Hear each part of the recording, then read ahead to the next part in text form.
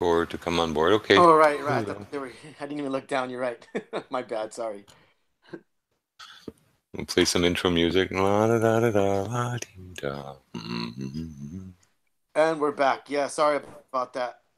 Someone inadvertently showed the link, so we apologize for that. We're just waiting for the other crew to get back in here, and yeah, James is going to continue.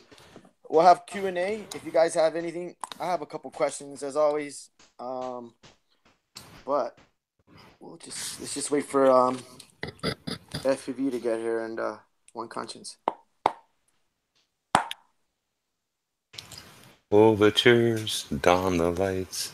This is it. We'll hit the heights. And oh, what heights we'll hit.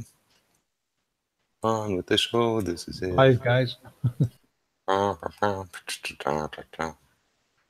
Dancing you're at back, Echo. 45 degrees. Sorry about that, guys, but better safe than sorry. We had to end hang out because the link was shown for a little while.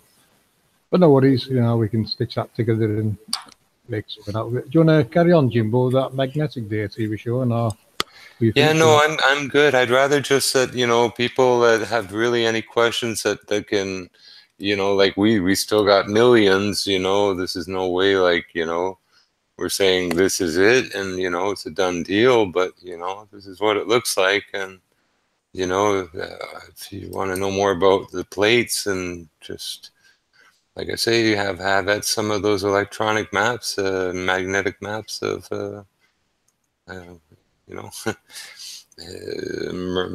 Mercator Maps AE and have at her because they're exposed and everything and the weather, and if you straighten everything up, at least in your mind a bit, and see it on some flat maps, it's going to clear up. All that magnetic stuff and perfect lines like on a TV screen just don't happen, you know, on a spinning ball hurling through space that was, you know, expelled from a great cosmic bang and, you know, formed metal plates and just symmetry everywhere and a complex system. It's like, you know, an industrial electro complex that you could only dream of. Just, I mean, you know, it's just too big. It's too much to see it all. But if you start seeing small parts, you know, like just the basics, and then maybe later you'll start getting a bigger picture of it. But it really is, you know, hard because the concept that the sun really is that close and just pushed around by magnets here on the ground, it's just, you know, who in his right mind would believe that, you know? But that's, you can't hide those plates. They're everywhere. If you want to hide the one up in, you know, in Greenland, bring a big shovel. The piece of plate that was exposed is 45 miles by 12 miles. And I'm sure the rest of the plate that's under that flat tundra out there, covered by a little ash, not hard to find, not hard to measure, because it's not the only plate there that makes up that continent. There are other plates butted together right on the surface with junk on them. Spaces between them that go pretty deep. All kinds of stuff, but you know, it's a mechanical construction. And it's huge. Oh yeah, yeah, it's a lot larger than they're telling us. Because the day I see someone say, oh, well, yeah, you can get in nature an iron block, piece of steel that's manufactured, that is 1,450 miles wide, 250 miles, you know, wide, stuffed in the earth, and 60, I don't know, 100 feet thick, one piece with no welds and no butt plates and no bolts. That you can actually see, and I remember the one time I saw it from newsreel footage, you could see the edge of it and all the line of lava below, but it looked like it was cut with, you know, like a water cutter from both sides, just shot through, you know, 30 feet of steel and almost to the center each of them, and then it was, you know, taken and used. Just, you know, bent off, and like you'd break a chocolate bar or something and break off a piece and lay it down or whatever. They're huge. Like I say, one of these pieces, it came from a bigger piece. So you know, if there's an explanation for that a big bang can answer, I'm all ears, you know. It's not going to happen. They're part of a magnetic construction, a machine to guide the sun. Screwy ball makes things fricked up for people in their minds, but can't be helped, you know. It was the indoctrination that screw you out of like your very mind, basically. Put their garbage in it. But anyway, I digress, and I leave it to FTV. No worries, Jim. Yeah, magnetic data you put on before was good info. Someone needs to look at that more. I'm glad you are. I'm too busy with other things. Yeah, so anyway, any questions from you guys in chat on any of this research that we've been showing? Anything you're not sure about or you want us to elaborate a bit more on, just shout out in chat, guys. You know, we're trying to make it presentable and easy for you to follow and understand. We know it's a lot of data and technical information that's probably been unheard of before, and very technical drawings from the Nazca Peru that's probably people's not seen before as well. But yeah, a lot to take in, lots of red pills, but this is how we're finding it, and it seems to work perfect. Yeah. You know, all our data's... Go on. Yeah. Did James find something in Canada? Yeah, it's going to come out in the next presentation. That. Oh, okay, all right. Yeah. Trying to spoil the surprise. Nah, well, that's all I know. You can't wait to see it. Yeah, I can't wait myself. All right. That's what I was going to ask, but that's for the next episode. Yeah, this is not a presentation. It's just a recap and questions and answers, really. Any questions out there? I don't have the chat open, you guys, so I'll leave this video playing. This is from the previous video we made, the shock and awe one of some of the things I was showing at Nazca. There's a lot more than this to see, guys. You'll see it in the next presentation we do.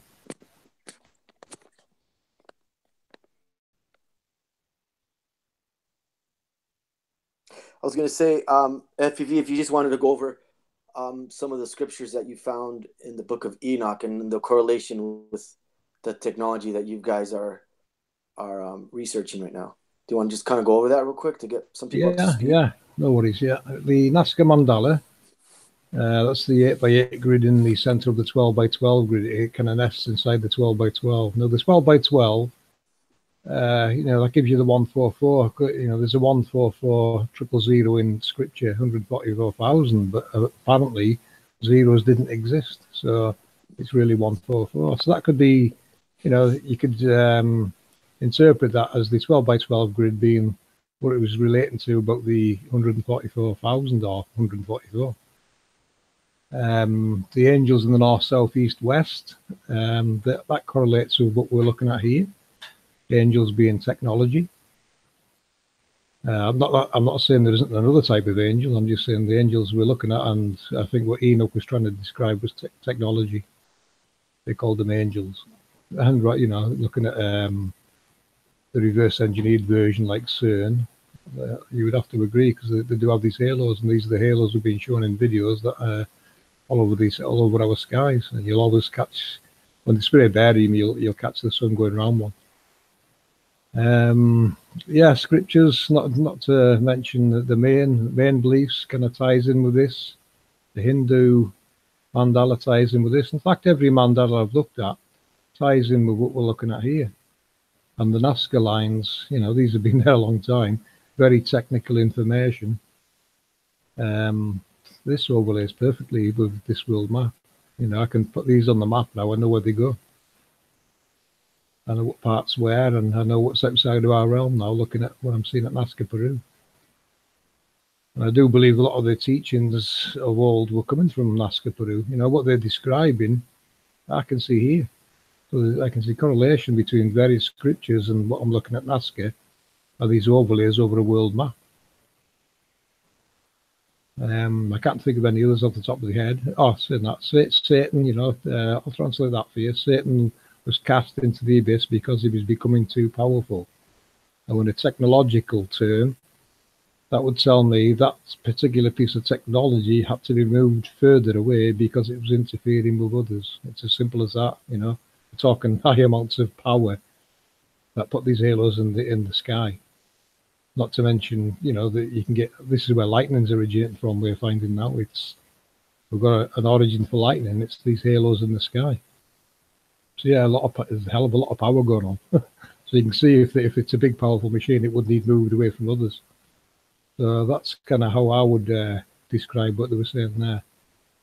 I find the older the scripture you look at, the easier it is to follow what they're describing if you put a technological mindset to it, especially when you're looking at what we're looking at here and how we're describing our findings here. It kind of ties in perfectly for me, and I think Jimbo One and Trotter, possibly Cats as well, and a few others agree with this approach. It's the only thing we can find that actually makes sense, and basically it's explaining how the luminaries are all controlled. I'm sidetracking, aren't I? Yeah, I can't think of any others off the top of my head, but for scripture. But you know, I do. When I look at scripture, I look at how. Yeah, Temple of Solomon, right? That's the 12 by 12 grid. Yeah, the 12 by 12 grid is called the Sun Star of Peru. Now, if you look at it in a 3D environment, you'll see it forms a 6-tier pyramid with 6 concentric circles and the 6 rhombi in there. Now, Temple of Solomon, Santos helped me with this. It was Solomon translates as Solomono. It means sun and moon. So it's the temple of the sun and moon, is what it's saying. So it tells me, especially looking at the grid, the sun and moon are bound to the paths of this 12 by 12 grid. They will not venture outside of that 12 by 12 grid. So all control for them is within that grid, and they seem to follow set paths over the course of a year across this grid. Now the plates Jimbo's talking about, the one in Greenland, and one's correct, saying the 8 by 8 grid is part of the plates, which it is, but there's also plates added, like Jimbo's saying, that isn't part of the 12 by 12, but it's definitely connected to the 12 by 12, looking at its positioning. You can also see it in the blueprints at Nazca, Peru, the 12 by 12, the plate Jimbo found at Greenland. That kind of blew Jimbo's mind when he showed me the image he took off Google Earth, and then I brought up the geoglyphs that I'd already overlaid on the world map and showed him it in geoglyph form across Greenland. it was you couldn't believe that, Jimbo, could you? Well, not only that, it's a picture I took off in 2011, August of 2011. So that's a few years old. A few years I've had that one. Same time I found basically a giant shrimp. It's 1,000 feet long in 3 sections. Has a, 50 by 60 head that's at least 40 feet high. Just a monster-sized shrimp. I thought maybe, it's rock stone erode that way, but I thought erosion, all kinds of things. But I kept a picture of it. It really is a 1,000-foot long shrimp. Question from Tommy. Is it possible for more land with its own sun and at times comes close to our sun? I've seen a few shots of 2 suns, but not seen personally though. The 2 sunsets or 2 sunrises people are seeing, and possibly 3, I can put that down to a halo being lit up. You got the sun in the middle and the 2 nodes each side of the sun. They're usually quite bright, and the others are a bit duller in intensity. That would translate as 2 or 3 sunrises. It could be a halo they're seeing. A bit of barium in the atmosphere, and it's illuminated this particular halo. I've showed images of that, but you've seen it yourself. You've seen the sun on the halos. So imagine that at low level and a 1 in the distance, it's going to look like 2 sunrises or more. Looking at the grid we're working on, we know the sun is going far out west. The only way we can monitor what's going on with the sun is really looking at the sunspots. That's what some people are doing for us now. P900 Sandra's organised that. So they're getting regular snapshots of sunspots, and over time we'll get to see if there is more than one sun or not. If someone in the east seeing different sunspots to people in the west, then there's a problem. There's more than one sun.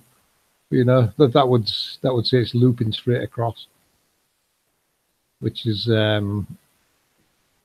what Enoch basically described. It'll rise in the eastern portal and set in the western portal, say, Or as Jim would say in electric terms, it'll start on the east gate and end in the west gate.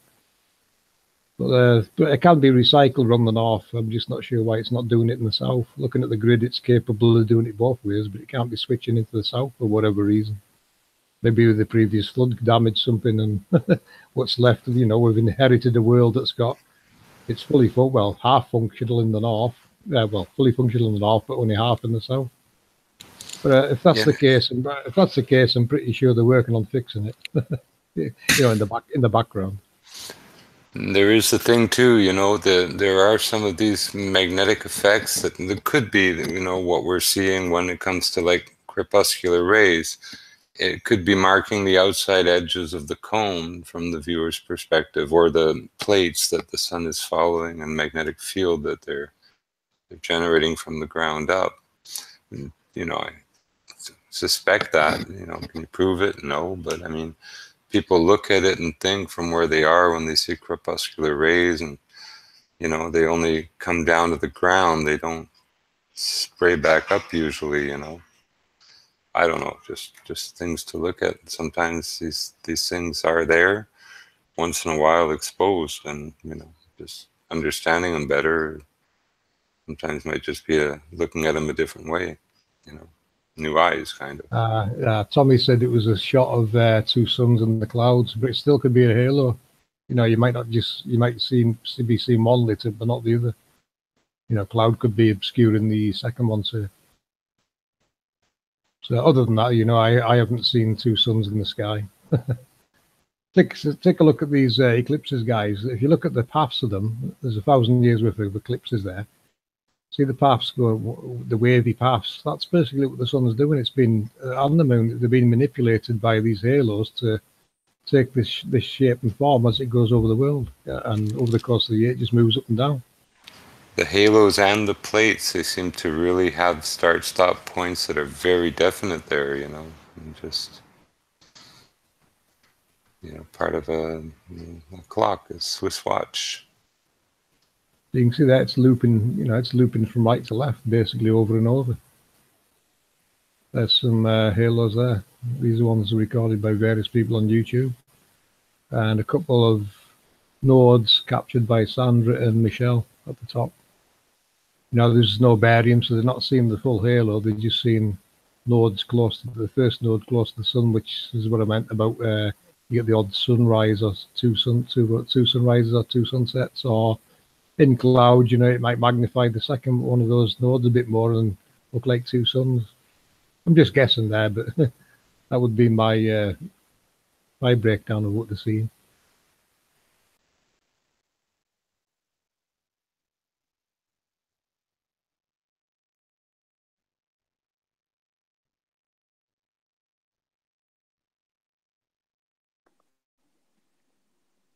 Yo, awesome. Thank you for that.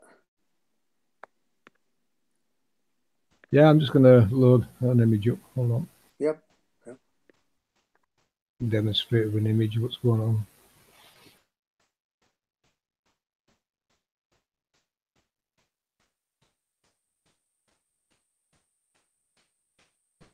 Right, you see that image, guys? Yeah, there's the sun on the right. I'll just do a quick demo of it. You've probably seen us do it before, but I'll do it again.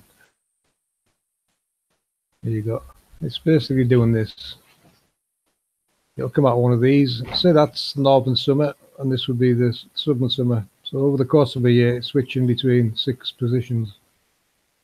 So first position, the northern summer, say it would be doing this kind of pattern over here. And then the northern 24-hour sun, you're going to get it. It seems to recycle it round like that, and then it'll start all over again.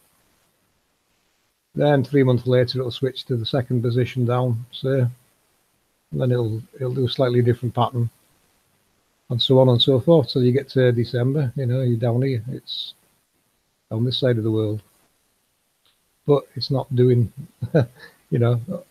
it's not going there. I think looking at the design of it, it looks like it's supposed to work, 24-hour sun in the north and the south. For whatever reason, it's not doing the same in the south as it is in the north, because we can tell they're faking it at Antarctica. But the north definitely gets a return. You know, people can confirm that. We've seen videos of that. There's proof everywhere of that. And the only way we can see it would work is it's kind of recycling it round. Now, it might be doing this, you know, over the course of the full year. It could be going to this outer halo here. This one on the outside. It's either, it could be switching off, you know, in the 24-hour summer, it could be still going around this way, but switched off, or that far out, we can't even see the light of it. You know, the nearest landmass.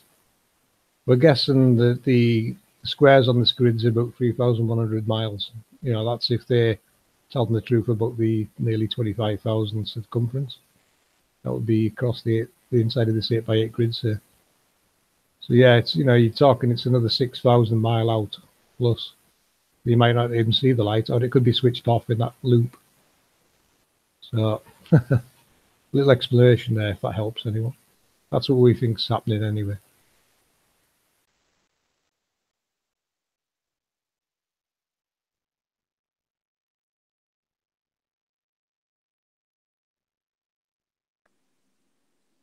Anything to add to that, guys? Yeah, well, not just, again, lots of information. I've seen this several times, and it's a lot of information. The equinox, that would travel in a straight line on this grid, wouldn't it? The equinox, well, the winter equinox, it seems to be switching it off. You know, that loop that we see in the northern summer, it's just not there in the northern winter. We don't see it at all, so it's either switched off or it's doing another path that we're not, you know, we don't know about. You know, we don't really know what's going on in the south or east or west of what we're seeing here, really, or in the north. You know, beyond what we're seeing on our 8x8 world, there's another quite a few thousand miles out the way, all directions, that we can't see what's happening. Yeah, I see that. Any questions?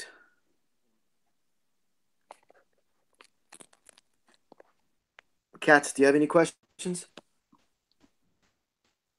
She may not be available. She has company. I forgot about that. So right. Yeah.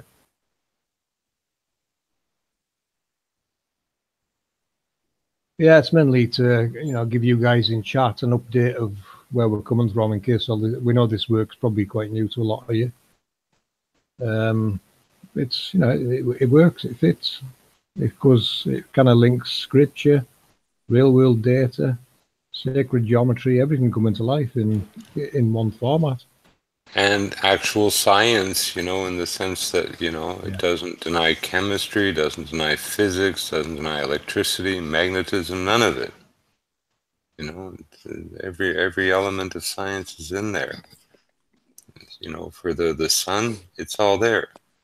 You know, magnetic deflection plates, a path for it to, and a thing to actuate the motion, you know, north and south. You know, it's all there. And electromagnetic manipulation to carry it across. Once again, our sun is not 93 million miles away, and it's made locally. One way or another, it's made locally. Whether it terminates at the end and gets killed by a flyback killer, or continues and a new one comes from somewhere else, I don't know. You know, I wouldn't say it.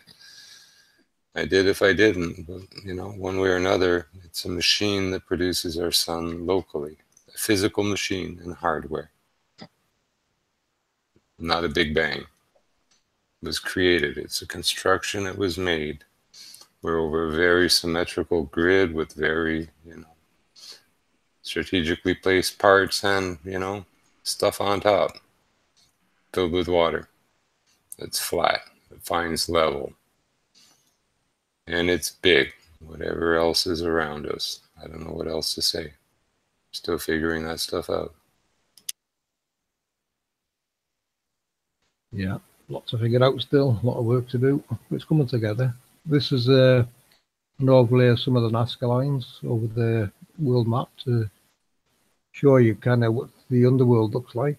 You know, that this is all in the underworld. We don't see this above ground, but looking at all this data and evidence now, we know it's there. We know it works. We're figuring out a lot more of it. You know, we're revealing more and more as we progress. The next presentation will give you some updates on what else is going on with that. That might not make a lot of sense to people, but you know, when it does to me, it's a big picture. It's a really big picture of what the hell's going on in this world, or in the underworld, I should say. This underworld, you know, this underworld does exist. It has to exist. Otherwise, these things wouldn't exist. And the scale is massive. Yeah, yeah. You're looking at technology beyond, you know, beyond our comprehension. You can see why Enoch struggled to describe what he was looking at. He couldn't comprehend it. Even we're struggling. Even with a few months there, I still can't, you know, wrap my head around most of it. In a sense, it's just that big and that incomprehensible. It's real, but it's just beyond the scope of, you know, I'm black boxing it. I have to like figure out as a machine how it works, and that's all I'm really doing. And parts of it are, you know, pretty straightforward, but the scale and where it all goes is more than a brain can handle. You know, again, we should have known a lot of this as children, and so should our, you know, grandparents and their grandparents. But someone, you know, a bunch of greedy people decided that you know, they'd make up a new world and a new history for us. Call it, you know, science and Big Bang and, you know, evolution from monkeys' arses, and, you know, the rest is history. Anyway, I digress again. But it's all mechanical. What's below us is hardware engineering. This place was designed and created by, I believe, our Almighty. Just, I don't know what to say. I'm looking at it from the hardware and the, you know, black boxing this as a machine, but it's only just begun. You don't have like 1,000-mile flat steel plates on a curved ball, yet alone 100 miles. You know, Greenland is huge. It's made up of these steel plates. It ain't curving, it ain't arcing. The maps are arced and twisted and skewed. Not this ground beneath our feet. These metal plates. Them straightened out. And we got map, world, new places to look.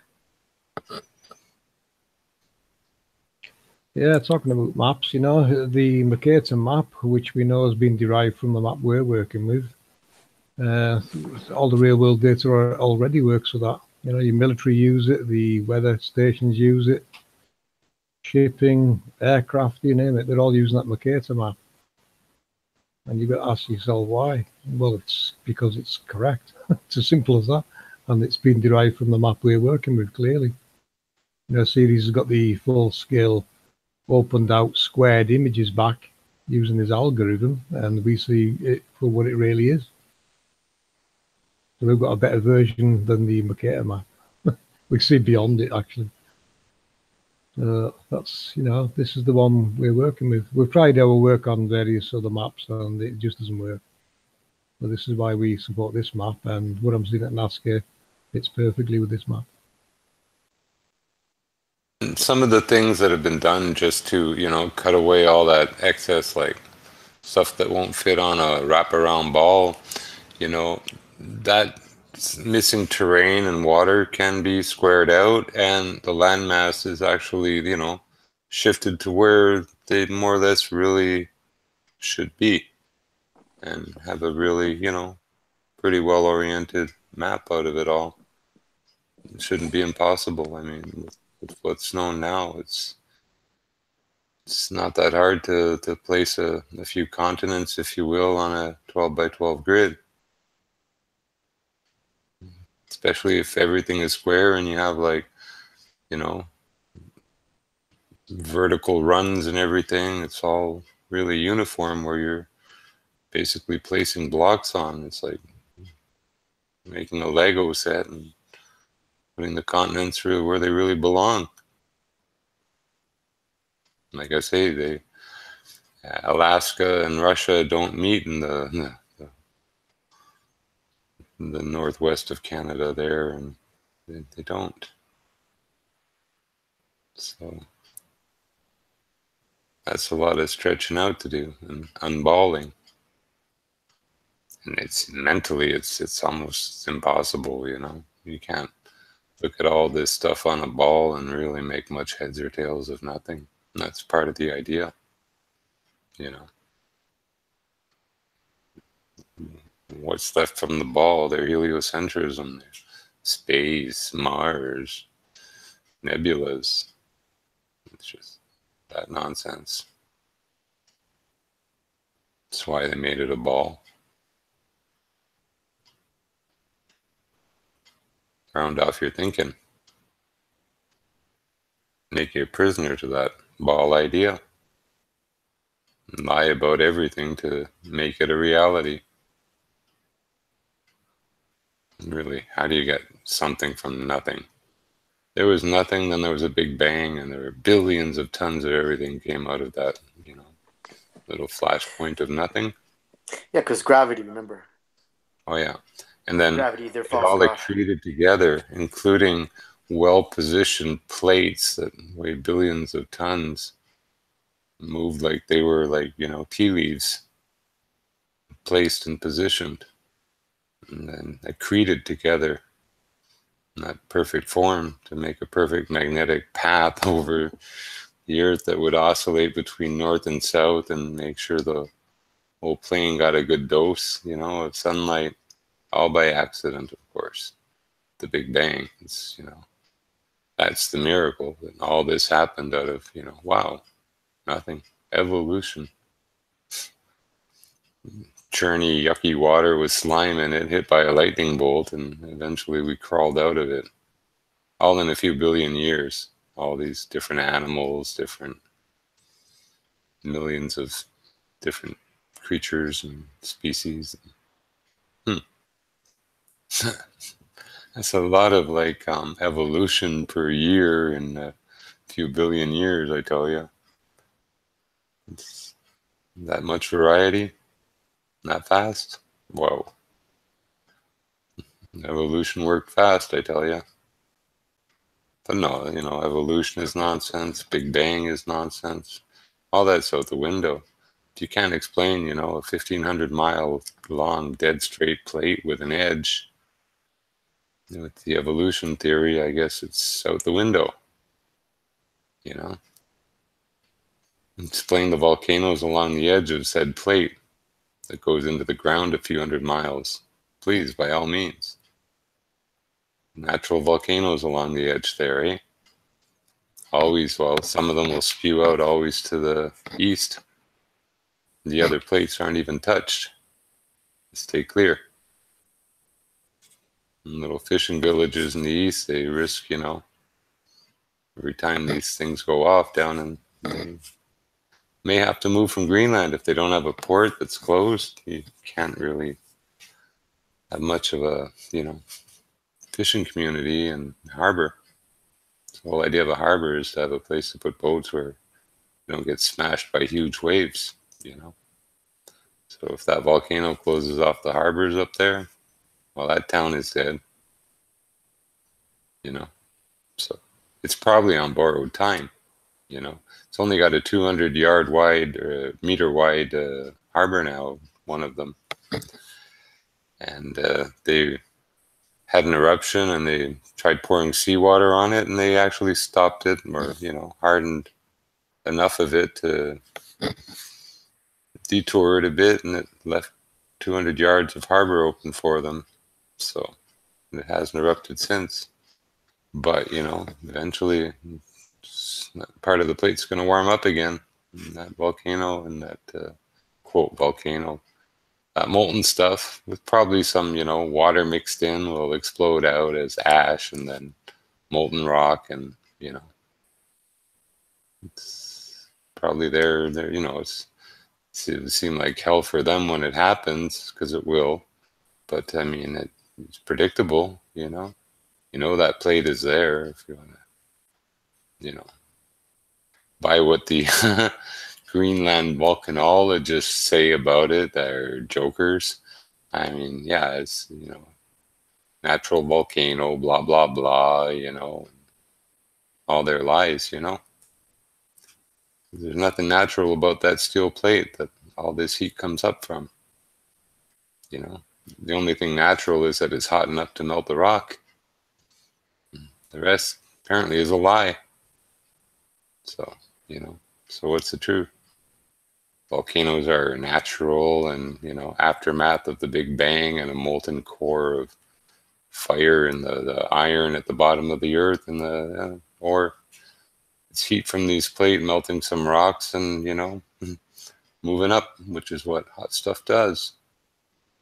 You know, nothing natural about that. It's engineered, it's constructed, and, you know, the lava might be part of the cooling system for a plate that big.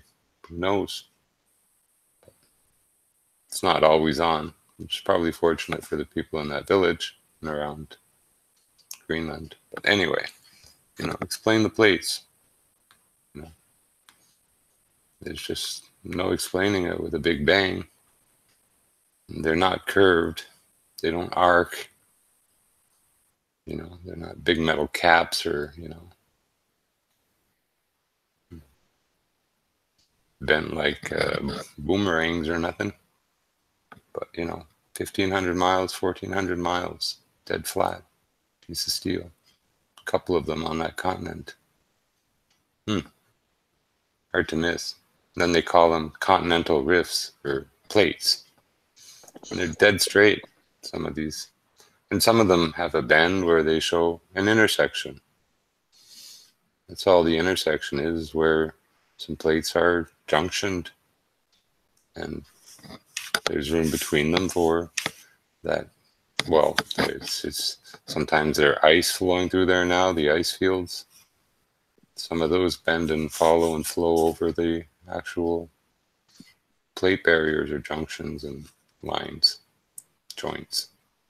But, you know, I mean, it's all there to see. You know, huge plates, you can't miss them. You can't miss their effect on the weather, on the seasons, on everything, no matter where you look. You know, those swirling vertices, they'll usually be at around the same place when these or that machines are running, and that's all there is to it, you know. Why the wind seems to shoot down straight lines, you know, over the ocean, sometimes opposite direction. It's all magnetism that make the wind from these plates. And magnetism, USGS, all that stuff, they'll tell you, you know, wind is caused by magnetism. There's a relationship. So the sun, the wind, weather, it's all from the magnetism. Electromagnetic waves, as they call them, or waves, period. You know, of all different frequencies working at different times. Give us our environment. Yeah. James, did you ever watch any of Michael Tellinger's stuff? Few years ago, yeah, but I didn't get into him. I think he was into making one world humanitarian village somewhere at the time, or something like that. I think that's something he's still working on. But he put out some really good videos about frequencies, sound, and whatnot. I had a short video on him. I don't know if I can find it. I'll share it with you in the back chat.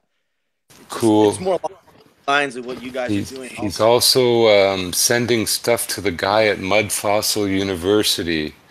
So that's really good to see, because that's about giants and fossilized rocks and living organisms, you know, stuff like that. Yeah, every rock was a fossil, you know.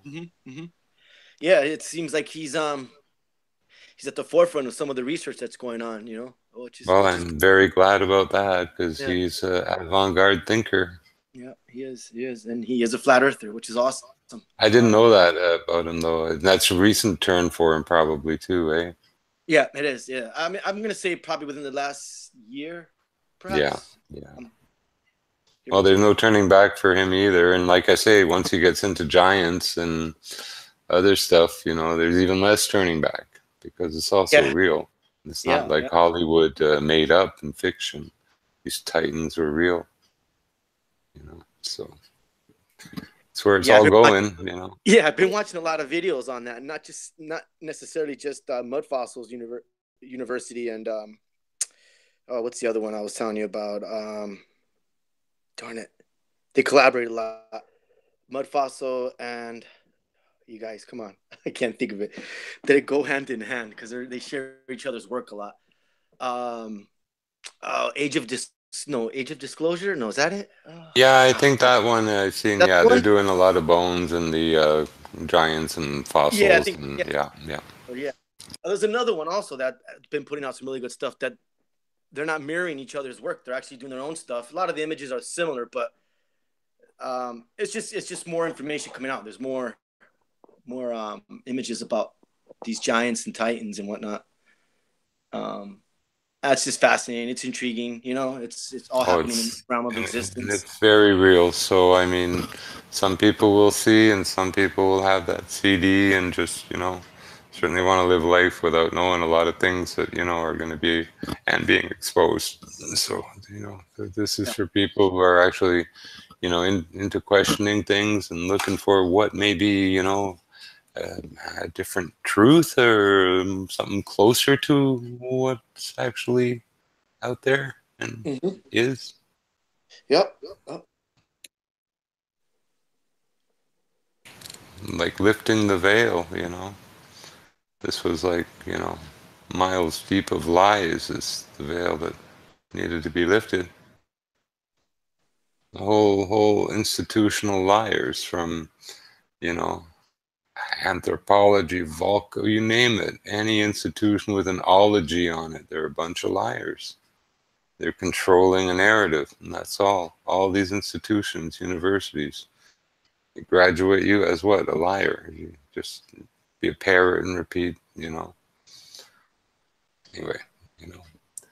these rocks are from, eroded big rocks from volcanoes, end of story, It's not a toe. It just looks like one. It's just the lie has been institutionalized at every stage of development, from kindergarten on. I mean, you only really advance if you want to be a geologist, you parrot their geology. You want to be anthropologist, you parrot their anthropology, even if what you see is different. You either parrot the lie or you're out. That's it. And they do shun them. There's lots of people that see the truth, and they really do get shunned by this group of, well, actually, pretty dangerous liars. They're powerful. Like I say, if you can take someone's career away that's been researcher for 30 years or whatever, it don't matter, because they actually figure out something and tell the truth, you're a pretty nasty gang. Yeah, they're a mob. They're a mob. Yes, they're a mob. They want to keep everybody ignorant. They don't want anybody to know what's really going on. Yeah, apparently the Mud Fossil University guys sent one, I guess it was a skull, to be MRI'd, paid for the MRI. They wouldn't release it to him, and, were sort of nasty thereafter with them, So, yeah, I mean, the proof will get there. I mean, an MRI is a $3-4 million machine, but someone will have access to one and do an MRI on, a petrified stone head and see a brain, a nasal cavity, everything an artist wouldn't take the time to do on a clay bust or something, because that's what you'll see in a lot of petrified, well, they look like statues and other stuff that look so lifelike, you'd swear they were alive. Well, here's the thing, a lot of them were. All sizes. We're walking on giants.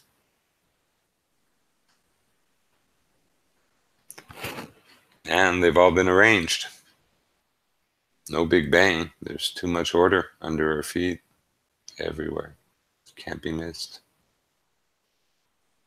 If you think of your shoulder blades, you have like certain bone structure when you're laying face up.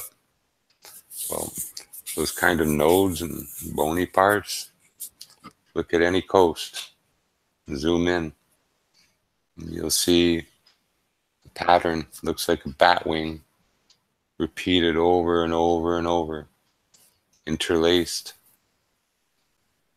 Because in nature, you shouldn't have a node like that, a pattern like that, repeating over. It's like, you know, owning a bow and arrow factory and taking bow and arrows and crossing them, you know, laying them out so they make a line, one facing the other kind of thing, with their bows inward on each other. It's just an interlinkage that you can see anywhere, any coast. West Coast, East Coast, African coast.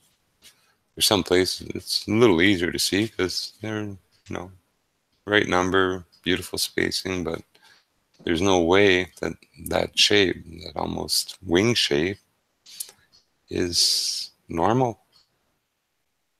One or two here or there, maybe, but it's everywhere. You know, you look at roads, you go into a town, and there's almost like you go straight across the town, and then at either end there's a little turn, and then you get onto another piece of road, right? Little hooks at each end of town. Just like these wings. They're everywhere. They shouldn't be there. These nodes shouldn't be there. Yet there are millions and millions of them, and they're symmetrical. It's impossible. They're not volcanic. There's symmetry to them.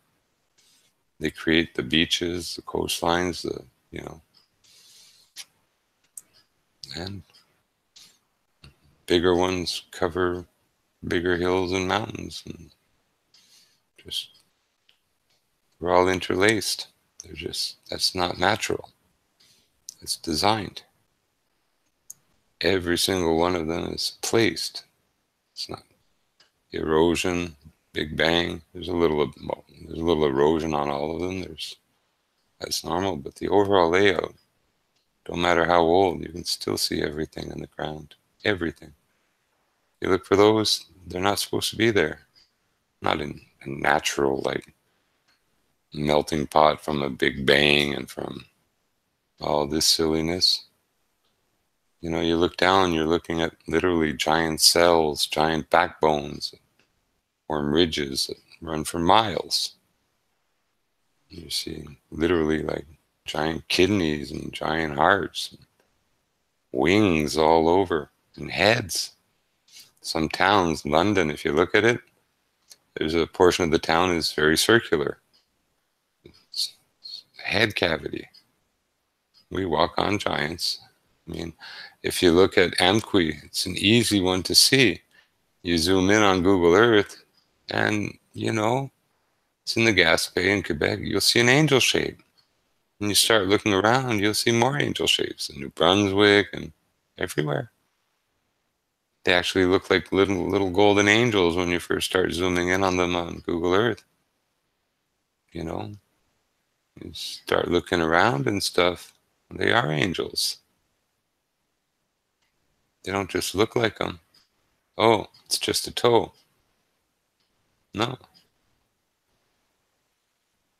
These are real angels. These are real giants out in the mountains, everywhere. Everywhere. You can't walk anywhere without walking on an angel or on a giant. It's impossible. No, not a Big Bang, not an evolution. Never was. Anyway, it's a hardware world. It's not like a hallucination either, or a projection. The sand under your feet at the beach is very real. Your body is very real. Your flesh is very real. It's not a projection. It's not like you're in the concrete world. You're in physical space, and you're on top of a very sophisticated machine.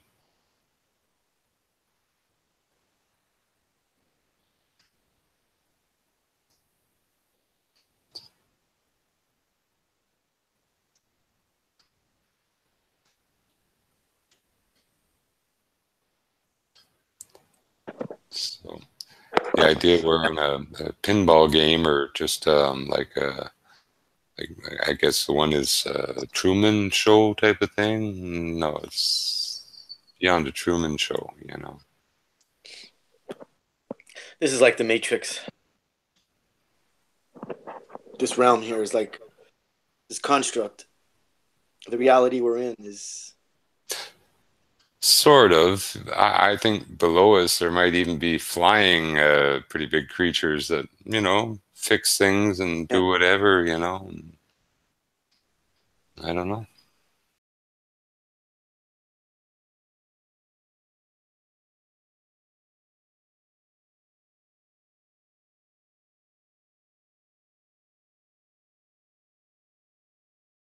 Back here, basically the hog's back is part of the elbow and socket joint of, you know, a giant angel.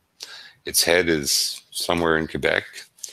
The heart and chest is, Ottawa is right over the heart. The arm goes out west, and fingers and the legs go all the way down to, I guess, Peterborough. But that one giant laid down at Ottawa is 85 miles tall, more or less. It's pretty big. That's not the biggest.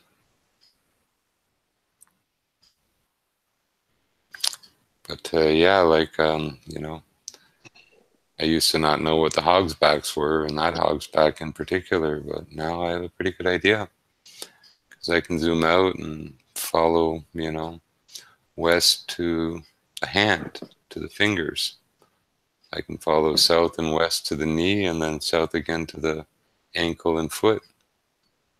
The whole thing runs about 85 miles from the Quebec side where the head is, down through Ottawa, you know, down, you know, past Prince of Wales and the Hog's Back, and then, you know, south and west to Pembroke, or to, anyway, total of like 85 miles driving away, you know, an hour and a half at 60 miles an hour to drive from the head to the toe of one angel. James, what about your powerful flashlight you're gonna get and do that test? When's that gonna happen? Well, I mean, I have the one to do for the railroads and stuff for 6 miles first, and across the Brittany Bay to Shirley Bay and stuff. So I do want to get those out of the way, but I have my eye on a, you know, a marine spotlight that shoots 7.5 mile beam. That, you know, I mean, it's not a little pencil-sized beam or nothing there. It's at least a couple of feet in diameter. That, but it's 3,000 watt bullet resistant type of saltwater marine, you know, searchlight for, you know, I guess professional use and stuff. But I just want to get one, power supply for it, some transportation, and, you know, take it to some nice coastal areas, probably down in the Gaspé Bay. But it's a 3,000 watt marine searchlight with a pretty big price tag. It's only $2,000 about, probably purchased and shipped total with the spare lamp. But then there's, you know, the transportation and, you know, generator, and head down, find people on the beach on a Friday night and Saturday nights and plug up. Have fun by the water. Yeah, hit them with the spotlight 7 miles away or however far you are. Well, you know, this light, I don't have much doubt that even if you're 50 miles away and it's shining beach to beach, you will see it on the other shore. I mean, you'd be 50 miles away. If I'm at water level or, you know, tide line, and I shine this across a bay, it's 40 miles. And it's a clear night, you will see this light. You see that, Jimbo? The skin and follicles, eh? Yeah. Yeah, next to the mountain. What do you think? You think they look alike? Oh, it's all cellular, really. Everything about it was a living being before. You know, it's hard to, because we're just seeing a small piece, but that could be a part of a lot larger with the mount up top. Could be part of a full head or something. Yeah, You know? it's part of a big something. That's just the side of it, a little slice, like you said. It's like that native guardian of the Badlands. You know, if anyone, you know, wants to see what a giant looks like, you know, Google Earth that. Take the time to scroll into it and check out the veins, the feet, the knee position, the hands, the wrist. Natural weathering doesn't produce, you know, a 1 mile by 1 mile head with a full body and torso with an arm, wrist, fingers, knee, leg, foot, ankles. Nature does not do that. This wasn't carved. This is a petrified giant. And they're all over. Yeah, Use we it at drive on burial them. site. We walk on them. We cut through them for our roads. We steal their blood, their gems, their stones.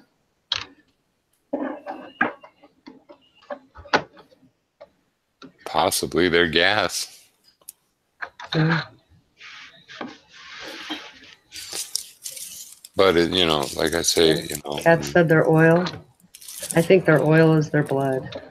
I think I read that somewhere once, that the oil was the blood You of know, the earth or these something like stone that. fossils seem to say that, you know, a lot of the ferritites, if you will, are still, you know, within the venous structure and stuff of these things. So the oil might be something else, you know.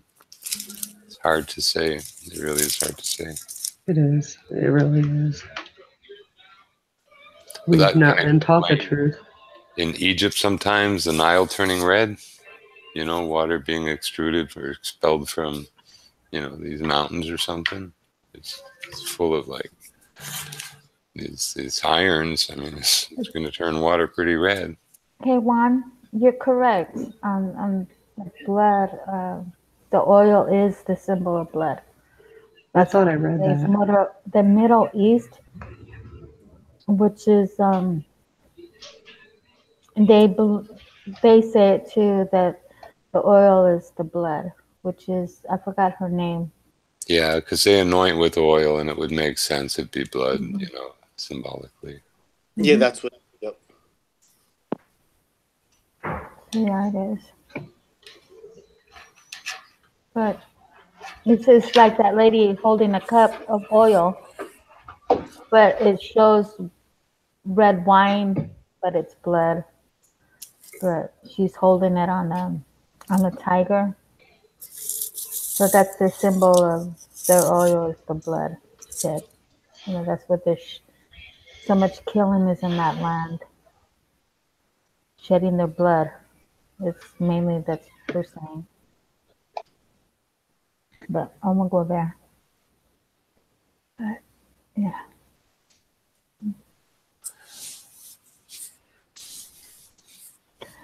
So what else? Space car, red car with driver. No, I'm kidding. Elon Musk, that comedy show. Oh yeah, it's been a hit all week. I'm surprised they didn't have like 3 and they could name them Larry, Curly, and Moe or something. They could drag race around the earth and people would believe, oh yeah, they really got propulsion systems and yeah, like something with no. Elon claimed in one of his interviews that the batteries would only last 12 hours, and there's been clearly way more than 12 hours of footage and allegedly real time. So I mean, you know, they can't get their story straight. You know what I mean? They must be ever ready. Oh my God, it's just such a joke. But we went down that road deep the last couple of days. And even with the shooting, I'm not saying a hoax shooting doesn't entail people people actually getting hurt or shot either. I'm just saying it was a false flag event. That doesn't mean that nobody got hurt. People probably did get hurt, but it was staged. Yeah, I saw one picture of that, and that's all. So I have really nothing to base this on, but the lady running and almost fake crying, like so fake, it looks like she's laughing. She doesn't even know how to get in character properly to look emotional enough that she doesn't look like she's laughing. So they can make a laugh and say, oh, she's, whatever, distressed. No, she's laughing. I mean, yeah, and this is the first time I've seen any teenagers or kids get interviewed about a shooting without parents' consent or parents being on site or there with them during the interview. You just these random kids who are standing by a school bus and they're being interviewed, and I mean it's definitely, I mean it's raising an eyebrow, man. It's just too many discrepancies. It's just the military was there. They had a drill beforehand. Yeah, they need distraction. One student was I forgot. I think it was Dreads. He put a video up earlier in one of the interviews. The kid said, I'm just paraphrasing. He said that one of the drills does entail blanks or something like that, something along those lines. You have to watch Dread's channel. He put out a good video about that, and there's just too many things, man. It's just God. But like I said, maybe some people did get hurt. Who knows? But ultimately, it's a agenda driven. It's for gun control, and they want to instill fear in the people, and they want to. What do they want? They want people to change their opinion on guns. That's what they want to do. But that false flag used to be big under Obama, but you'd think there wouldn't be that many under Trump because they do need some clearance to do shit like that, and it usually comes like that one in whatever it was there, Sandy Hook. It comes right from the president's office and approval for Homeland Security, all this shit to do this stuff, Yeah.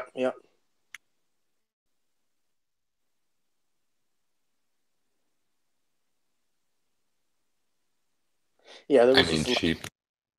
Yeah, I saw some videos of some of the kids, alleged dead body there bleeding, and all the kids are standing behind like a desk, and it just seems so casual about a dead body. You're not even 5 feet away from them, and then they all walk in a straight line. They walk right out of the room, and like, are you freaking kidding me? Nobody would be like that if there was a dead body there with their guts or head blown to pieces. There's no way. I've witnessed shit, so I know how people respond. So I'm not. Well, they probably knew it was a mannequin or a dummy, so couldn't really act like it was really, someone blown to bits or something. Unless society's so desensitized that when they see someone's brains blown to pieces, it's like the Walking Dead episode. It's not even a big deal. You know what I'm saying? I mean, I don't know. No, I think it's just such bad acting and staging and montage. Like when they catch them blow up a car in the Middle East and then everyone runs out and plays half dead and stuff, and whoa, and all the drama, Yeah. Streets are empty, the car goes, and then everyone runs out and, takes their place and lays down some of them. And, just bullshit. The cops changing in England for disasters, into terrorist suits and military garb and caught on camera doing it, laying down on the job. Just ridiculous.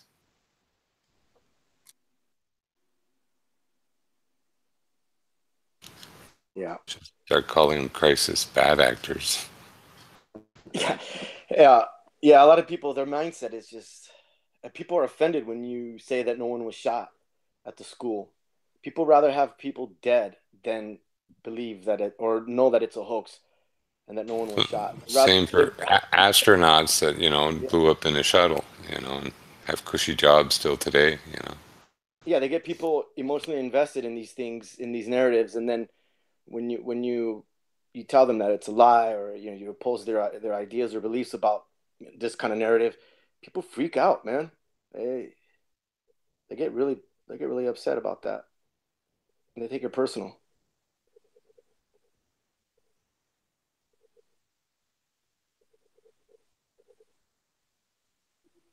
There's a few channels that were putting out disinformation and some of our flatties are going in there and setting them straight in the comment section or even in their live chat. And you just, man, these people are so indoctrinated. They just believe everything on TV.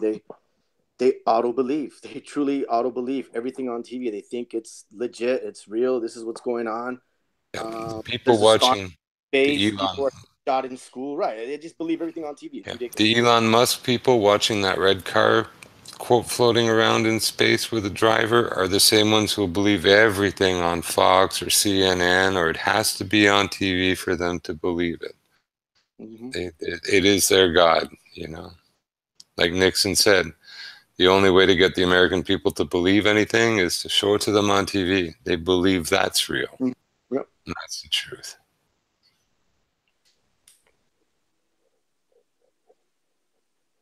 Yeah, they saw it on TV or on Facebook.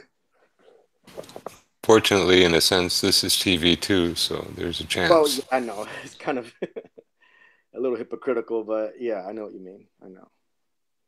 We have to use these platforms right now. I mean, this is all we got. I mean, there's others, but I don't know. It doesn't seem like we could break away from YouTube. We all keep coming back to YouTube. We have Discord. We have you now. We have Twitch, and these other platforms, and I don't know. We're still here. What's up with that?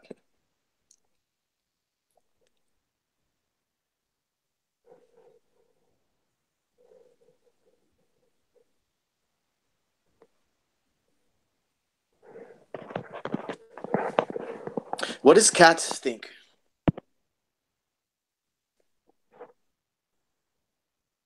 What do I think about what you guys were saying?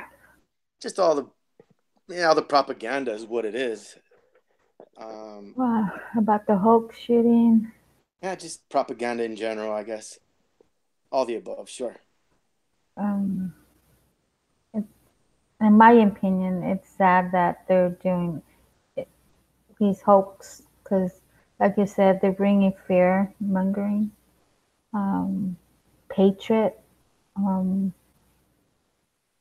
racist, because it all ties in to it. It's sad though that these people that are being paid to do these actors, and it's sad that they're going along with that, thinking that others are gonna, how can you put it, agree with them that it really happened, when a lot of it's a bunch of lies, of course. But these people are fake actors. They're also being part for us to be not united. Instead of there's more hate, because if, like Newton Town, the children, of course, everybody's going to be touched by the children, which they're all alive. They're well. But I don't know. It's not just the United States, it's around the world that they do this fake. I know, yeah, it's been around. We don't hear about it as much. You hear about ISIS shootings in Germany or somewhere in France. Like, it's always a terrorist thing. That's, they use that boogeyman. But over here, it seems to be the lone wolf, the teenage kid who had a bad upbringing and had bad parents and, was into guns, and like the story, the backstory is just so freaking fabricated, man. It's, I mean, I don't understand how people don't see a pattern develop here. I mean, are they that freaking calcified? I mean, are people that stupid? Again, are you that stupid that you believe there's a car floating in space? And that these people are actually being shot up? Rifles and ammo are very heavy, actually. A couple of heavy rifles, a bunch of ammo, a couple of, handguns. You're looking at over 100 pounds, Yeah. On a guy who barely weighs 100 pounds, I mean, We got to realize that the guns are not the ones that kill people. It's the bullets, Everybody blames the guns. In reality, it's the bullets that kill people. But I think Well, they go hand in hand, cats. I'm sorry. Right. I know that, but I mean, it was just a saying. But I know that because I have one. Well, they'll mix and match too. They'll use like, quote, the terrorist scenario drives a truck into a crowd, another, just to mix and match, to not Yep. overdo the gun thing, Yep. because then it'd be too obvious. So, Mhm. they have all kinds of different companies write different scenarios, and Right. other Well, companies hire actors. well, think about this for a second. So, okay, we got terrorists that come to America. It is our right to have a gun, and they want to take away that right. So, how are we supposed to protect ourselves from the terrorists? Oh, wait a minute. The terrorist is who again? Oh, right, got it. Yeah, let's take away our guns. It's freaking BS. Sorry, cats. Oh, I didn't curse. All right, we're good. No, it's okay. I said freaking. No, I mean, Let everybody that owns a gun, honestly, don't let them take it away. That's for sure. Because that's their agenda. The gun control freaks again. Well, that's what's the nice UN too agenda.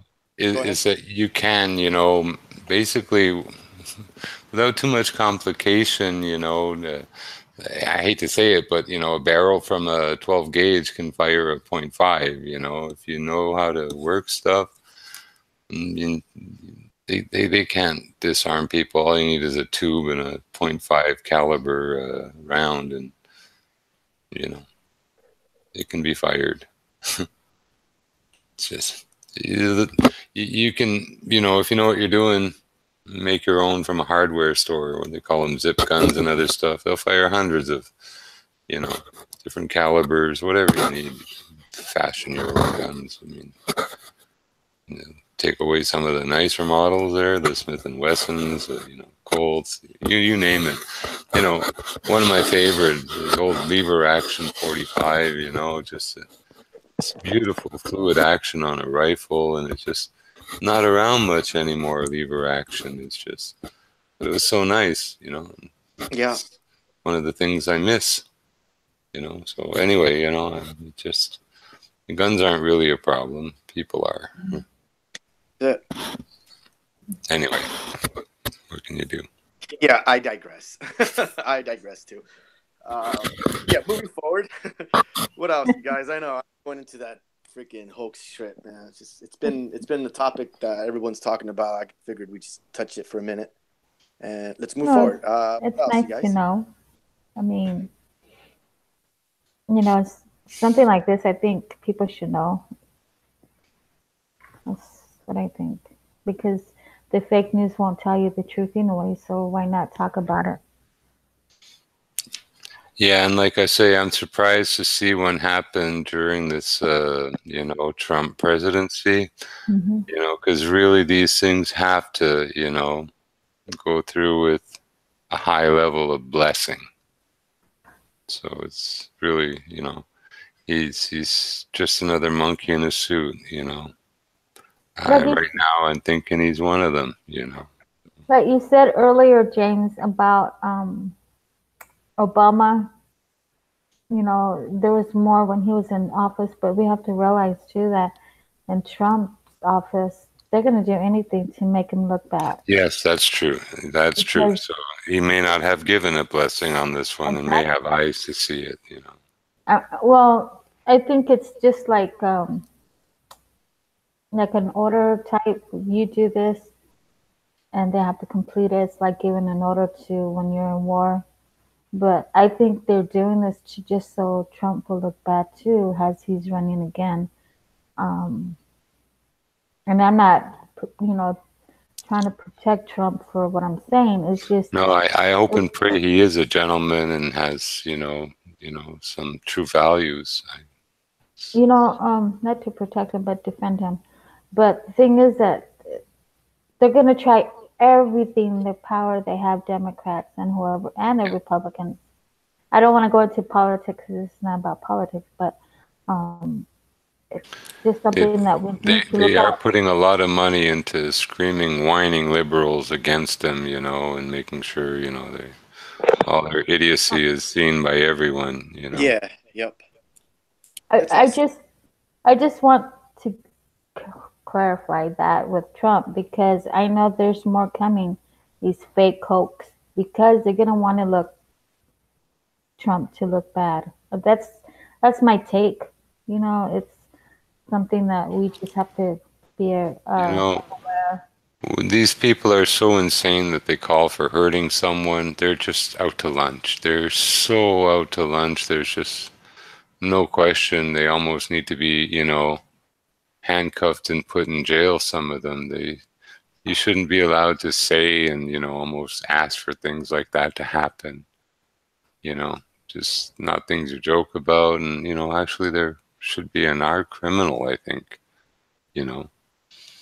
I mean, if I said this or that about, doing something, or maybe someone should do this or that to one of our leaders, believe me, there would be police at my door and I would have to be doing some splaining because they wouldn't take that very well, How come they can do this? And, just Well, everybody says, Trump's doing a good job, but there's a lot of things I disagree with he's doing because one, we all were looking forward to have clean air and clean water, and we have not received that. And he's been in office almost what, 3-4 years now? Who Did we Trump? done it? It's his first Yeah. year, I think. Yeah, Still but his first year. he hasn't really done anything for No. our air. And he knows about chemtrails, he knows about our fluoride, he knows about GMOs, he knows about vaccines, and he has not done the Earth anything. station level also, and he ain't doing nothing about that either. Mm.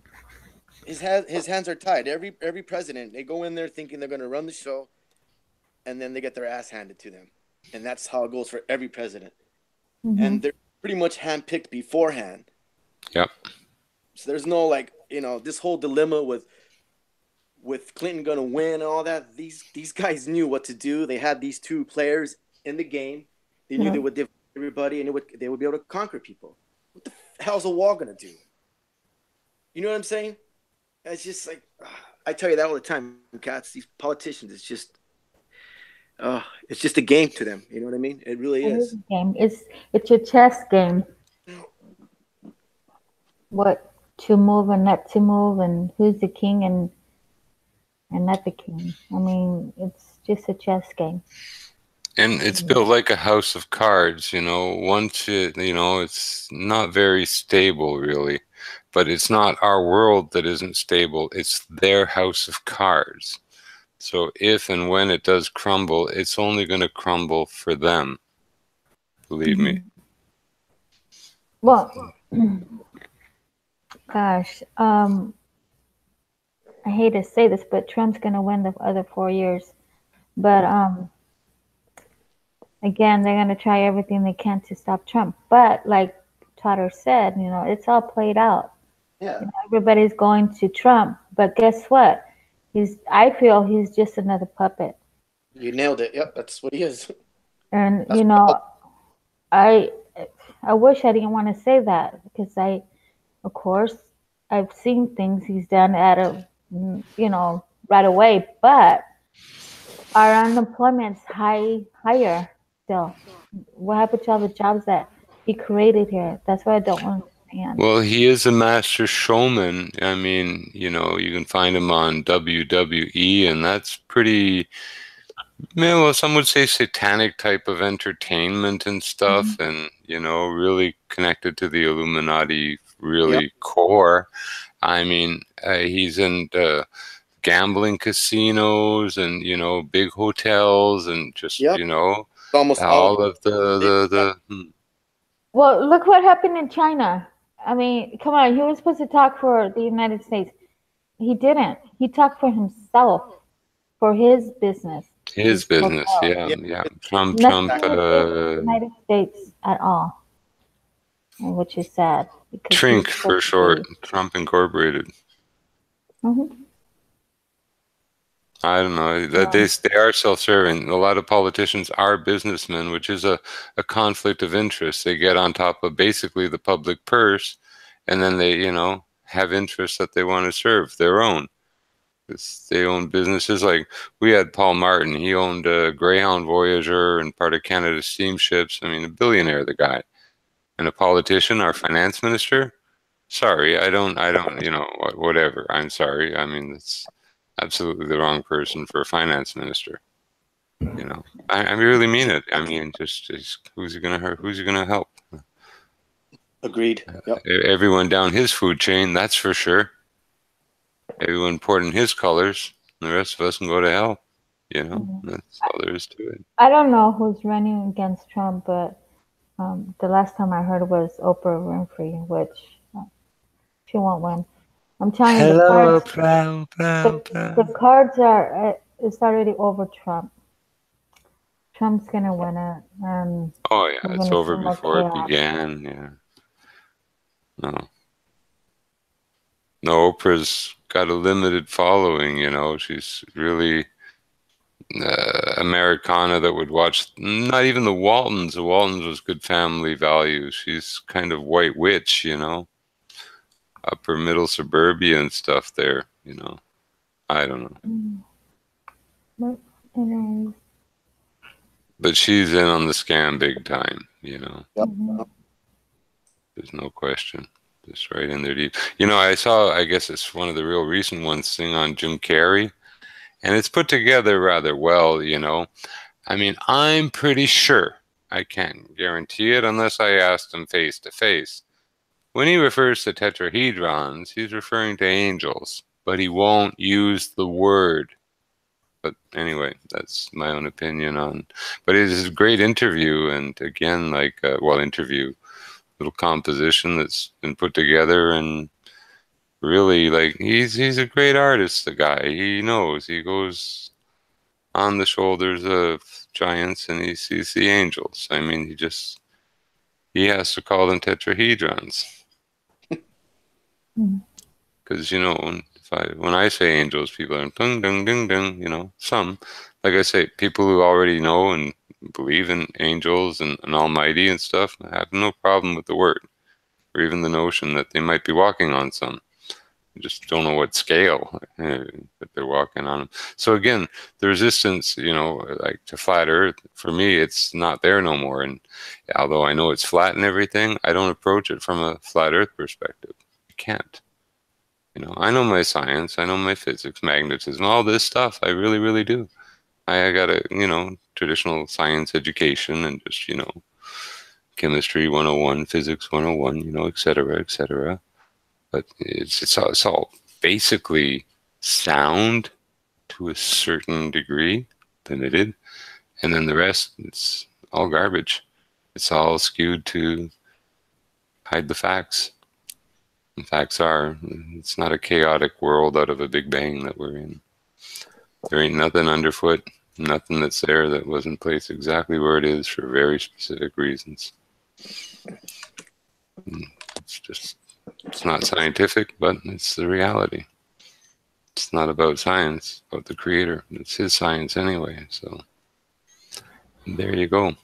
I mean, it's flat. That's not an issue. Hasn't been for a long time. And, well, straightening out some things that I didn't understand before about the physical sciences and chemistry and other stuff are becoming a little more clear now. So I'm good. I'm really good. I don't have to, you know, fight with globers and people who believe in Big Bang and all that stuff. 0% now. I'm good to go, you know.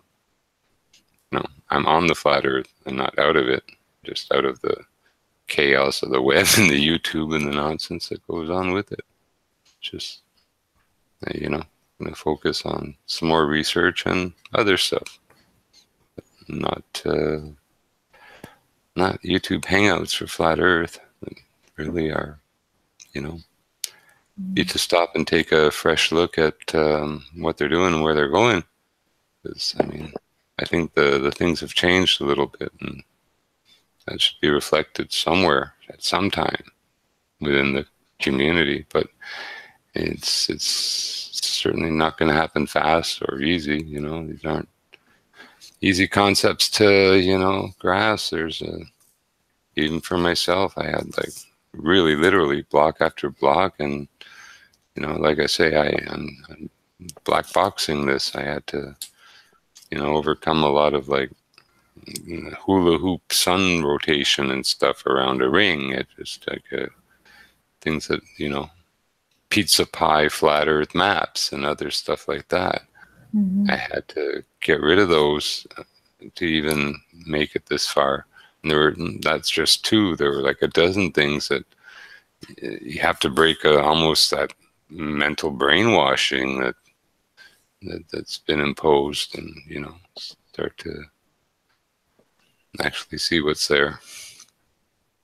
Anyway, it's going to be different for everyone who really cares and really cares to look. And, you know, like they say, for those who have eyes to see, you know, it'll make itself clear. I mean, it is there for everyone to see. So there's nothing we find we're going to hide. You know, it just might sound strange, but hey, you know, truth is stranger than fiction.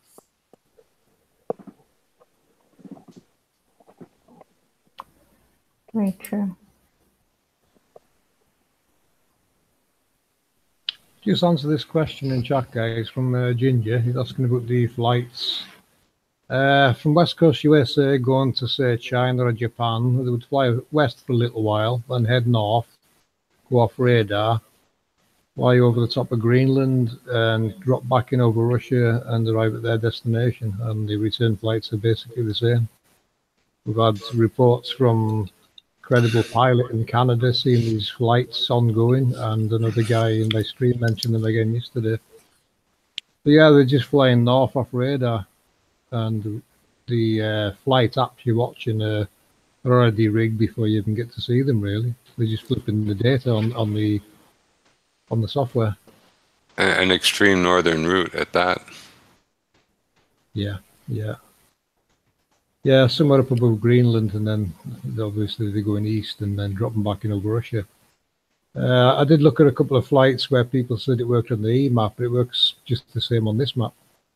For example, I think it was a flight, I can't remember where it was coming from, but they had to stop at Alaska. Well, that's the return flight coming from east to west, you know. Philippines or something like that, yeah.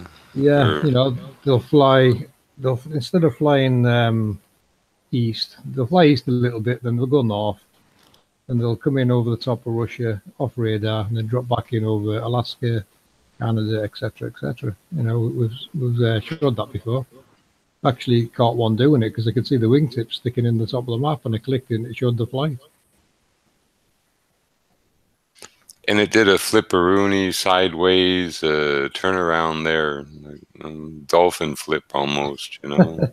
Well, you know, they hadn't rigged the data properly, and they had the aircraft flying west to go east, but it was flying backwards, so it was really flying east, and they just didn't flip the avatar as well as the data. Yeah, everyone was stuck to the west windows and portals, you know. That anyway, it was just silly. They're flicking the flights, because on this map, Alaska and northeast Russia or China, they're on two opposite sides of the world. There's no shortcuts, and they have to hide the routes to fake the globe by flying north then east to get there. So they fly from the west? Say again, Katz? They fly from the west, you're saying? If they're flying from West Coast USA, say, and they want to go to China, right, you know, people are assuming they're going west and then arriving at China. Well, they wouldn't, because it's on the other side of the world, and it's not a ball. It's not an AE map either, where you're going around the top of a globe. You know, an AE map's basically a scalp globe to keep north in the middle for whatever reason. It shouldn't be in the middle, it should be north. It's not called the center pole, it's called the North Pole. You need to straighten this map out.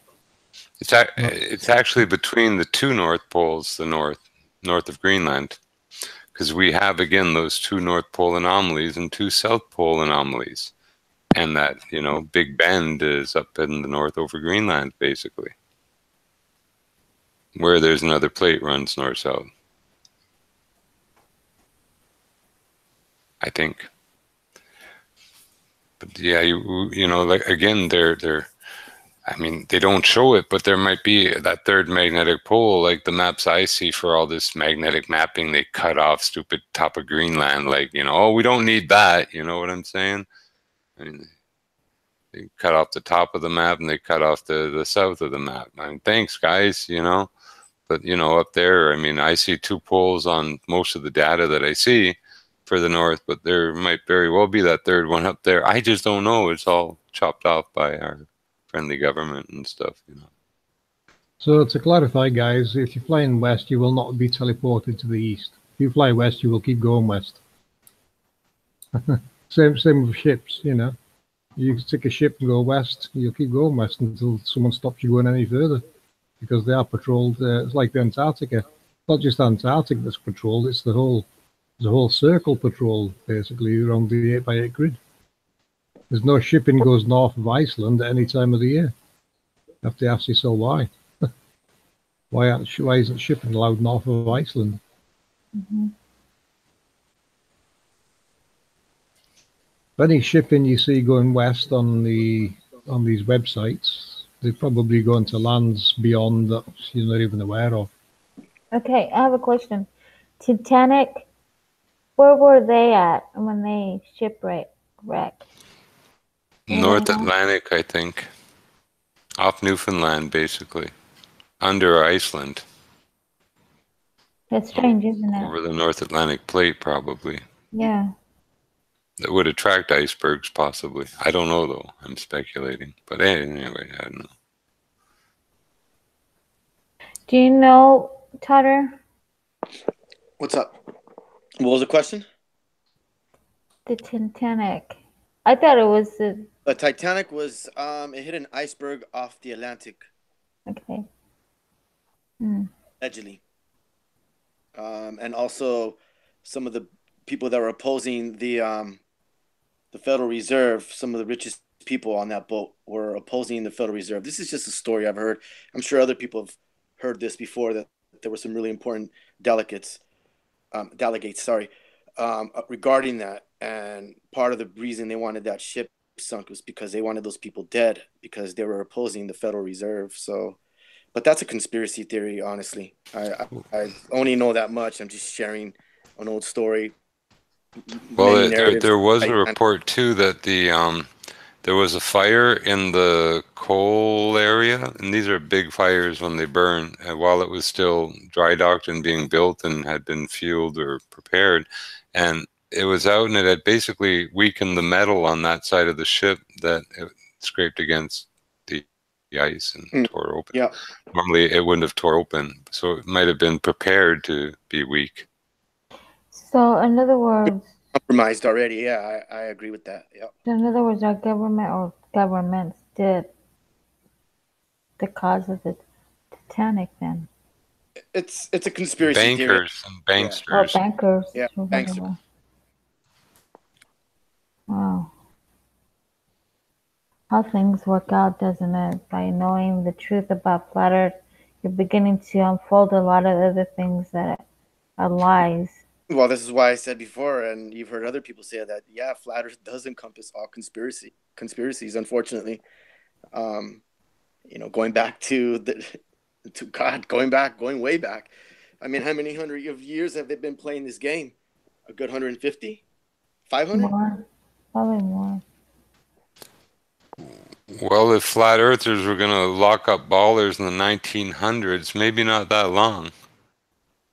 All right, you'd be arrested. That's right. Was it D Marble that had a video on that? Newspaper from England or something. Yeah, we talked about that before. Yeah, you're gonna get arrested saying the Earth was a spinning ball. I think it goes farther, like in the 1800s, for some reason. See, the reason I say that is because George Washington had the plans from Freemasons way back. Well, yeah, because the idea of the globe and cutting out all these things to make people think ball and no more stuff to search goes back quite a while. It took a long time to institutionalize. Mm-hmm. I don't know. It's done for the ball, Yeah. But not necessarily for science, physics, or other stuff.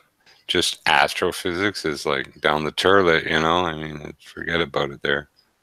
The red car ain't going to save Elon Musk or NASA. You better hit the gas and make it fast, because, I mean, what a joke. I'd be embarrassed if I worked for Any space company, and they put that on the screen, I'd quit. I'd hand in my resignation, say, hey, I don't want to be there when, when it's over. I wouldn't. I mean, really, wouldn't you be embarrassed if you worked for a place that was supposed to be putting stuff in space with huge rockets to proof it for Mars travel and other stuff, and you put on some party show like that? I'm sure there's a lot of people in that industry that know it's BS, but they're just doing it to collect that paycheck, Family, friends. I'm sure they know it's a joke and they're embarrassed, but they have to just keep their poise and play it off. Yeah, I mean, that's what they're doing, I mean, what else could it be? I mean, it's money. People are doing this for money. They're thinking about the immediate future, not long term. They're not thinking generations from now.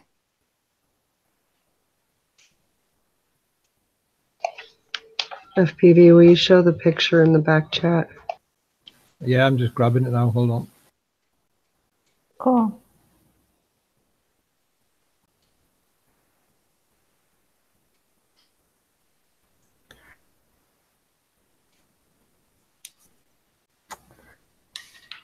So another earthquake hit Mexico again, huh? Yeah, they got a 7.2 is what it finished at. I'm sure it was a little higher. Then a 5.8. There you go, one. So. What part of Mexico? I'm sorry, one.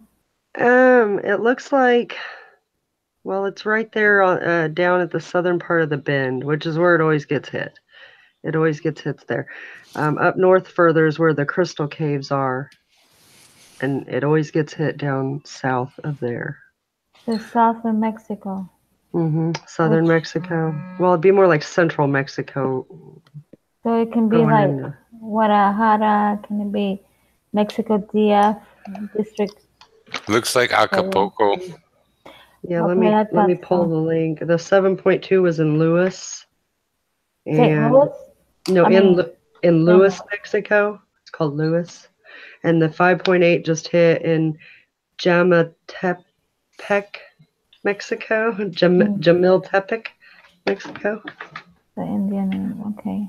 Yeah, so that's where they're hitting, right in that area. They always hit right in that area. That's the hot spot for earthquakes, all through that little peninsula going out into the islands. It's 40 miles from Acapulco. Okay. Due east. That means they felt it too then. Oh, yeah, 7.2 and 5.8 will knock stuff out. I mean, 7.2 could hurt people, yeah, if they weren't prepared. And it's hard to say because the USGS says these things are not predictable. These things are predictable. Lives could be saved. Yeah, the closest big city is Acapulco, 41 miles. The other city, I didn't get the name of it to check. Should be close there too. Let's see, did it actually? Yeah, it hit right on land. So if anybody's around there, they felt it. Acapulco is not far from Mexico, the city of Mexico, the main capital. Really? Yeah, I'm just trying to look for that. Must have felt. Yeah. Okay. Wow.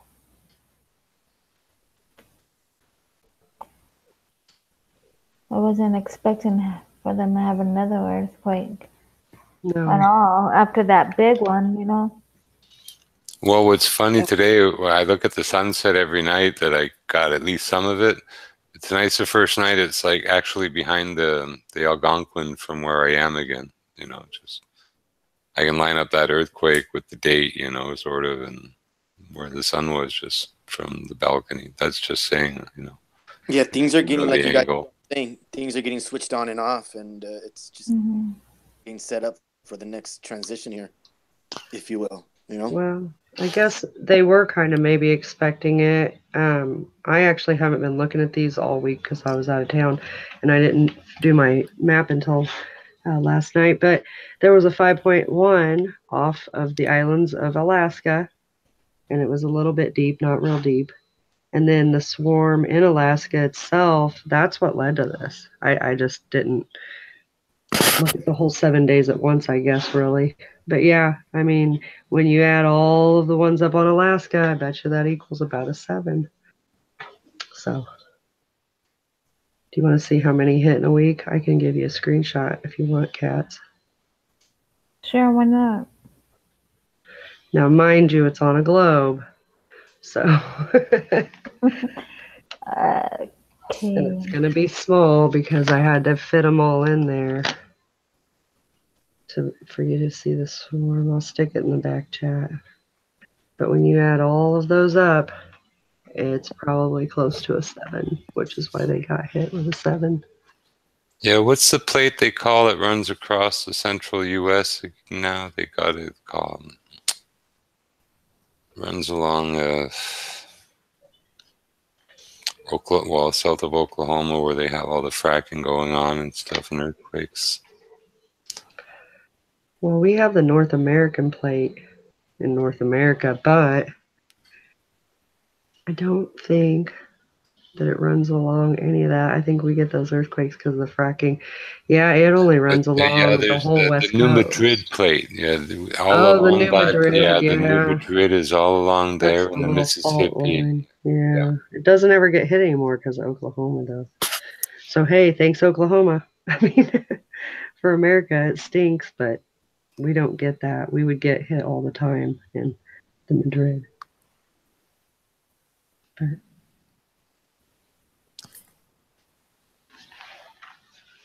yeah, so there's 7 days worth of earthquakes on the screen. Yep, that's 7 days worth on Earthquake 3D. So what I was saying is if you add up all the earthquakes that hit in Alaska, you can see the big swarm of them. Then it takes, what, 10 threes to equal a 4, 10 fours to equal a 5, and so on and so on. So if you add those up, all of them, and the swarm goes well beyond the screen is showing, it'd equal about a 7, yeah. And it would shoot straight down. California got lit up along the way, and then it hit big at the Dominican Republic. How's it being hit right now, or by these series? Is it having, because it always has switches going off. Just where's that near at? Haiti, Dominion, near Haiti, Puerto Rico, south of Florida, south and east of east of Cuba. They're getting. Let's see. They got in Haiti got a 4.6. They get small ones, but lots of them there. Yeah, they don't get quite as big as Mexico, but they do get hit a lot with like 3 to 5s all the time. There's always a whole column of them there. Yeah. The whole west side's lit up right now. And not to mention, when I was showing my slides earlier, I put up that one of all the active volcanoes, and I mean, there's so many right now. That'd be so nice to see really laid out flat with no ball algorithm there on a, you know. Hey, yeah, I found that. Actually, that app. It's just not very big. Yeah, and USGS has one, but it's not as, you know, I think, sort of detailed. See, now my other earthquake app has that volcano listed as a 6 point something. So they're all different. Well, there can be sensors at different places, and you can peak at one and be lower at the other, and they take sort of the average. I know. See that would, you know. And then they downgrade it a little bit because they don't want certain quakes to fall in certain areas. Or not even report them at all. That since used to see like earthquakes that disappeared off the, you know, sort of data grid, if you will, there. Yeah, he has a lot of problems. Yeah. Well, he's devoted. Whatever he does, he certainly gives it his all. The Cocos plate, that's the Mexico plate. The Cocos plate. That's the one in Mexico. And the one in South America is the Nazca plate. Anyway. The other screen's too small. Really?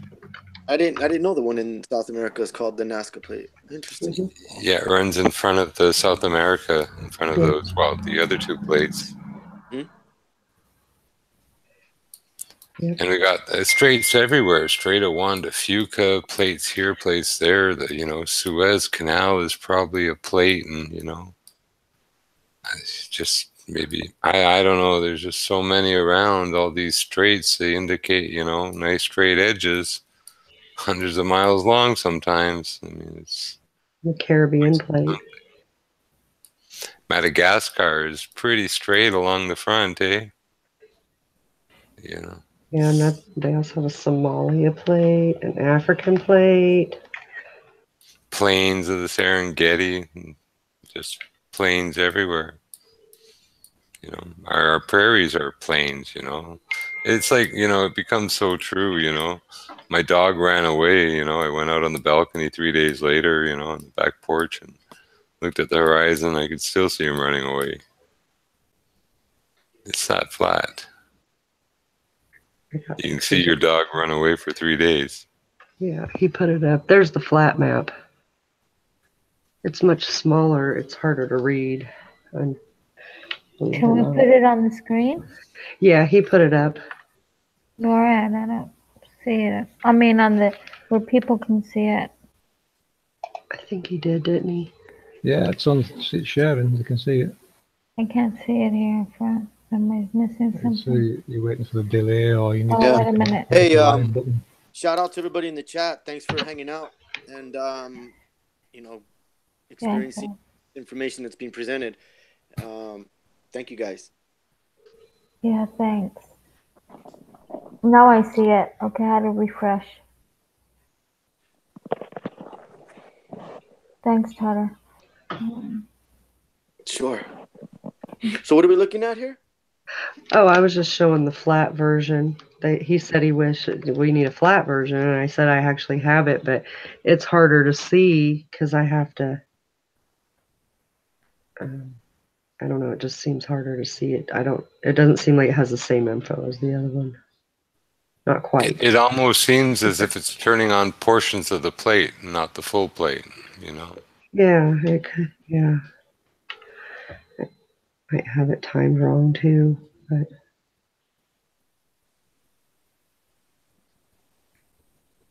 just following like the Swiss watch would. So the Nazca plates, if it's all South America, that means this is where all the Aztecs, Mayans, what's the other one? Aztecs and Mayas. So we're all involved with all this South America because they traveled to all these countries. In Peru, Honduras, Guatemala. So they've been in all these areas. Am I wrong? I'm right.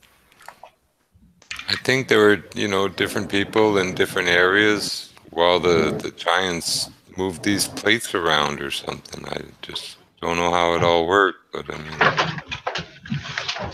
mean, when all was said and done, these cultures were still in the areas where they were, and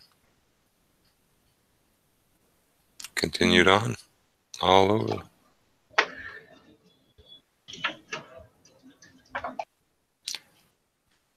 But these plates, I mean, I'm zoomed in on my Google Earth at the corner of the plate in Chile. You can tell it's a huge rectangle corner there. North of it is Bolivia a bit, and the other side is Paraguay. It's so square. What's under there? It's another plate. Argentina's near there, isn't it? Pardon me? Argentina. It's there, right? Argentina. Yeah, I think that's more North Argentina. Let me see. Colombia, Ecuador. Spain and Argentina always come in the same breath. Does it? Spain, Venezuela. Yeah, I'm not too good on my South American, where all the countries are. East Coast, West Coast, Central. I'm not sure where Argentina is hiding.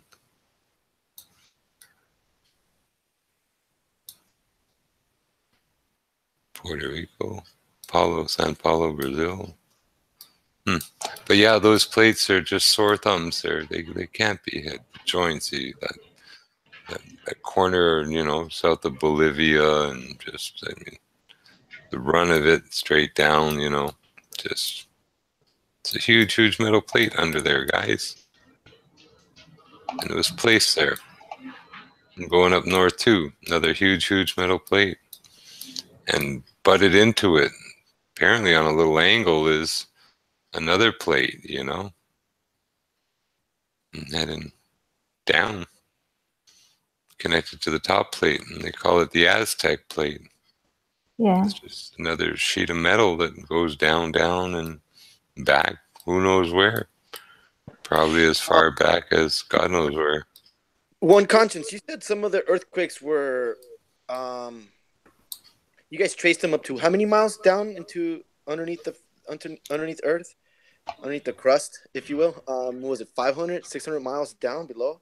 The deepest I've seen is 640 kilometers down, and it's always by New Zealand. I'm trying to see if I can pull some up. Yeah, this one I've got is 630 kilometers deep on here right now. It's always in Fiji. Yep, that's the deepest they go. It's always right around Fiji and New Zealand. Other places go deep, but they don't go that deep. I don't know what it is about that spot, but it is the deepest spot that will get hit. Like New Guinea, it'll go into the 250s kilometers and stuff. And then the other spot that is the next deepest is, where'd it go? I'm going to try to zoom into it and see where it's at exactly. It's right in the islands. The islands that come off of, it's north of Australia leading up to China and leading up to Japan. That would be the next deepest, and that goes about 500 kilometers deep. Vanuatu. Yeah, that might be the name of it. Papua New Guinea, Vanuatu. Well, it's not it's just regular New Guinea.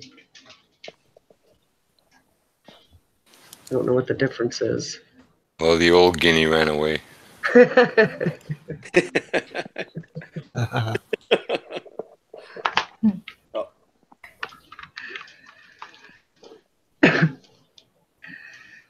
Yeah. I bet you don't feel those, do you, FPV?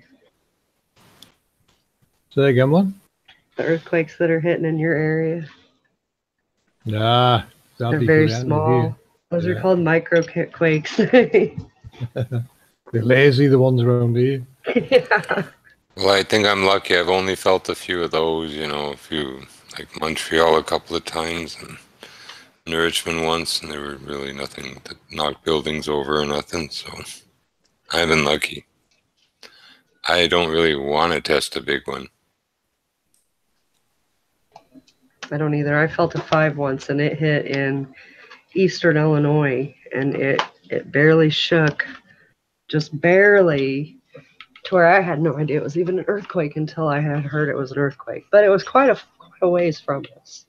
It was on the eastern side of Illinois, and I'm about center of Illinois, so it went pretty far, only being a 5.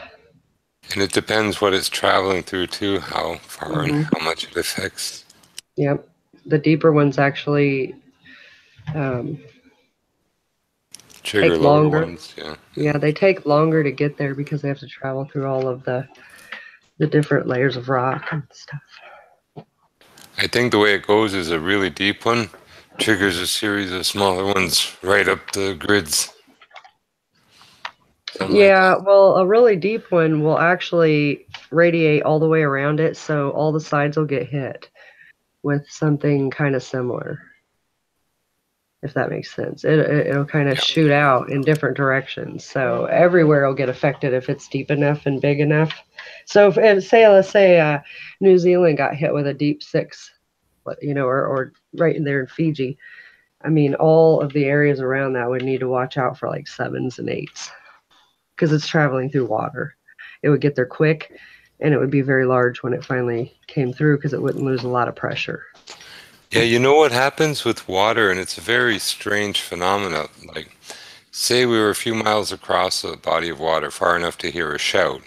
Now, if you put a hollow tube on one side of the lake and one on the other, and at the same time you scream or make a noise like a foghorn, and you send a sound through your water, through your hollow tube, the water sound will get there like 3 times faster. Sound travels faster in water, and waves travel faster in water for sound than they do above in the air. 3 times faster. So yeah, waves have different properties through different materials. Medium carries sound better, or what's... Water makes sound speed up at least 3 times as fast. The medium, okay.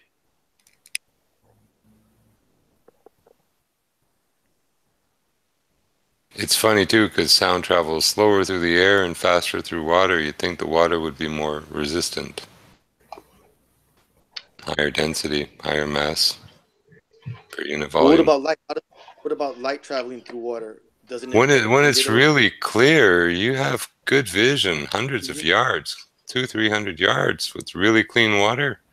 Oh, you can see a long way, and the cleaner the water, like the absolute more pure it is. I mean, the better light travels through it. Yep. It's like it's not there. If it's really, really, really pure, it's almost, non-existent to the light. It's translucent. Pure water is absolutely translucent.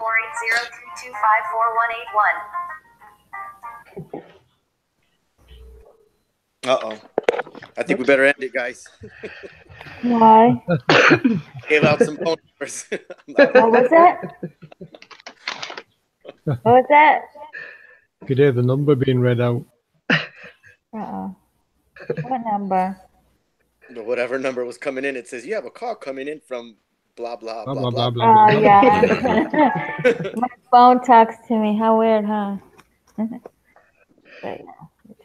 So in the back chat, Trotter, there are all the active volcanoes in 2 different pictures. I know you like to learn about the volcanoes. Oh, absolutely. Yeah. Yeah, that's good data there. Yeah, they're the active ones right now at this time.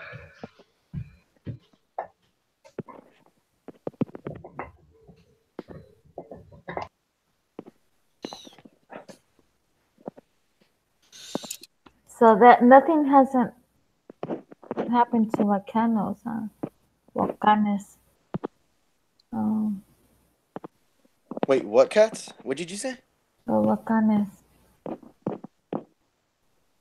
The volcano? Yeah. Nothing hasn't really happened, huh, one? She hasn't been tracking. Oh, okay. Yeah, I haven't so much been tracking them, but I did put them in the back chat. Those are all the active ones right now, and man, they are going crazy. Like, Yeah. I'm not kidding you. They are erupting like crazy right now. And I'm not fear-mongering. Don't think that. It's just there's an unusual amount of volcanoes erupting at this time on both sides. I had to send it in 2 pictures, but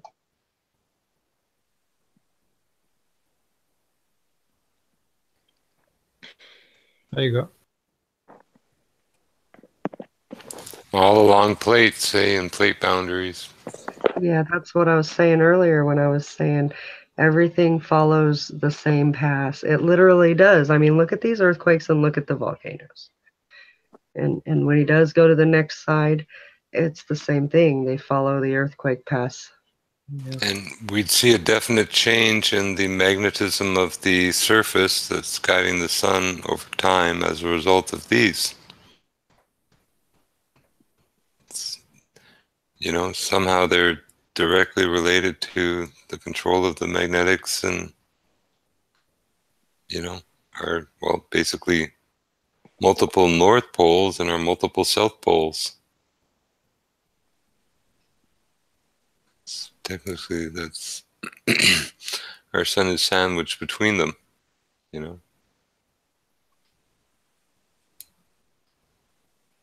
Well, the reason why I was talking about volcanoes before is because I watch a lot of vids that are not flat Earth, just like mainstream science, the BS, and they'll propagate lies and tell you why the volcanoes are doing what they're doing and whatnot. I think I've told you guys this before, but like I'll watch the stuff and I have discernment now, and I'm able to like break it down and see what truth is being hidden and what lies being told.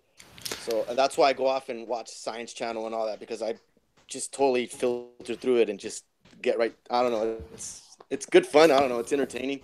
BBC did one on the Greenland volcano and stuff that's at the side of this plate, and they go down into one of these chasms that where the lava drains out, and it's left. You see all the like cellular remains of the giant on the one side, and they're all talking about, oh, it's because water makes the metals discolor and all this stuff, but the fact is they're ignoring the fact that there's this huge plate that this stuff is coming in from these vents below, basically, to like cooling ducts, if you will, and by the time it's done its cycle, there's enough room down below that's been blown out and cleared.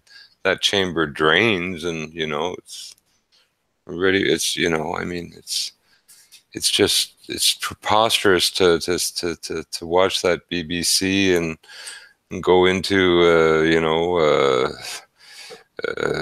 this volcano with a guy from the Greenland volcanology, whatever, and he has his owl glasses on and his owl's eyes and a smile, and he's lying about everything you see.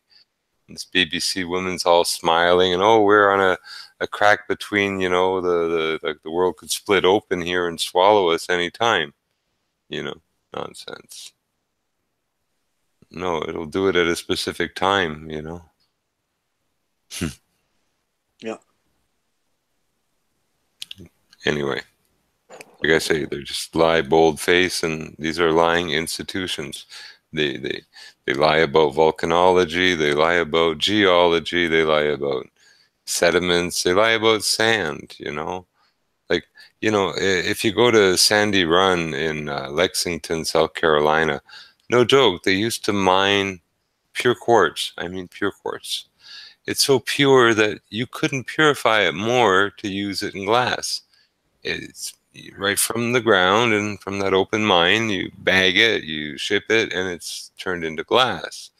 Now, it's 400 feet thick, this layer, and God knows how wide and stuff, and it just goes. Well, they stopped mining it because, again, there's probably only a certain amount there. But one of the points is that it's so pure, it's so uniform, it's so manufactured.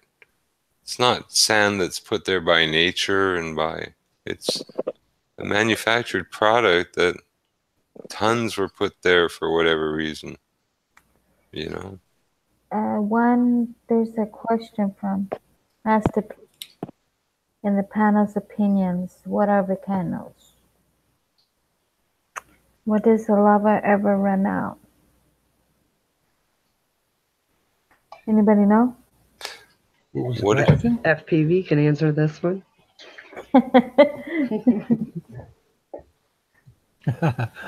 Volcanoes, I think we all now think that they're created by the technology in the underworld.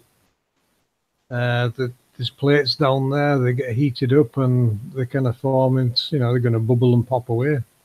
Whatever's there is going to get hot and it's going to react. This is what's heating the waters right across the equator. One Conscience has shown us in Google Earth, you can see volcanoes right at the length of the equator.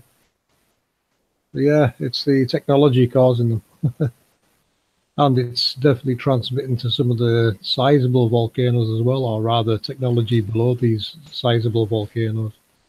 And it's periodic, like in Greenland. Those plates will get hot in different intervals, and you will get lava at the side. There's no question, and at the junctions or whatever. And as for it running out of lava, I don't think they do, because here in the last few months, and just yesterday or today, Jimbo, a couple of volcanoes they considered extinct have erupted. So they thought the lava was gone, but it's not. So, And a mud volcano in Spain erupted, basically, which is just mud and everything comes out of a, looks like a, crater hole or whatever. It just oozes up all this mud. It's on YouTube there. Just a mud volcano erupts in Spain, and it's a great little video of one in action. But it's part of these machines turning off and on, and just having an effect warming stuff above them. We can give you a list of effects that this technology is creating. Starting from the ground upwards would be earthquakes, which is this technology switching on or off. Then you've got volcanoes of certain configurations of this technology. Like, see now, Mount Etna, I showed in a previous video, where we monitored a signal coming from Antarctica.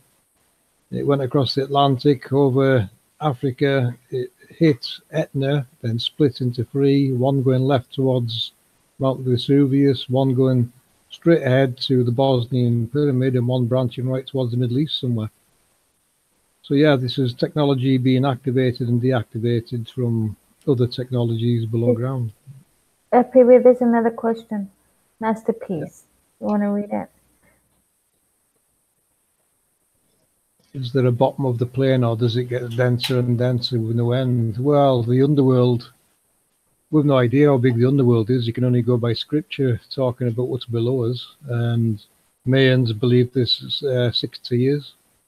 The Nazca mandala, or rather the Sun Star of Peru geoglyph that we're using as the 12 by 12 grid, that's 60 a pyramid if you view it in 3D. The size appears to be 95,040,000 miles squared. That's where that figure's coming from. You'll see that figure quoted as the distance between the sun and Earth, but it's not. It's nothing to do with the distance between the sun and Earth. Them figures come from squaring a Merkaba, which is basically they were squaring the underworld, and they were the dimensions that were extracted from squaring it. So yeah, it's quite vast. A very big place according to the scripture.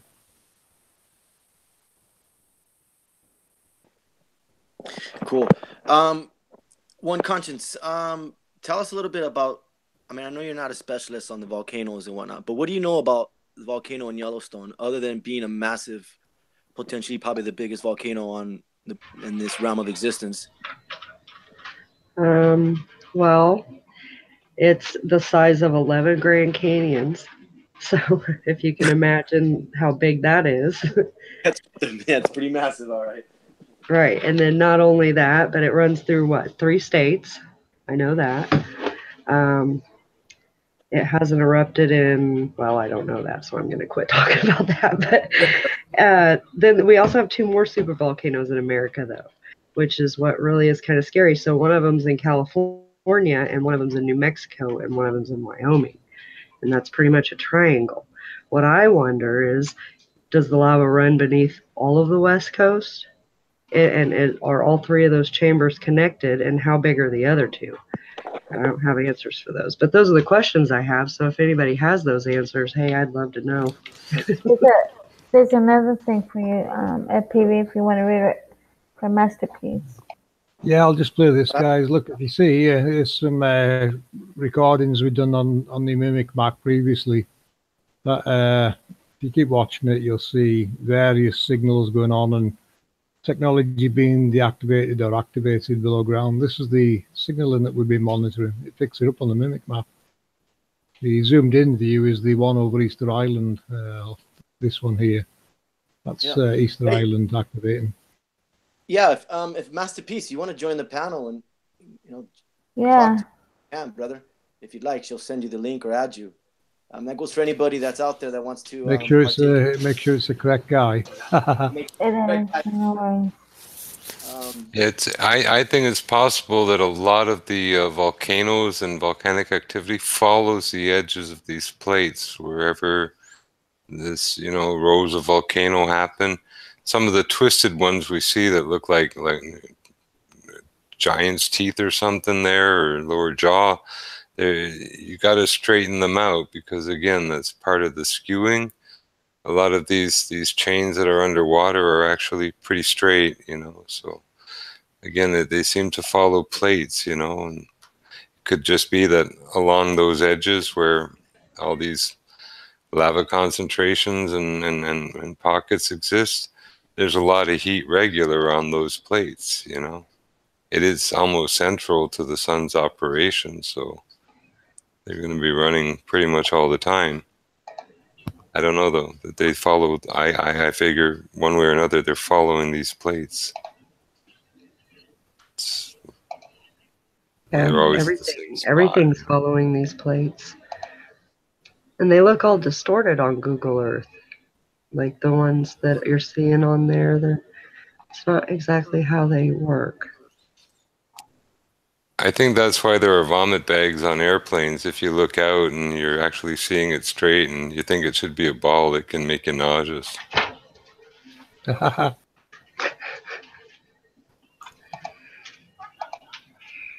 I missed that last part. What did you say, James? Just a joke involving a vomit bag in airplanes. Oh, okay. Nothing, no one laughed, so I won't repeat it. Well, just the thought of a vomit bag in an airplane makes me laugh. Wow. That's tomorrow's pizza, that. On the back chat, I started straightening out the plates more differently, a little bit. I guess more detailedly. Yeah, I checked out and I shared a link about these world maps that come in pieces that you can stick to your wall and stuff. Oh, yeah. Basically, like make your own AE map and lay out the continents. But again, their continents are skewed. Africa is much bigger than North America and et cetera, so if you're going to make an accurate map, you have to have like kind of accurate continent size to begin with, more like the Peters projection, which is supposed to have a closer, representation of the actual continent sizes and stuff. There you go. Not their location, though, necessarily.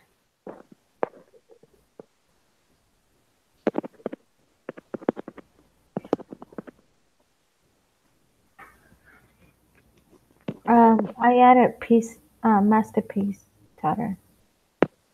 Yeah, that'd be awesome, Master. If you want to come in and chop it up with them, I'm sure you have more questions than what you're texting there. That image is on screen for you as well, one. Whoops, I was muted and I was talking. What I said was, this is just some of the plates that I started mapping out, and I separated them by colors as to what plates they were. And when you straighten them out, they look quite a bit different than they do on the globe. Everything looks different when you straighten it out. So that's all I was showing there, was just different plates in different colors. And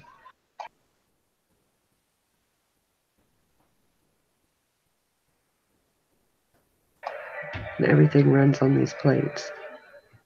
All of our different energies. Going by scripture, each area is assigned a color as well. Why, I don't know. Yeah, there's definitely colors assigned to the four corners, it seems. Four corners of technology, we'll call it, because we're not hitting corners, just virtual corners, which is created by technology. In the Wiccan religion, the corners have colors too. Yeah, and it might be a good time to remind people, like the first video that's been put out on this stuff is probably a good one if you haven't seen it yet. Maybe, click on it and check it out, because if you're not catching everything, it's partly because it's jumping in, midstream and stuff, possibly just it can help a bit if, feeling still a bit You'll have lost. to call this one part 2, Cats. Yeah, well reminded, Jim. This is part 1 and this is part 2. Part 1 was the one we had to end. Yeah, do you want me to put part 2? Someone's got a radio or a TV playing there. Not me. Yeah, it wasn't me. I was on mute. Usually it is me. Yeah, actually, careful with that, guys, because of copyright. Yeah, that. Yeah, Also. less than 20 seconds, you're usually okay and stuff. But you know, anything runs more than that, it's. Well, they're just so critical on flat Earth content. You know, especially our live streams. So anything we do, they're very critical. We're under scrutiny constantly. Well, we said CBC or BBC, so you know, it might just even talking about them, or it's a commercialized logo, copyrighted. We might not even be allowed to say BBC anymore. We might have to say they. We all know who they are. You know, you know, you never know. Right. Ridiculous. They don't even want stills. They'll go for copyright on a still shot. From SpaceX, from BBC, from all these places, they're on a search and destroy mission. Yeah, a bunch of commies.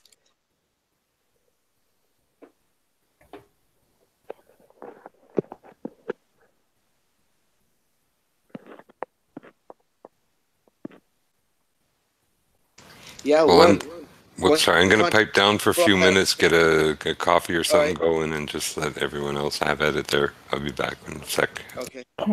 Yeah, I'm going to thank One Conscience for sharing all the information with the earthquake data.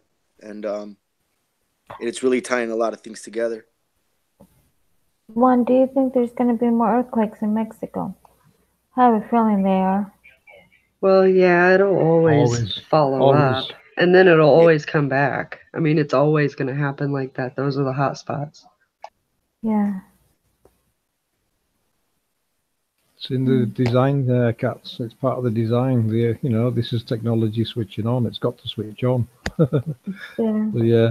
I mean, you know, NASA's real roles, obviously, care, maintenance, upgrading, and reverse engineering this technology. So there's no reason why they can't go around them all, give them a little tweak to make them a bit nicer on the environment and people's homes, you know, like Tornado Alley. Just turn them down a little bit. Easy done. It's easy as that. Well, again, it's to bring fear into the people.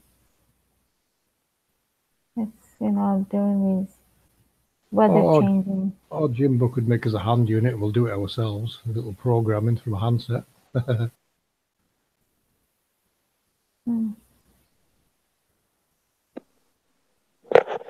Any other topics you guys want to talk about? You want to stay on the research stuff?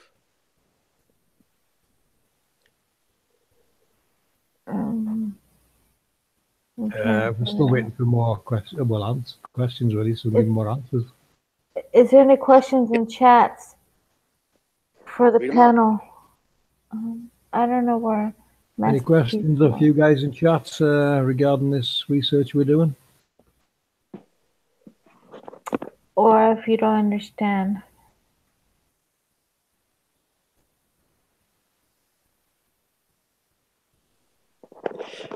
People are probably wondering why you didn't use the AE map. Maybe for the people that don't know why. It doesn't work, and it's a scalp globe. There you go. FB just, I don't know. We've tried all our work on AE maps. They don't work.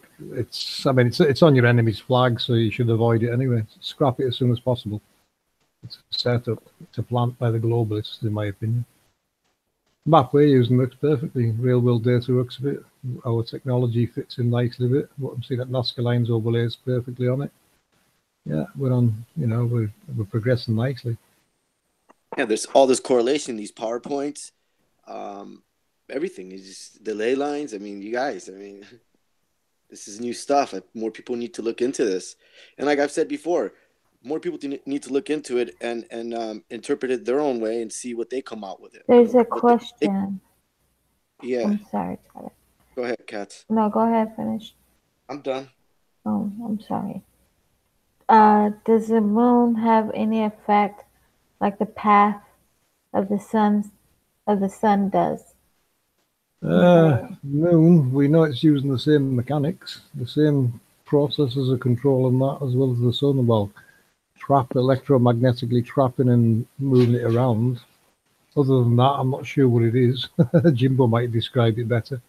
Similar to a sun kind of setup, but what we're looking at Nazca is basically the overlay of how the sun works and a few other things. There's no mention of them. Well, I haven't seen anything that would suggest it's the, there's something there for the moon. Okay, there's But- another. Go on. There's another question from Riddle. And he says, I have a question for you, Brainy Lot. How do I argue southern stars with idiots? Okay, let's have a look.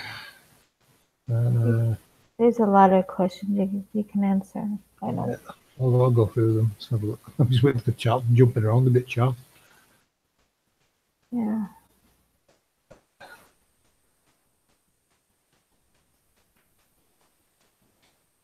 My chat's all over the place.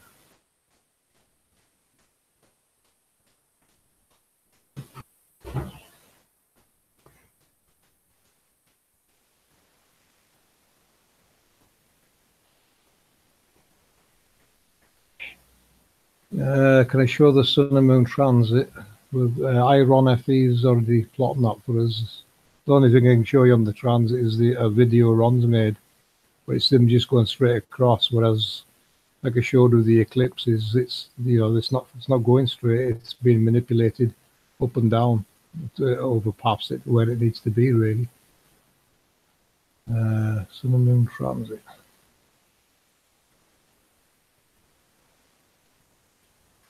How is the sunlight working on your map?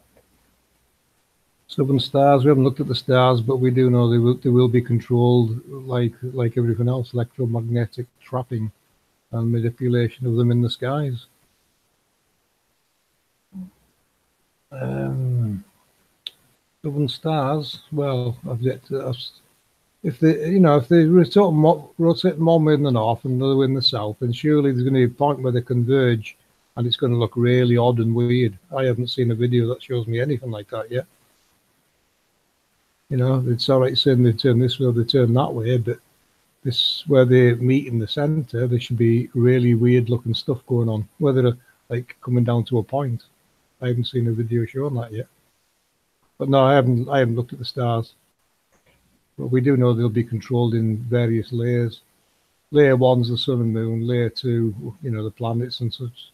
Stars probably at the top. There seems to be various layers of halos controlling the light show in the sky.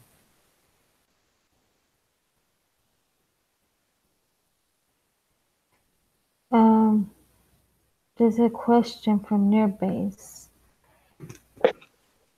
You can ask a question. You won't be banned. Don't worry. Depends what the question is. As a glober, he said. I'm surprised he's still there. Still, if he's not a fly earther, he has the right to ask a question. Everybody's entitled to questions as long as they're don't ban. Friendly and just Respectful. normal. friendly. As long as it's not something that's already been debunked. Yeah, go ahead.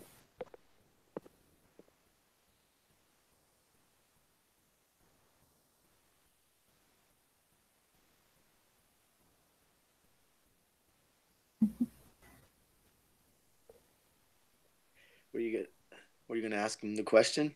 He's gonna ask. He said, okay. Yeah, it's not a globe Earth, it's a flat Earth debate. What are your thoughts on the ISS? Yeah, ISS is 100% fake. Space isn't real. There's no such thing as zero gravity. They needed zero gravity to hold the luminaries up. Otherwise, they would have to explain to you what's holding them up, and we know what's holding them up. It's electromagnetics, and they don't want to give the game away, so they have to invent a globe in space to keep the lie going. It's as simple as that. Come on, guys, think about it. We've debunked zero gravity. What's holding the luminaries up? Ask yourself that. We know what it is. Do you know? We can answer what's holding them up. Do you still have that video of its path? The ISS path. Yeah, remember that? Somewhere. It's not a video, it's just an image. Right. Still pretty cool, though. Yeah, the ISS image, the path. It's actually the same path that we're noticing switching going on at the equinox. There's a signal gets sent across the world. In fact, I'll play the mimic map video. I've got it somewhere. Hold on. Yeah, that's few of the things that, you know, people who post the ISS passing in front of the moon. If the moon is 250,000 miles away and the ISS 240 miles away, then the moon cannot be in focus if the ISS is in focus. It's called depth of field and depth of focus. His other question is, does religion play a part? Well, depends if you're religious or not. I'm not religious, but I do look through scripture to work out how I need to go through scripture and see how they're describing the world, and then put technology into place and see how it fits with what they're describing, and it starts to work. So yeah, there's truth in scriptures. Whether you believe any other things in there is entirely up to you. But what we're seeing is a creation, a technological masterpiece on a scale you can't comprehend. And this is exactly what Enoch was trying to describe. Put it down to religion? No, I don't think it is a religion, because when you listen to the book of Enoch, it's not going into like what we call religion, explaining the world and some other events of the times. And if anything, it's a warning for future generations. Free Music says, if the earth is a Pac-Man home, why for? Because aren't there ghosts everywhere? Huh? There are angels everywhere, that's for sure. But no, it's not a Pac-Man type game and stuff. It's a real concrete world with, you know, like sand and different stuff, and you're real. And so is the world we're in. And so is the metal plates, like just like iron in the chemistry lab would be real for you. These metal plates that are controlling magnetism and stuff that our sun, you know, actually moves upon, they're real. All this is real. It's not like a Pac-Man game. It's not like a dream that's being projected. We're in a real physical world here. So it's not Pac-Man. Yeah, the only kind of looping really would be the sun as it gets to the west, and there's a cut-off point for it where it will either be cut off and restart in the east, or it will be circled around the north and back towards the east creating the 24-hour sun in the north. Make you want to just pull up that image again and just show it with your mouse or whatnot. Which one? Which one?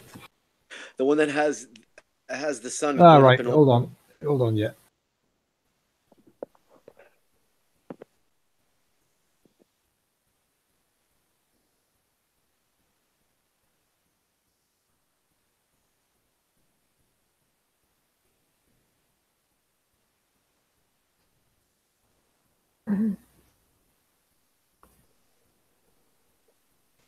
Right, I'll just present this and demonstrate to you the 24-hour sun.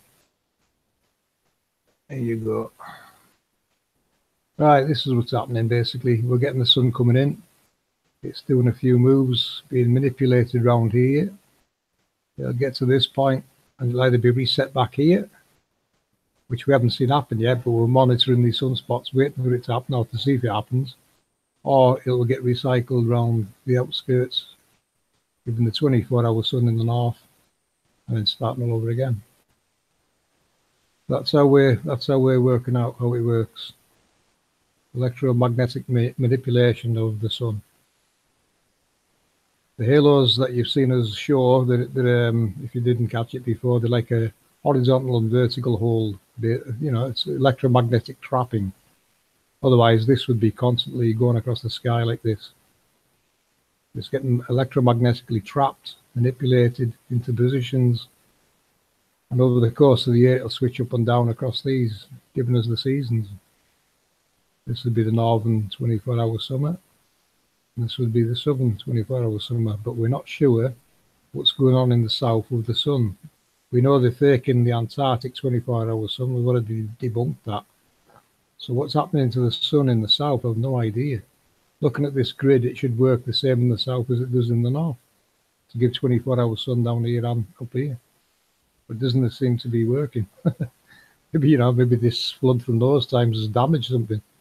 But yeah, this is technology, and I'm pretty sure the guys in the background that are working on this technology and keep it quiet are probably looking for ways to repair this.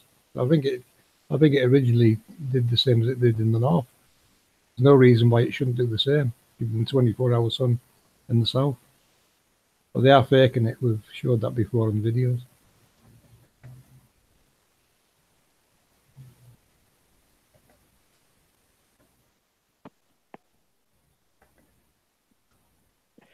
Yeah, cool, brother. Thanks for that.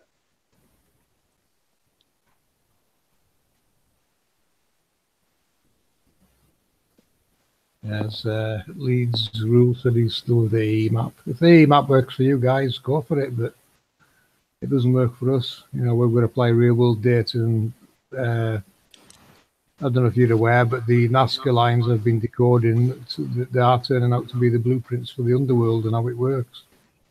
And that's what we're basing all this research on. The pizza pie with the ring of ice around it, that's goodbye bye. It's really like, it's passé. It's like old hat. It's not a concept. You know, it's just, I don't know, something that I don't know who invented. Again, I don't know do what, but it's not reality. We're not on a big, like, flat plane with up tilted edges around that are walls of ice 200 feet high. That's a nice myth. I would expect there to be some ice here and there, but yeah, I don't think there's a wall surrounding us. No, there might be a wall of ships stopping you going out to have a look.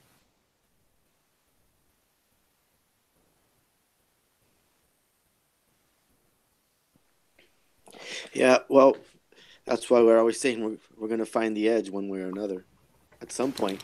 No edge, just continuation in all direction, I think. Well, then so be it. Well, see, this map already shows stuff in the north and south we didn't know existed. And that matches what I'm looking at the Nazca lines, and also the Nazca lines are showing me things east and west. So I'm running out a map on the east and west, but I'm still going to overlay them. I'll overlay things for our next presentation that's outside of our known realm and show you where they are.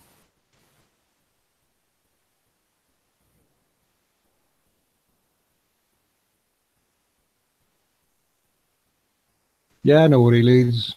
Yeah, check it out, mate. I've made a playlist on my channel based on this research. So watch some of that, and it'll give you an idea where we're coming from. You know, we've done a lot of in-depth research into scripture and all kinds, you know, various religions, scripture, and find they're all telling the same story basically, and it's all based around this grid that we're looking at. You know, the grid we've overlaid here. This grid actually comes from the Nazca lines. So we're bringing sacred geometry to life, and it's working. You know, it's pretty sacred for a reason, I would say, because it works. And truly it was put there for all of us to see, as clear as the end of the nose on your face. It was meant for us to see and for it to be seen. So what we find out as best we can, we'll try to give to you and express it as best we can. It won't always be perfect, but we certainly, you know, whatever it appears to be, it's clearly put as we can figure it. We're black boxing this, you know, and just pulling it out and piece by piece. It's like a big Columbo story, or, you know, detective Nancy Drew Hardy Boy stuff, you know. It's just a lot more stuff has been like covered up in the story, and a lot more pieces to like sort of unravel. Wait, did you just reference the Hardy Boys? Oh yeah. That's awesome. Mm-hmm. Got it down in a minute. Which one was the brother of the Partridge Family guy? Was Sean Cassidy? Oh, so. There was your teen heartthrob on Teen Magazine and stuff, eh? The Hardy. Oh, they were torn out and pinned up on girls' walls all over when I was growing up. Oh, they like them Hardy Boys. But they do. They like the Dukes of Hazzards too, you know, the blonde one especially. Forget his name. The blonde Duke of Hazzard. Yeah, which one was? Yeah. Oh God, I can't remember right now. I just remember Daisy, yo. The Duke Boys. No, oh yeah, they were Dukes. Yeah, Boss Hogg, Skitter. Anyway, terrible television. You know, Yeah. everyone had one of those General Lees. Like down south, there's at least 30 genuine of them that still are, you know, roadworthy and stuff. But they didn't have one to make that series. They had, like, you know, a fleet of them, and a lot of them were totaled. You know, so there are actually a lot of genuine General Lees around, not just one. So just a tidbit of information. You know, you can't get that much demolition out of one car. Yeah, exactly. Yeah. Sorry to derail it with the TV talk. That's okay. Needed a break from some of the heavier stuff, I guess. Yeah. But yeah, I mean, the information will unfold, you know, as piece by piece, and you know. I'll just give these guys a quick history lesson. Yeah, the blueprints I'm talking about there, the Nazca line, I call them blueprints because they basically tell you how the world works. So they definitely deserve the title of blueprints. What it looks like's happened to me is that in the early 1900s, when man took to the skies, they flew flying over Nazca, Peru. They're seeing them, they started decoding them. They realised Antarctica exists, and these four corners exist, and they've gone out of the way to hide it, plunder, reverse engineer it, and create the globe. That's well, I'm 100 years behind them, but catching them up.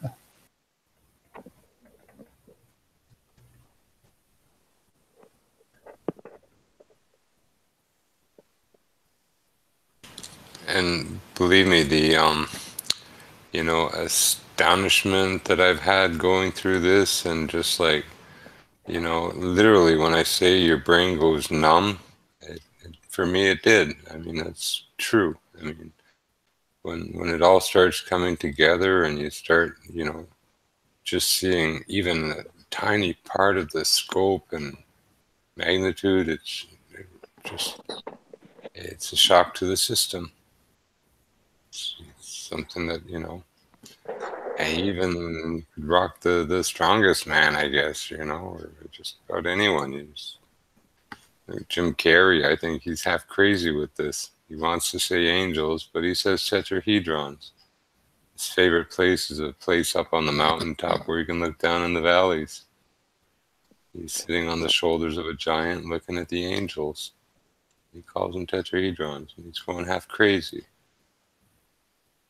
He knows the truth, and, you know, he's got this code. He can't use some words, like, I believe, angel, you know. I haven't heard him use that very often. That's why we called our previous video shock and awe, because it can shock and leave you in awe of what you're looking at when you realize the scale of this. Well, I know I'm in for more surprises, you know, and that same effect again, because it's not over. It's just, that was just like the beginning.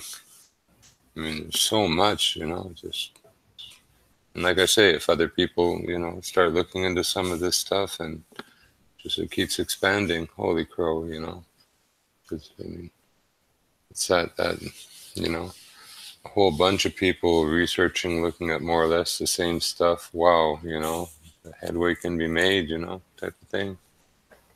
And especially when it, you know, concretizes with other stuff that's going on, like mud fossils and other stuff, you know. It's just all coming together to, you know, instead of just knocking down one element like the mud fossils, which the state is very well equipped to do, all the elements are coming together that they have to yield a global defensive against it now. All their institutions, not just one at a time, are coming under attack. The whole, you know, litany of liars club that are, you know, ology departments everywhere. Mm-hmm. Yep. You got to put up the guard and the barricades and set up the fortress, because, you know, the barrage of questions are coming. Yep. Damage control. I don't think they can control this damage. Yeah, no, right.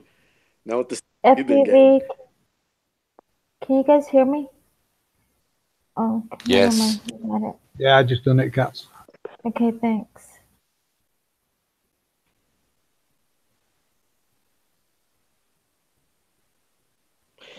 Yeah, there's no debate, is there, James?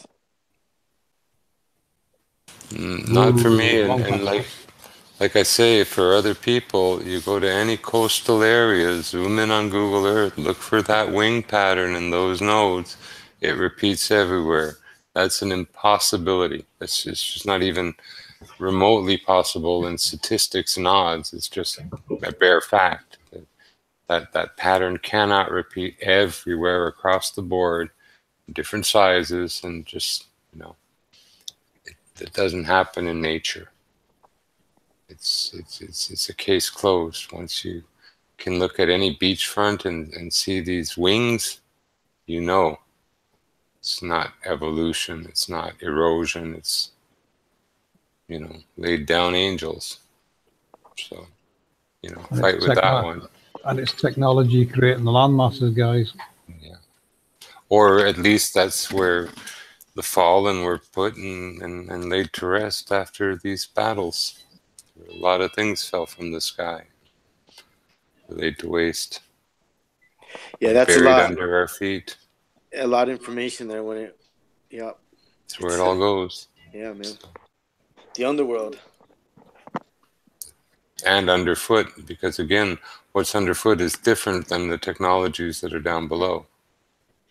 You know? Going back to what I was asking One Conscience earlier when I asked that. You know, we're talking about the underworld. So what? The underworld might be 500 miles below? Well, it's going to vary. Yeah. Like New Zealand, that and Fiji, that's the 640 kilometers down. And then other parts are not as deep, but some are deep. So what I do is I go on the Earthquake 3D and I click on my settings. I can change it to kilometers down or magnitude, and then you can see how deep it is. And so each part of the world, whenever you look at the deepness, they're always getting hit with the same depths. So I would say, yes, that those possible parts could be as deep as that. That'd be my assumption, but that, I mean, I've never seen it. I can't go there, so. Yeah, well, yeah.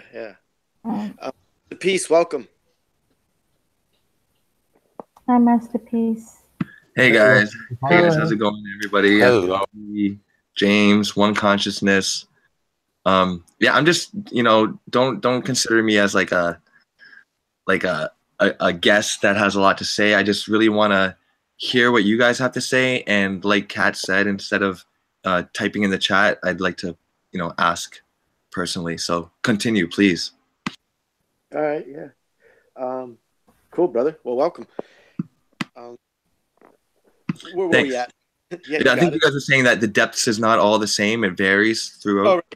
Thank you, Masta. Yeah, so you were talking about the underworld, and that could be where it begins, if you will, you know? Mm-hmm. Yeah, well, one conscious was going on about that. Do you want to just continue what you were saying, One? Yeah, so Fiji is the deepest I've seen. So right now, currently, there's a 619 kilometer deep one. Excuse me. Now, if you move over west a little bit, they get a little shallower around the 250 to 150 mark. And then if you move up north by northeast Russia, they get a little deeper again. So yeah, I mean, I would think that maybe the technology has been pushed down deeper. FPV could probably talk a little more about that part, but there was a point where the technology, if I understood him correctly, was too much and it had to be replaced, put down further. So, and maybe that's some of those pieces. Yeah, I think the deep ones are the primary eight on the center, and whatever the one in the center is, that's powering it all. On the grid, on the 8x8 grid, we're using the Nazca mandala. It's got 8 primaries connected to one in the center, and then there's another 72 that aren't connected to the center. But they can, you know, they can run independently, but we've also seen transmissions go into them, activating them. We've even seen a a video of a guy filming a volcano, and then what do you call them? The dust devil storm, tornado starting. Well, that's this technology starting up. It's got a flower of light pattern. That's where the Fibonacci sequence is coming from. It's a rotating toroidal field of energy, and it's pushing upwards. Like a vortex. Present this. Yeah, vortex. That's Toroidal field. exactly what it is. That's probably where vortex maps starts coming into it. Or even Taurus, a big Taurus field. Or yeah, I see it. I'll just present this to. He was asking about volcanoes earlier. There's a piece on here that I can show how this technology would help create a volcano. You can see there on that moon, it's like doing an S-turn. That could be it going around the edge of two halos. Or a camera malfunction. Take your pick. But we reckon this is probably CERN's predecessor. This is probably what the original technology looks like. You've got two coils, two different rotating flows of energy going to them, which projects a third into the sky that we can't see unless they spray barium. They're what they call them sun dogs, but they're not sun dogs. They're projected from below, and they've got nodal points. What I'm going to show here is how this is below ground, remember. So you're going to zoom out of that, and what's this animation? I made this animation to demonstrate what's below volcano, basically.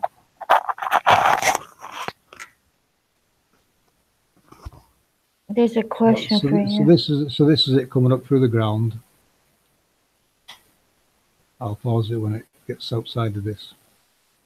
And then you can see, there you go. You see that?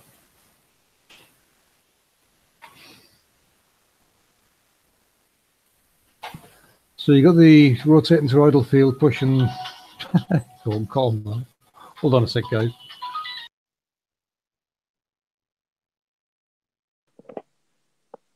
I was going to ask, James, we're talking about Titans and, these massive mountains were possibly Titans.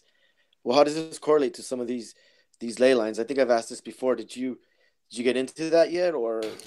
Well, what I do know is that, around all of these cemeteries, there are some markings that are truly dedicated to where the bodies are laid out and the positions they're in.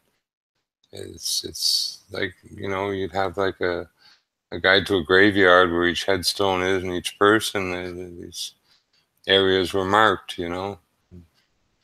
Each body in each area has markers. Right on. Cool. Thank you. Yeah, go ahead. Oh yeah, right. You see the volcano there in the image.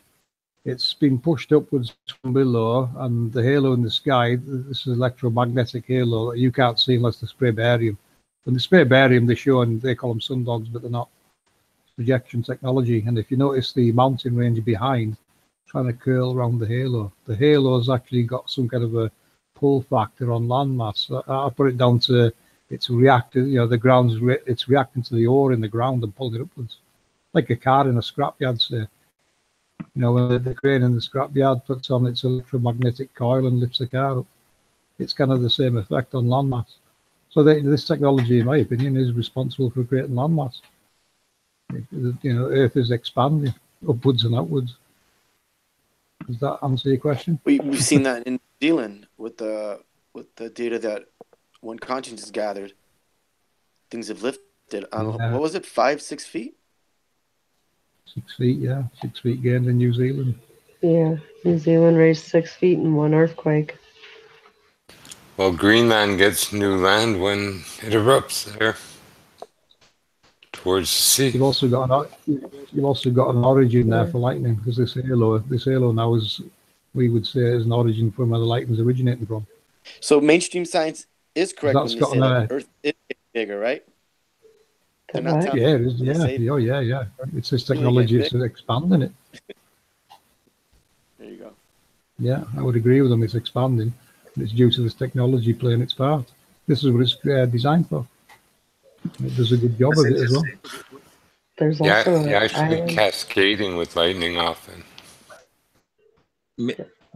There's an island in Alaska that every time the volcano blows, the whole island actually blows up and reforms.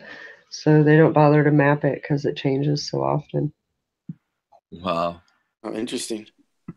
And what's interesting also about what FPV said is that there's many ancient cultures, especially around the Hawaiian Islands, who believe that the Earth was pulled up out of the oceans. And so it's interesting that FPV, you say that there's a force that, makes the land rise. I found that very cool. Yeah, definitely playing a part. That's by design. Going through scripture, you start reading scripture, you realize that's part of its design. It's been skewed in modern times, but the older scripture you look at, the more you realize they were talking technology and how it's playing a role in, in the book of Enoch, as an example, it says mountains will jump into the sky like lambs. Perfect. That's a perfect reason why it would do that. You turn this technology up faster, it's going to create landmass quicker. You look at some rocks or mountains, for example, you can see like lines like a tree would have, and like its age. It's been pushed upwards, It's sick Devil's Tower, perfect example. Pushed upwards and with slight rotation. I'll put that down to an angel being right below it. Interesting. There's a science experiment in chemistry, and I've always been interested in it, and I don't know why, but I'm sharing it with my screen. Can you guys see it? My screen? A man pouring sugar. Yeah, I see it. Kat, you have him sharing on the main channel. I mean, on the main screen. Yeah, if you could share it on the main channel. This is. Hold on. Cool. Let me give. I'm sorry, Master. Let me give it, Master. It's okay. It's all good. Okay. I'll give you share controls. Cool. Well, this is I'm presenting it to everybody. This is sugar and sulfuric acid together, and what I like to bring it on is like as above, so below. So even though the elements below may not be the same as this, I still think it's interesting. So this is sulfuric acid being poured onto sugar, and you guys can let me know if you guys have ever seen this. So it saturates it, and then it turns a dark color. Turns into carbon. And it correlates to Samuel Rowbotham's book in the end, how it says that many people think that the Earth was formed over billions of years, and he postulates, well, why couldn't it be instantaneous? Why couldn't the land come up instantaneous? There's steam coming off now. Right. Sulfuric acid can absorb at least 10 times its volume in water. And it generates a lot of heat when it's hungry for water. So it's stripping it from the sugars, the carbohydrates, leaving the carbon behind because it can take the heat. The water certainly can't. And the sugar takes the oxygen out of everything. If you want to make water, the H2O. I mean, and carbohydrates are CHOH. Take away HOH, water, you got carbon left. That'd work with starch or pretty well any carbohydrate. Maybe not as snake-like, but they'd all turn black. I find it interesting. I mean, this is coming out of a glass tube, so it maintains the shape. But I mean, if this was kind of like spread everywhere, this kind of like chemical reaction underneath the ground, I mean, it could possibly form like land masses and mountains. I just wanted to drop that in there. Pharaoh serpent, same type of reaction. It's a little thing of mercury, and you light it, and it forms a really long, voluminous snake. Wow. Going to the technology version of the angel, it's responsible for harnessing elements and creating landmass. From what I can see, that's part of one of its roles. Master, thanks for that, and also James for that. Also, man, that's good stuff there. Yeah. It gives you a different, it put things into a different perspective to see how quickly things can expand, basically. Yeah. I mean, who says it has to take a lot of time? I mean, when we're dealing with the creator, we don't know what it's thinking, what its thoughts were, or what it intended. So, you know, science says, you know, billions of years, and that pushes us further away from the creator and the creative source. Yep. Oh yeah, Of yeah. course, Definitely. yeah, that's in their narrative, and that's the whole intent, you know. Yeah, so they can get away with reverse engineering the creators' technologies. That's exactly Well, what's going on. when you look, like I give the town of Amqui as an example, if you zoom in on it with Google, you can see a definite angel shape in that town and the roads leading into the city center. And out at both nodes of that more or less 80-mile angel are two other towns that are mining towns in Quebec. So those three towns on that angel, the head and the two wingtips, you know, all being mined. And you can see these angel forms literally everywhere. Once you see that one at Amqui and you look for a bunch more, look at New Brunswick. It has one that's, you know, a couple 100 miles wingspan. You guys in Canada? Like me? I am, yeah. Cool, I'm in Ontario. All right, on. Ontario. I'm in Ottawa. Ottawa. Yeah. Ottawa, Hey. Ontario. Perfect. Yeah. Where are you? You're not out west. No, I'm Toronto. That's pretty close. Well, I figured out a few days ago, Ottawa is actually a giant, probably 85 miles from head to toe. The head is at rest in Quebec. The torso and heart, Ottawa is over the heart basically, and the torso comes down across the river. The elbow here, which we call the hog's back, is actually the elbow of the giant that, you know, eventually the water, does an elbow and heads more or less west and a little bit south. And, you know, that's for the hand and arm out that way. And then continues down to a leg and a foot down around, I think it was Peterborough or something. But it's basically a giant, 85-mile towel.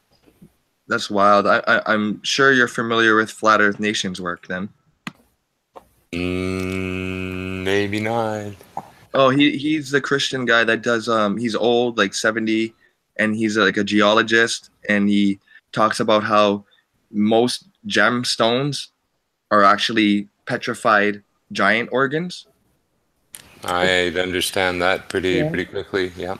Okay, so yeah, Flat Earth Nation, he talks all about this, so I'm gonna check them out, definitely, because I can see all the giants myself. Their toes, their fingers, their arms, their wrists, their everything, their organs.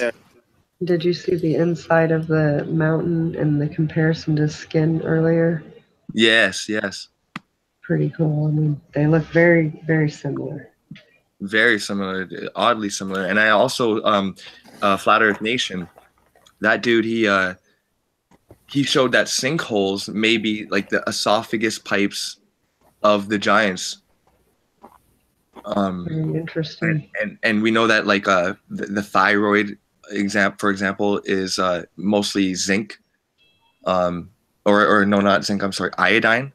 And you know, different organs have different mineral makeups, and so he's breaking these rocks open, and he's like, see, look, this is a liver, and this is a kidney of a giant, and it's just really cool. I don't know what to think.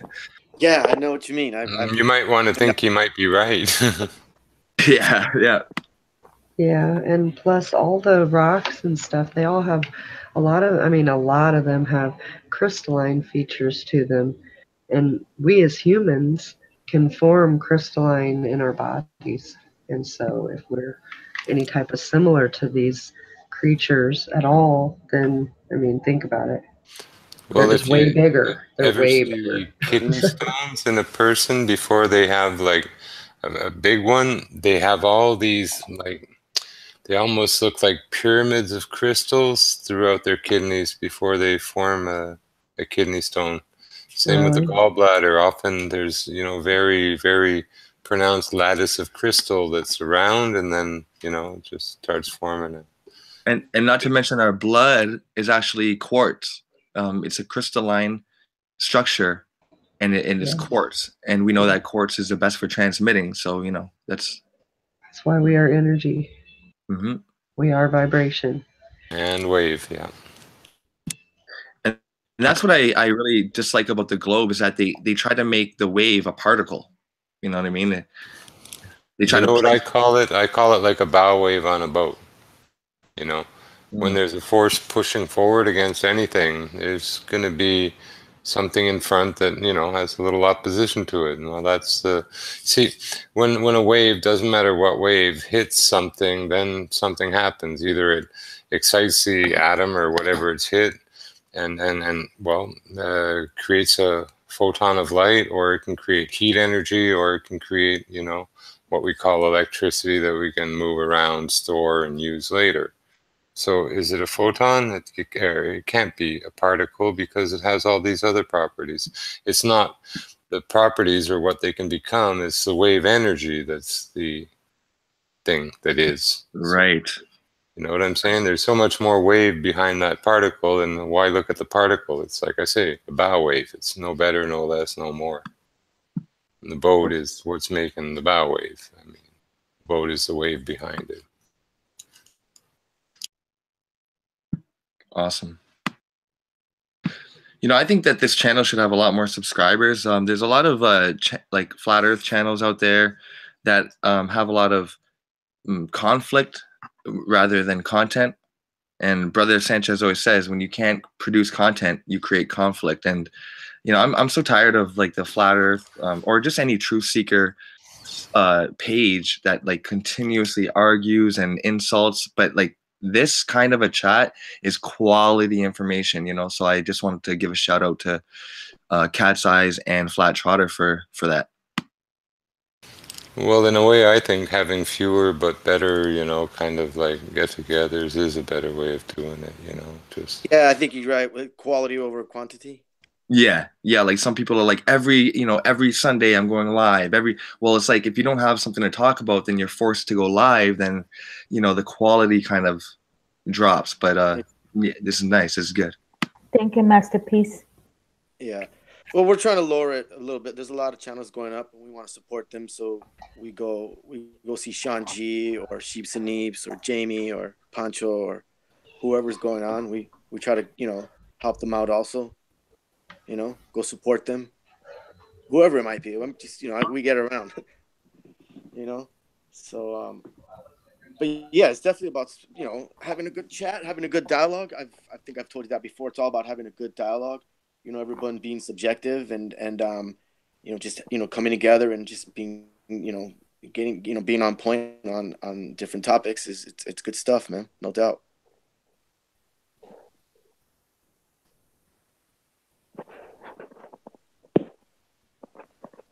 Be right back, guys. Alrighty.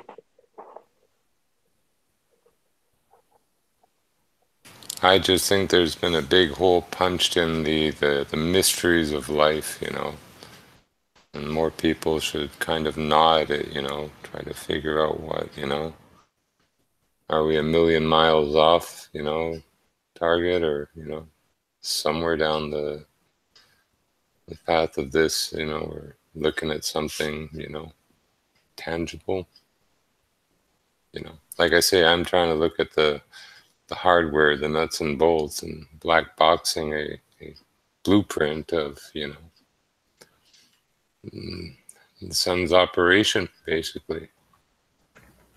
You know, and it's certainly written in a type of, like, you know, blueprint that's sort of understandable, but still, you know, I've never seen any like that. I can't say I understand more than a couple of percent, if that, you know. I recognize the plate, and, you know, fits over, you know, where they should.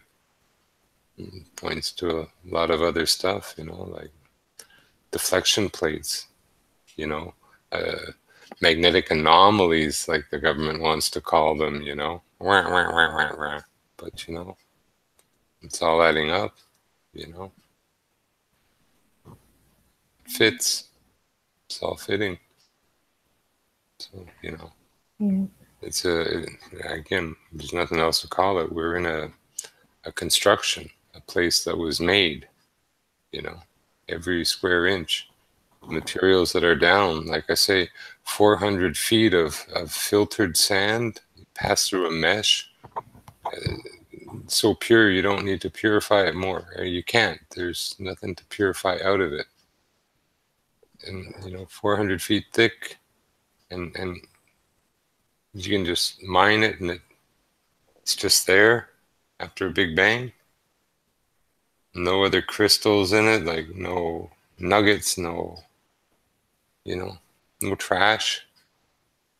It's just filtered pure quartz through a mesh that makes sure that nothing bigger than a certain size gets through. It's industrially processed. It's been there for God knows how long. That didn't come from a big bang. Processed quartz crystal. You can go, anyone can go there. Lexington, South Carolina. It's called Sandy Run. Can't miss it. Where's that at? In South Carolina, Oh. Lexington.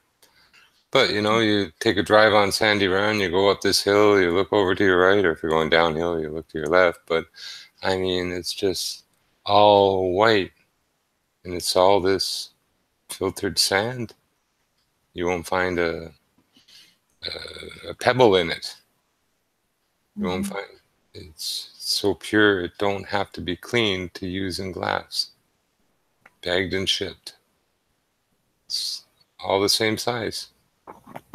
We know quartz crystals in nature are, embedded in rock, get washed away, eroded. Find them, in beach sand, other stuff, but not that uniform. This is uniform sand. Millions and millions and millions of pounds of this, well, literally laboratory grade sand, quartz crystal, filtered to a specific mesh. Just there. It's not just there.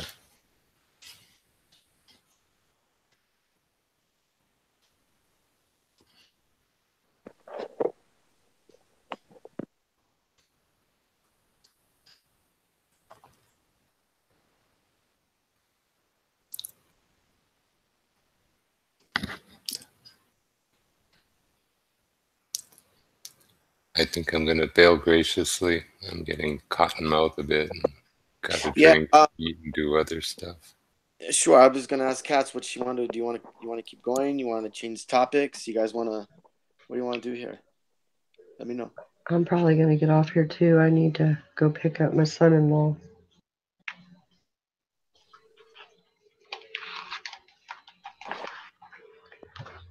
So I'll probably talk to you guys later. One, thank you so much for everything tonight. We'll see you soon, okay? It's been wonderful. And yeah, thanks for having me too. And I'm so glad to be able to, do whatever I can. Right on, James. Yeah, brother. Thanks a lot, man. We'll be doing more of this. Well, have a good night. Man, thanks a lot, brother. Be good.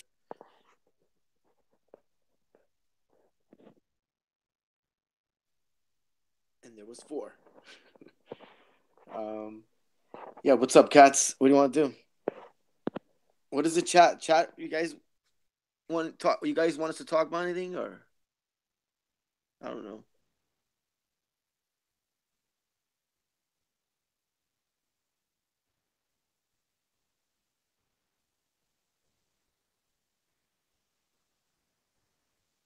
What's good? What's good, everybody in chats?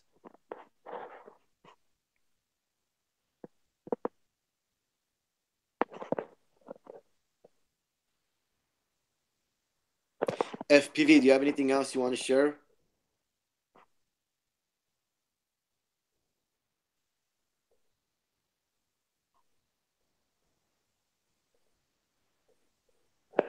Anybody? No.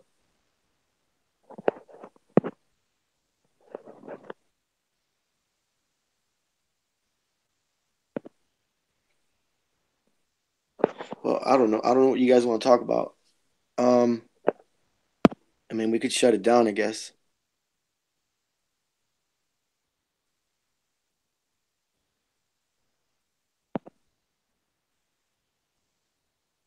Katz, are you there?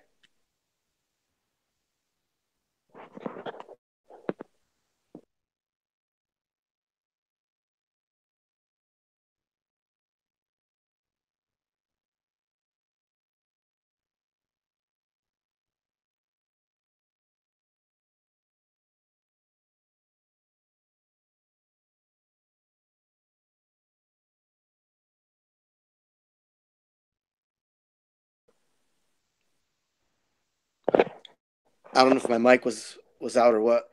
Can you guys hear me?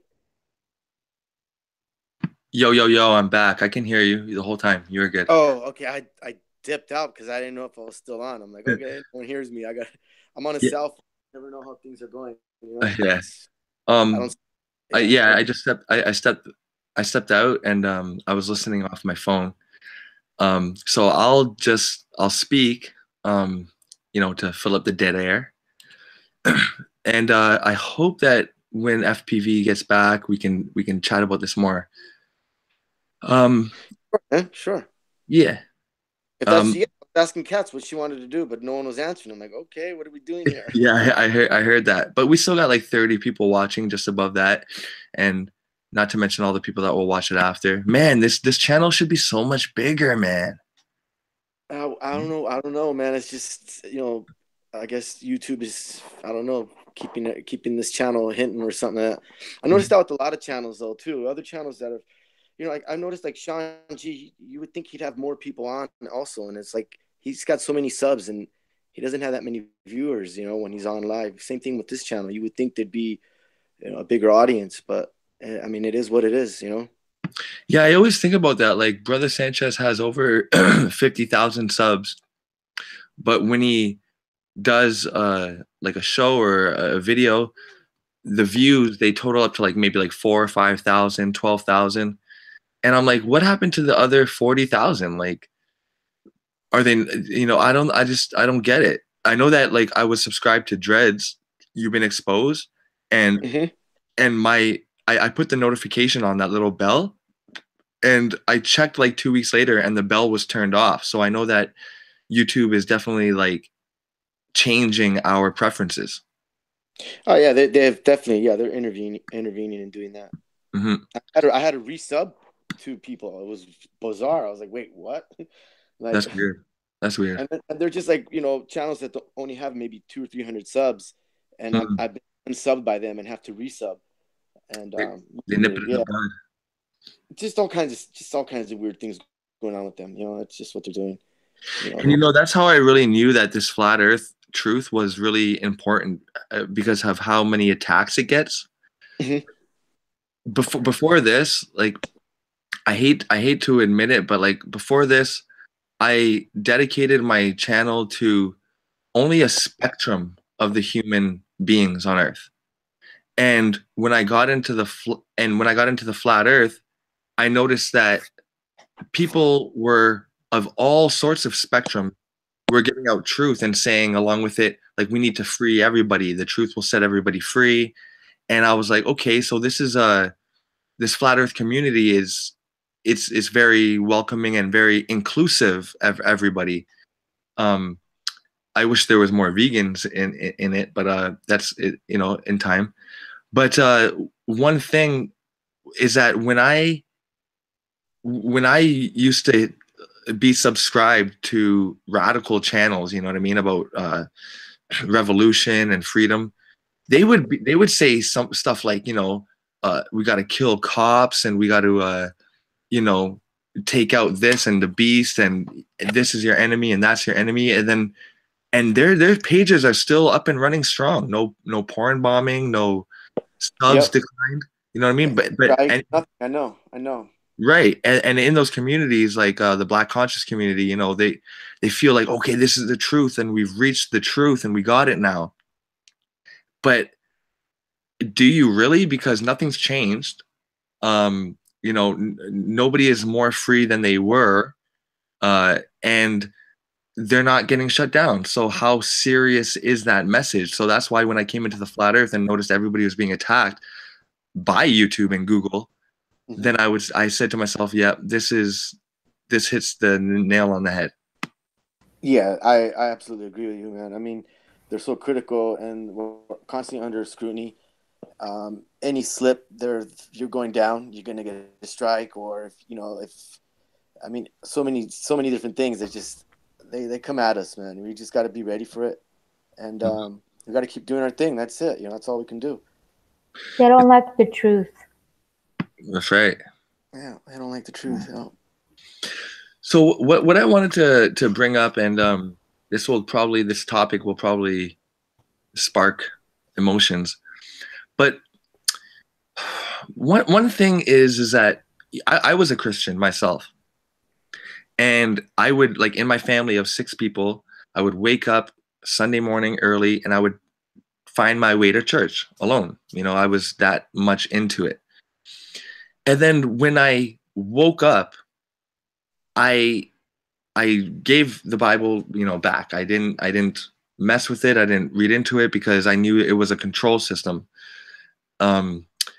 So when in Flat Earth, when I came into Flat Earth, I was really surprised about how many people were going back to that and reinforcing that book, because someone from a certain region may take the book as, you know, spiritual enlightenment, but then someone from another region, say equatorial or just like of darker skin, may look at the Bible like, okay, well, the Hamites were cursed, and that's, you know, the Ethiopic quote unquote race, and God instructed Moses to kill the Ethiopians, which was his wife, and her family and all the tribes, and they said, you know, save the virgins and all this crazy stuff, you know, testing, you know, your son. And it's just it was very surprising to me to see how many people that were exposed to the truth that the earth is flat, and that they've lied to us through TV and movies and all that, and then to go back to legitimizing the scriptures just because it says that the world is flat. Like, there's, of course, for a lie to be taken in full, you need to incorporate the truth in it. You know, like, you can't lie about something that's totally random. If someone asks you a question, then you're lying about that question. So when it comes to the Bible and realizing how, you know, many nations were forced the Bible to read, many slaves, the first book that they could read was the Bible, or we wouldn't be able to get out of the whipping post unless we accepted Jesus, you know, because we had our own gods. I understand what you're saying. I mean, people are allowed to believe in whatever they want to believe in as far as religion goes. I was raised Christian as well. I won't go into super details about that, but yeah, hardcore Christian as a kid growing up. And I just, certain things about it, I didn't resonate with, you know what I mean? And as I got older, I was always questioning, you know, the religion that I was in. I questioned everything, and, you know, questioned science, questioned everything. That's why I'm a flat earther, I guess, because I've questioned everything and always searching for the truth. You know, when things don't feel right or didn't resonate with me, I would ask, you know, because I would ask my father. He's a Christian, and he would give me his take on what it meant, and it just, some things just didn't work out for me.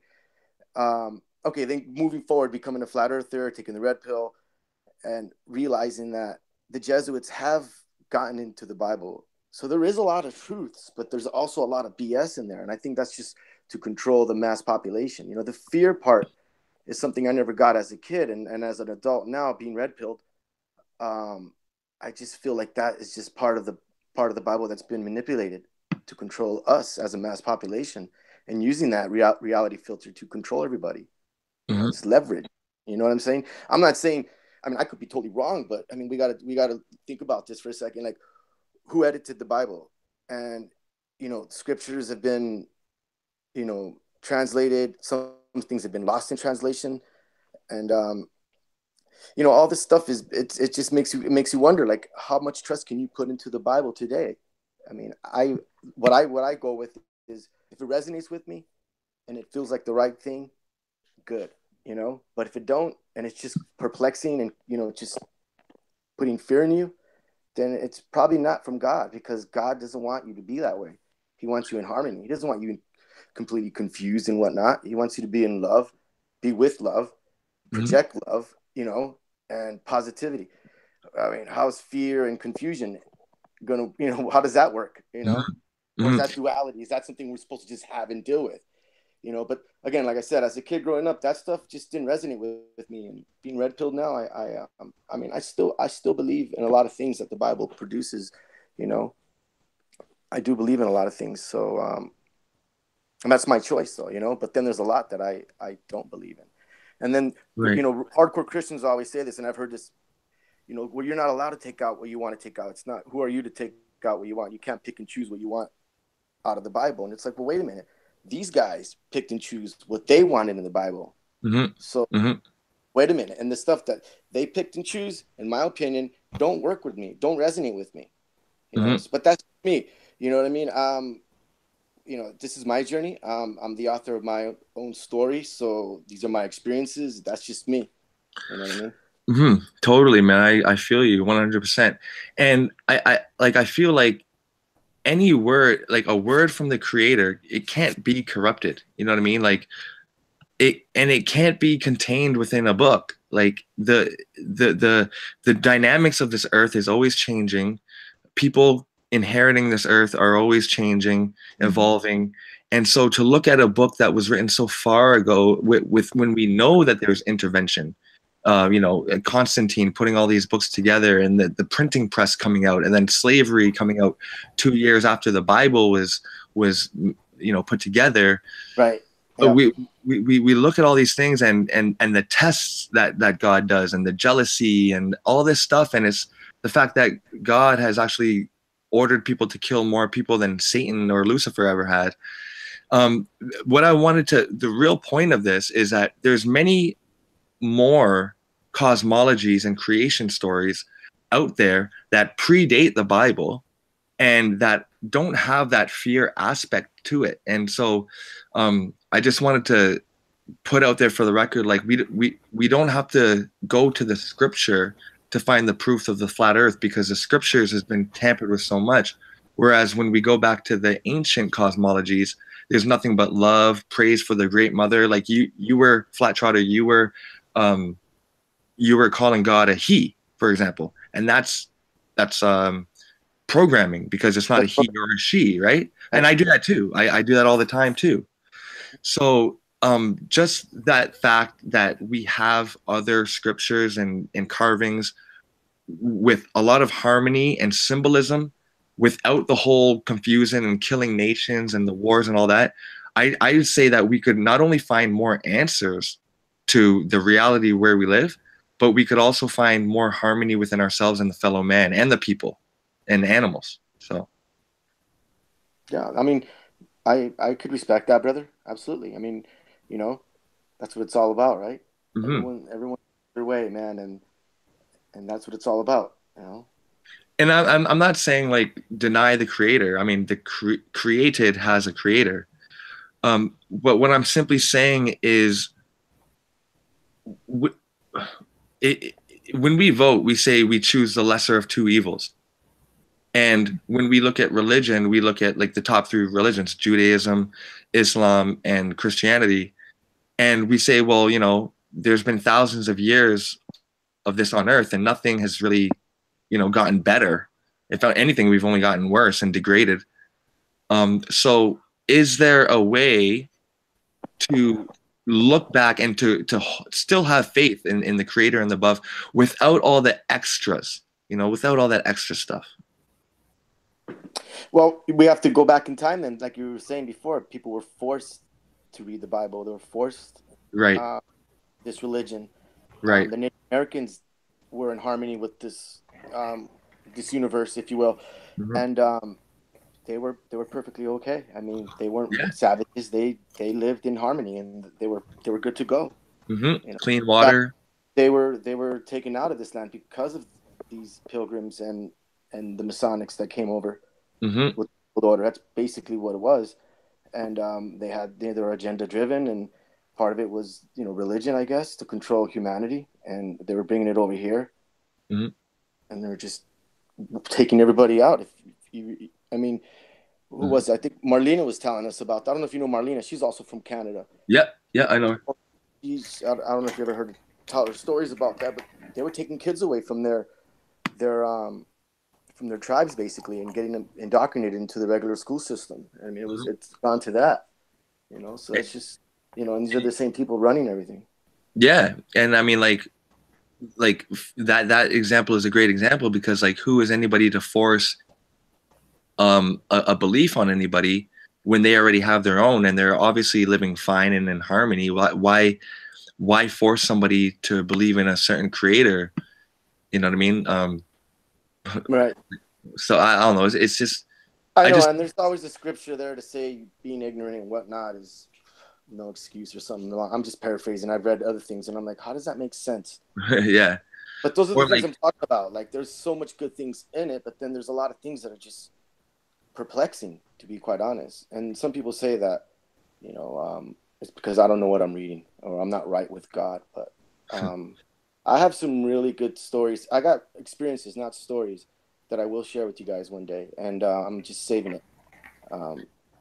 And but like I said, these are my personal experiences. This is my journey.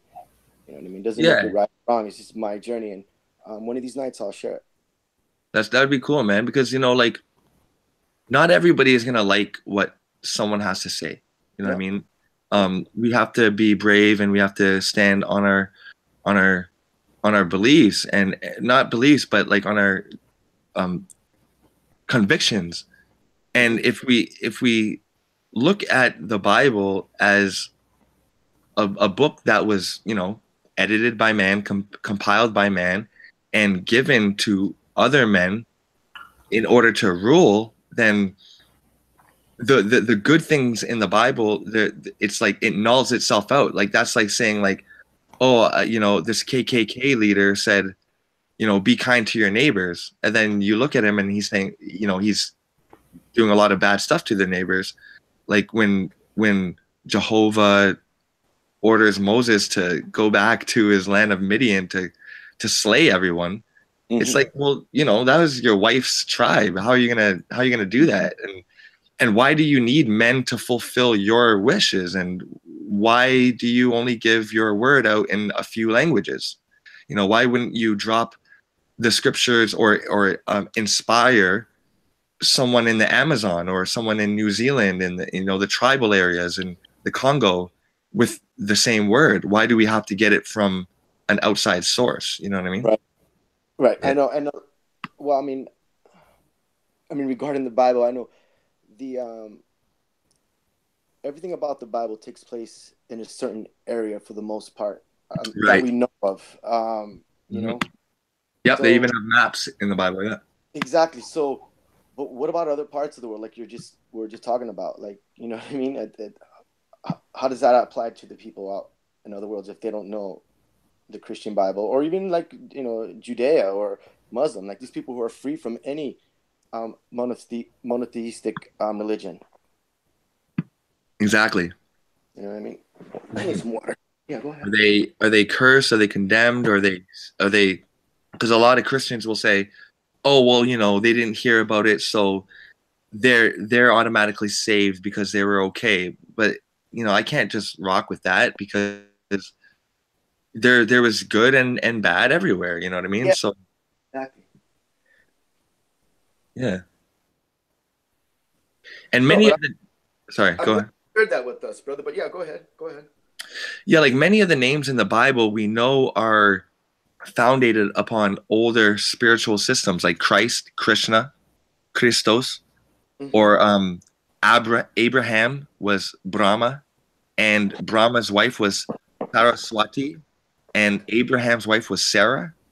So Abraham and Sarah, Brahma and Saraswati, stories about the prodigal son and just the 7 layers of creation. All of this stuff we can find in older texts without the fear. Like, are you a God-fearing man? Like, what? Like, no, I love my God, and I'm comfortable with God, So it's very like keep you in order kind of thing, control. And so I don't bash anybody for believing in it. I don't, everybody's free to do what they want. And I personally believe that this is a plane where karma and dharma gets resolved and, growth comes. So like, of course, people are going to be less good than other people and more good. I believe that that's just the way this plane works. But to see a cosmology that says the exact same thing without the fear, and then to see another cosmology, which is newer cosmology, with the fear, I start to question, the people, because they're looking so deep into this globe Earth and flat Earth truth. It takes a lot of months, maybe years, to fully get it. And I recommend doing the same diligence in spirituality. Like, of course, there's truths in the Bible, and we know that the Bible was ripped off of more ancient civilizations. So can we kind of put aside our comfort and our kind of culture and how we were raised and focus on the, more inclusive cosmologies? Because a lot of people are defensive when it comes to the Bible. They get very just like the globe. Yeah, so, yeah. No. Yeah, I don't want to offend anybody out there. Like, I mean, everybody's, like I said, you guys, you're all allowed to believe in what you want to believe in. We're just expressing our own personal experiences and our own ideas. We're not pushing anything else. You know what I mean? Like, if you want to stay Christian and believe in everything else and all the paradigms connected with it, so be it. But you should question where it came from. I'm not saying to not believe in Jesus or God or your creator. Just question where the information has come from originally. That's basically what it boils down to. And that goes with everything, not just religion. It goes with science, which we're all questioning as well. And politics and all this, everything needs to be questioned. We need to find answers, and we're getting there. It's true. I didn't mean to Go on. Masta. Hey, welcome back, FPV. What's up? Hey, how's it going, guys? Yeah, sorry about that to jump out for 20 minutes. Looks like everyone else jumped out as well. Yeah. One said she has to go and collect someone, so not sure where Jimbo went there. Man. He went to refuel. Yeah, he went to go refuel. He might be around later. I don't know. But Hold on. Go ahead. FPV, the graph, like, I love this. I love the graphics that you're showing.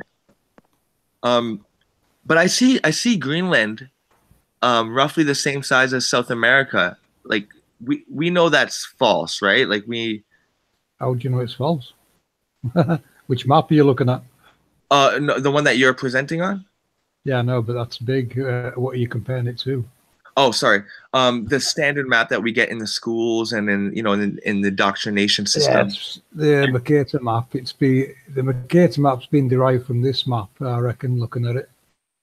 This one's, as far as I can see, it's correct.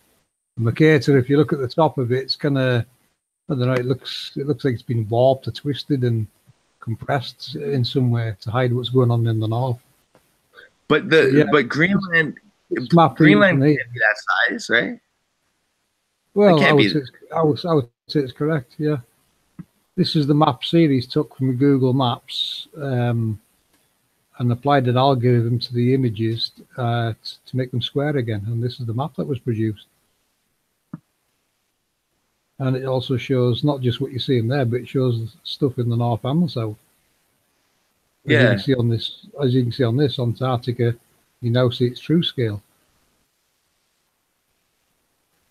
Yeah, I would agree. I would agree. It's quite a large continent, or whatever you want to call it. It's a big lump of land. That's looking at it from our perspective, anyway. I don't want to stay stagnant and believe in what I believe. I'm always open to growth and change, but I will bring forth all of my knowledge before I do that. And I know that we can't trust the media and things like that, but we know that, like, I think that the whole awakening of this whole flat Earth thing was the fact that, but before the flat Earth map, we had the controversy come out that the world maps that we get in our schools are wrong because Greenland is way too big, South America is way too small. They give prominence to the northern regions, then European quote unquote regions, and then as you go down, it loses significance, so they make it smaller, like hieratic scale. So I'm on board with that. Like, I mean, if we look at Greenland and say, yeah, I drove around Greenland in a day, and then we look at Africa and it takes you, months to travel around the perimeter.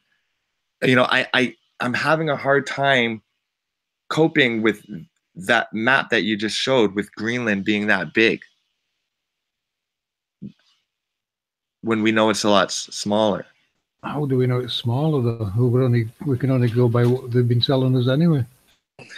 Yeah, that's And the Mercator does compress it at the top. I've noticed.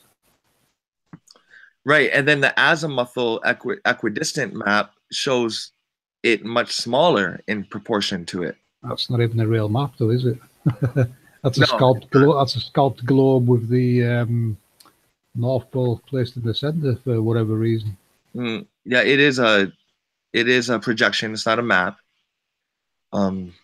So if you could explain how, because you were saying how you cross-reference this map with the grid lines, and it made a square again. How did you or whoever, how did they come up with this map, this one that we're seeing?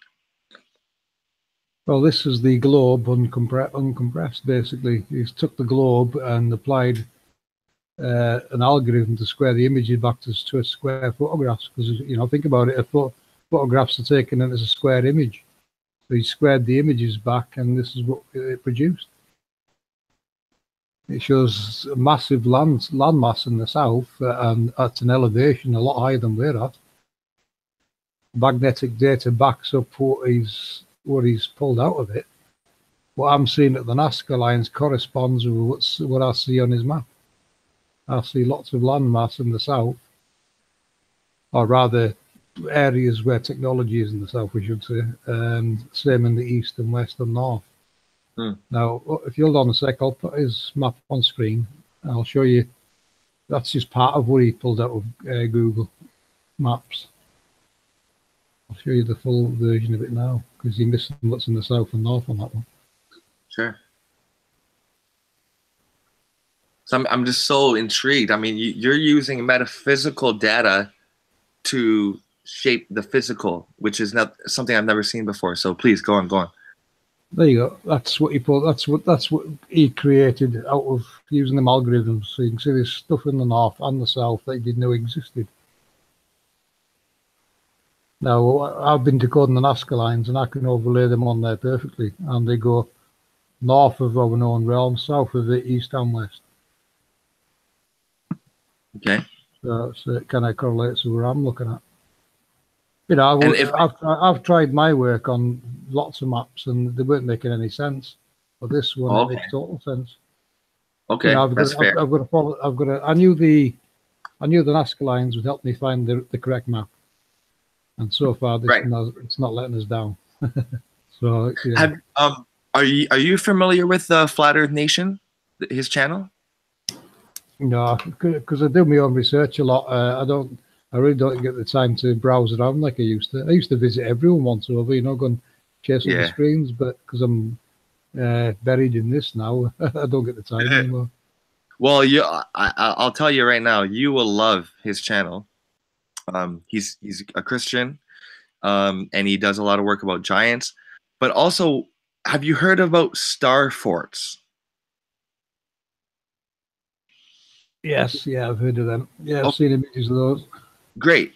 He does all of the work on that, and he lines the angles of the points up across the map to other, like it'll be from like Europe to South America, and it'll line up directly. So if you could, they're built on their ley lines. We know that. Yeah, the 12 by 12 grid we're using is part of the ley line system. The ley lines actually interconnect with that 12 by 12 grid that we use in the background, the Temple of the Sun and Moon. Now, I don't know if these were constructed. They were probably constructed on ley lines, but where they point is just, it's not random. It's dispersed because it's a star. So what I just wanted to offer you was I want you to grow this movement. I want you to look at his information with where the star forts are, and I would like you to overlay it on this map, because that would be very interesting. Very interesting indeed. So has he got like a map with star forts on? Is that what you're saying? Yeah. Yeah, like it's kind of overlaid them. It's kind of dispersed through his channel. He says his whole position is that there was a Christian golden era that we call the medieval times that they are hiding, they are hiding the fact that we had this technology to build immaculate star forts lining up to different continents and countries in a time where they teach us that we had the, you know, the medieval, the dark ages. So if you would get a location on all those and correlate it to your map, I think that would just be wonderful. Yeah, I find that, you know, you put some overlay something on the map, it's going to make sense somewhere. So yeah, you know, if they're strategically placed or it's to do with ley lines or this grid, then they will slot in perfectly. So it'd be the same for him, you know, if he starts overlaying his work on this map, say, he might get a surprise. That's what we've been saying, you know. I know a lot of people follow the AE map, but the work you're doing, try applying it to this map and see what it shows. Yeah, and I'm gonna start doing that. You know, that's what we had to do to arrive where we're at. We tried a few maps and wasn't working out. And then, you know, once you find the right one, it just flows, and it's flowing, this one. One thing I have to say, like a personal experience, and you could correct me, or enlighten me, I would say. I took a trip from Addis Ababa, which is in Ethiopia, and it was from Addis Ababa to Toronto, Ontario. And we stopped to refuel in Ireland, which is close to you, FPV, I believe. And if you look on your map or any other map, like globe map, you realize that from Ethiopia to Ireland, you go north, and then from Ireland to Toronto, you go south. But on the flat Earth map, not the equidistant, the Gleasons. On the Gleasons map, it's a straight line from Ethiopia to Ireland to Toronto. It's a straight line. And so I just wanted your thoughts on that.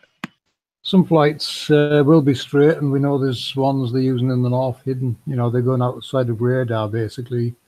On that map you can see there, we've caught them doing it. They go north. Say they wanted to go to China on the west coast of USA. Now, on a globe or an E-map, you would just fly left and arrive there. On this map, you know, it's the two farthest points across the world. So they fly west for a little while, then they turn north, and they go for radar, then they turn east and come down over Russia to get there. That's what we're noticing. And I don't know if you know Marlena, that Canadian pilot. Flight, yes, the pilot, yeah. She's in my country. She confirmed with me that there's volumes of flights coming and going north of her, you know, going over towards Alaska, and she doesn't know where they're coming from. Well, these northern flight routes would explain that. So, you know, they're doing that to fake the globe, basically. Yeah, I've heard her say that, actually. She doesn't know where they're coming from, and why they would be coming from that direction. Yeah, I've heard that. Yeah. As another example, there was flight. It had to stop at Alaska, and it was going. I think it was going somewhere in the States, and it stopped at Alaska. So same again. You know, it was caught out in a northern flight route, and they had to make an emergency stop in Alaska before carrying on to the States. So this map explains that perfectly. If you take into account they're sneaking north and then coming back in again. So very rare you get planes flying straight, we've noticed. Because they're faking the globe, they're going to have to go outside of the map, then east or west, then come back in again. So the flight routes aren't as straight as you think. Not the northern ones, anyway. You know, one straight across the Atlantic, they'd be probably normal flights. It's when they have to go, like, from the west coast of the States or Canada or Alaska to get to China. That's when they'll have to use these hidden northern flight routes. I would say the same probably happens in the south as well. There'd be something similar going on.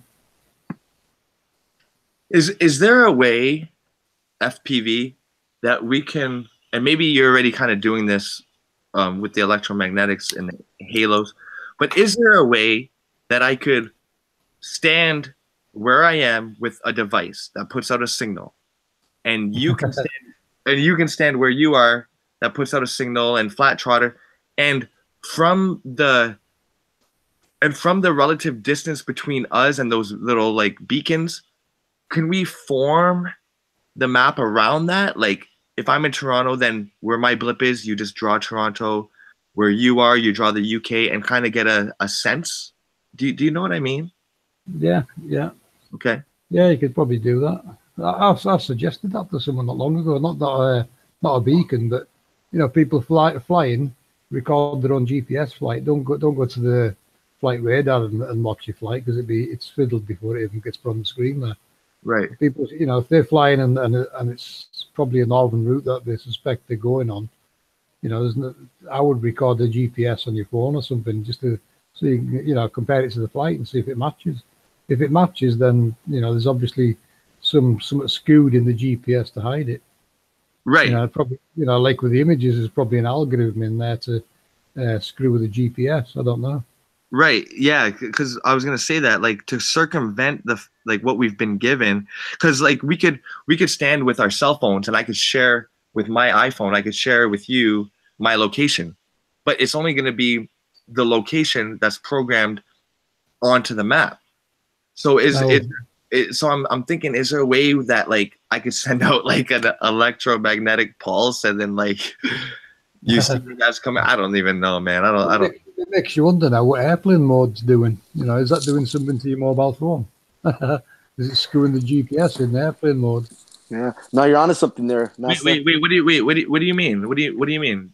Airplane mode? You put your mobile phone into airplane mode, don't you, when you're flying? Right. Yeah. Is that screwing with your mobile phone's GPS, I wonder? Oh, so you're saying it's like masking where you're actually going? Well, the aircraft's GPS could be overriding yours if it's in airplane mode, because you don't know what that mode's doing. Oh, for sure. I don't know what it's doing. So it might be worth taking a secondary GPS unit and just to compare. For sure. Like, okay, for example, your map here is laid out like, I guess you could say laterally from the left to the right, whereas the AE map is around. It's around, like Africa is like perpendicular, then you know what I mean. So this is all across from left to right. We'll just say it's oriented from left to right, where the AE azimuthal projection map is in a circle, with the east to west being in a circle. So what I'm saying is, say you're in a place in Russia and I'm in Canada, those two beacons, homing beacons, would differ drastically. If you're in Russia and I'm in Canada, we would be lateral, left to right. You could draw a straight line. But if it was a azimuthal AE projection map, then we would see a lot of discrepancy. So that's what I'm kind of getting at. Is there a way that we can use just our own positioning, free of the pre-programmed GPS, in order to locate the true distance between us? Ooh, tough question. Yeah, I like that. It's down to trusting the technology we're using, isn't it? We don't know what it's doing. I asked the question before, like people in Australia, is their magnetic north, the direction for their magnetic north, knowing there's gates or portals east of there, is that interfering in their compasses in any way? I don't know if anyone's ever asked that before, but there is a seriously big, large magnetic anomaly to the right of New Zealand. You won't see it, but we know it's there because we know what's there. A couple of 1,000 miles east of New Zealand. So I'm wondering if that perhaps interferes with compasses in Australia and New Zealand. So is their north a different north to what we're looking at because of that being affected by what's there? Could you say the same for the southern part of Africa, below the equator? Could you say the same for that? That it's been interfered with? Yeah. But probably not, no, because the southern portal of gates is quite far south from there. But then again, it's directly below it. Well, slightly left of it on our map. Slightly below the north. Hold on, I'll put my mouse on the screen. I'll show you where our meridian is. Okay. Can you see the mouse, yeah? Yeah. Right, that's our 0.0 about here. That's the what? Right there? That's our 0.0 center of the map. North by north center.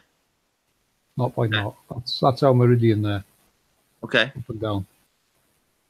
Okay. Because we originally had it over there, but with new information, places it here. for us anyway. You know, this is going by on the grid we're working with. The Nazca Mandala and the Sunstar Peru grids. You can't see them on here, but that's the grid that you see here. Oh, I just closed it.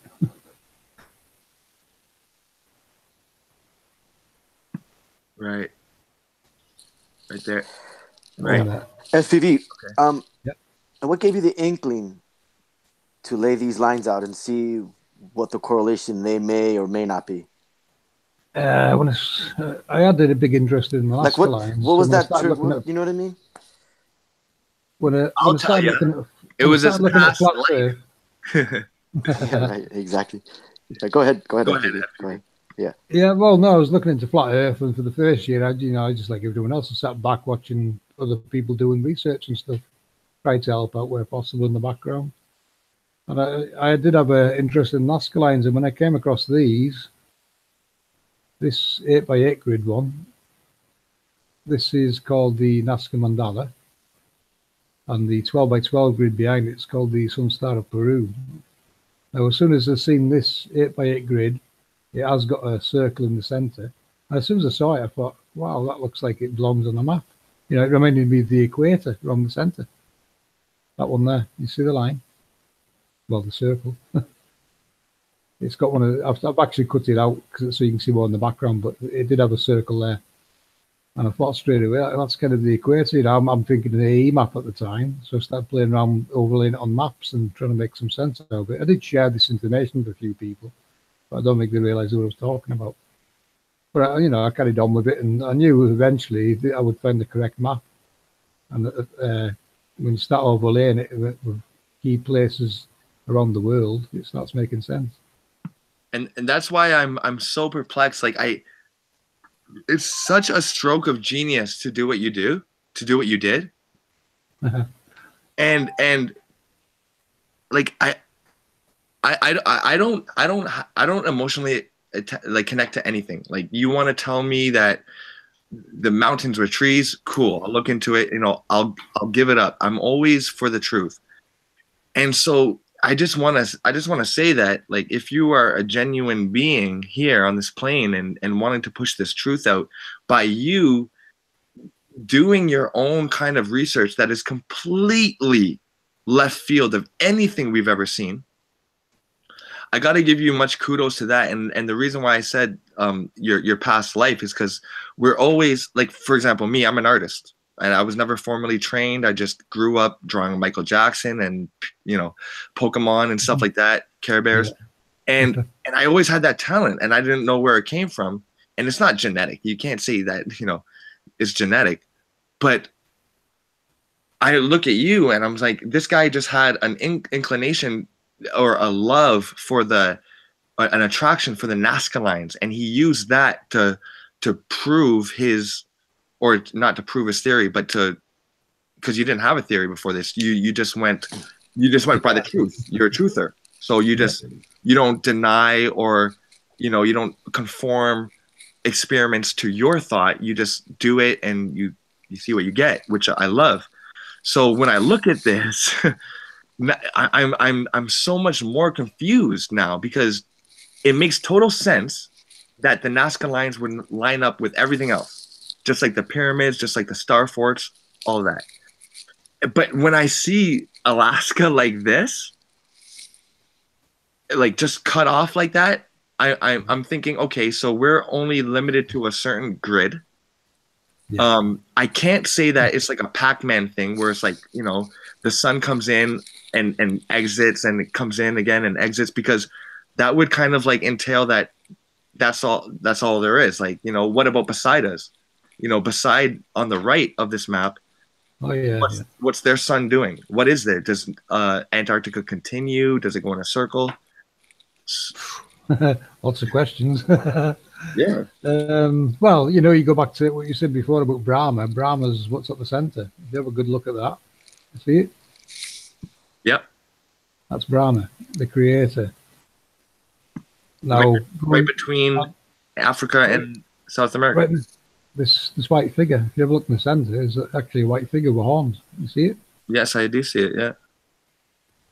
That would be Brahma, the creator. I was talking to Santos Bonacci, and I called it Satan originally. He says, no, that's Brahma.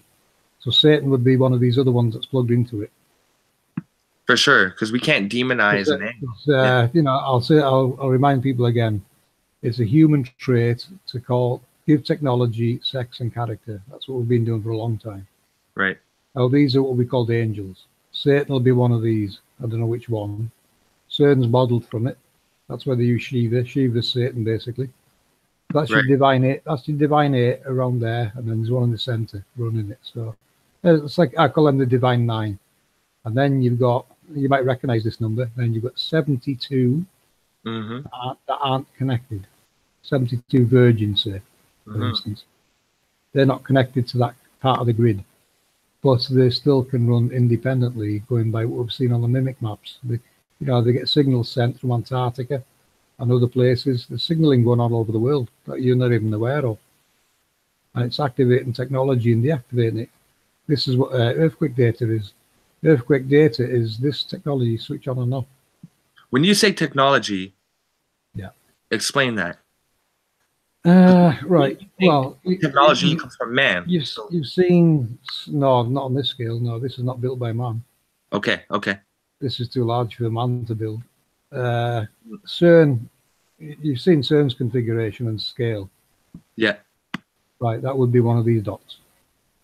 I wanted to ask, that would put a halo in the sky that you can't see, unless there's barium in the atmosphere, and then it will show up.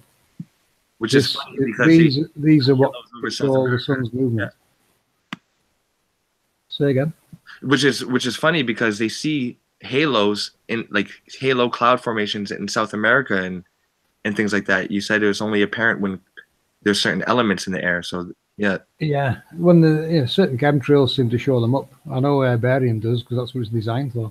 It can illuminate a geomagnetic field from pole to pole, apparently. So when they're switching their CERN units on, they're going to have to spray barium to see what their halo is. And that's why you've seen all these other ones. I think that's also why they banned them CFCs that are aerosols. It's probably them starting to show them as well. I know you've all seen sundogs in the sky, or a lot of you might have. What they call sundogs is one of the halos off one of these. And you'll always see the sun traversing around the edge of it. So it's not the dome, as many people say. Well, the dome, in my opinion, would be layers of electromagnetic halos. Going by what I'm looking at here, we know the first layers for the sun and moon.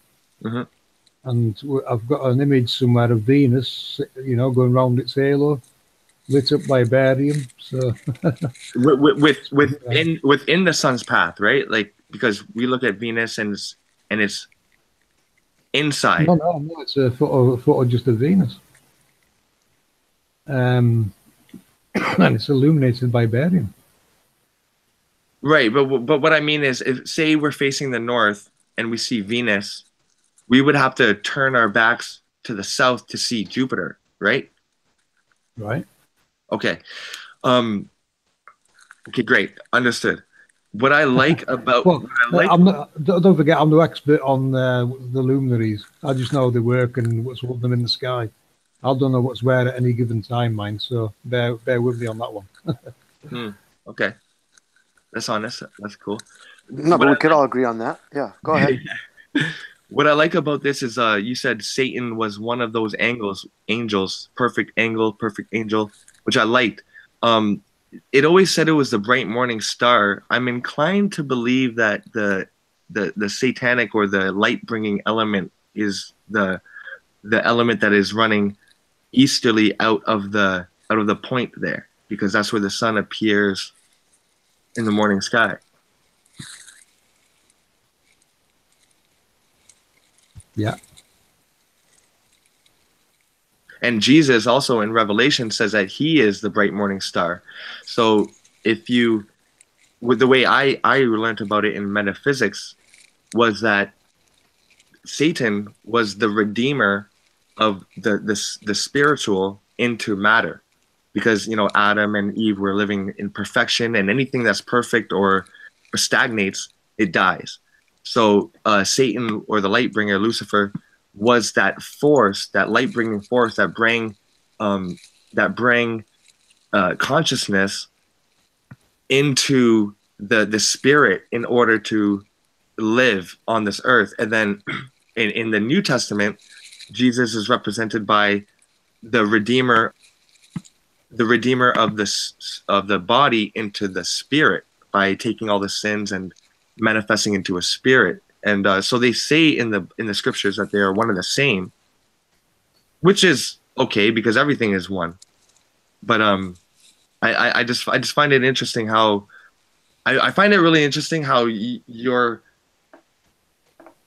kind of I don't know if you believe in that diamond map where the sun reappears and disappears, but you were or you on a stream with somebody else was saying how the sun is reborn literally every day. Could you go into that? I mean, when it meets the west, it instantaneously appears in the east. This could do that, yeah, if that's what it's programmed to do. No worries. It'll go across there, and as soon as it hits there, it would reappear back here. It's just switching on and off. That's all. The sun has got no mass or weight to it. It is just whatever it is. It's trapped and manipulated across here between these points over and over. I can explain how it does the 24-hour sun by using that path there. Come back around and then do that again, and then there's your 24-hour sun doing that path like that orbit, which is what I think it's doing. I see that. We haven't even got into the moon. like either be that halo there or this larger outer one. Well, there's two more beyond that. It could. I think when we don't see it like now, it could be going around here for all we know. That's something we're not sure on yet. We don't know if it's getting to there and resetting and starting over again. The only way we can check that, and we're already working on it, is looking at sunspots. If we're getting a new sun every day, then them spots should never be the same. But so far this week, Sandra's been shown, 3900 Sandra, it's been the same sunspots all week. So according to the Book of Enoch, the sun changes once a month. So we're going to watch, we're watching now to see when the sunspots vanish, which they did yesterday. Yesterday there wasn't any sunspots. And if we start getting sunspots, if we start getting some more tomorrow, then we've probably got a new sun. Wait a minute. Okay, the sunspots. That isn't that a heliocentric term? Like, if the sun is it doesn't matter what it is. It's the only thing we can use as a reference to see if it's still the same sun or have we got two suns. But we actually see sunspots, like those dark patches on the sun. Yeah, cameras are picking them up, and they do change and rotate around. I put the rotation round because the sun's going around the halos and it's causing it to rotate. As it goes from round one and another, it's doing that basically. Well, I'll give you this. This is something that I told to somebody else in the chat. Every time a baby is born, it has two nipples, genitals, two eyes, two nostrils. So it doesn't have to necessarily be the same sun in order to harbor the same physical features. If the moon goes away into a new moon, literally, because we can see stars through the crescent, and it is literally reborn every month, like you're saying that the sun is, which I have no problem with, then it wouldn't be too hard to conceive that it would manifest itself with the same features. Just like when I have a baby, it has two nipples, two eyes, two ears. Do you know? We're down to, because we don't know what they are yet, do we? We can only guess what they are. That's right. Jimbo's breakdown is kind of how our CRT monitor works. That's how the sun's being manipulated, moved around. But we still don't know. We can't say what the sun actually is, or the moon for that matter. Which is okay, because you've got two options there, because remember, as above, so below can now mean what's in the sky is below ground. So you've got a projected halo in the sky and a physical halo below ground. And now the sun and moon might not be in the sky; they might be in those physical halos below ground, and we're seeing the projection in the sky. Right, which would help better explain the eclipses. So there's that option, or it's definitely, it looks to me like something in the sky that's being manipulated.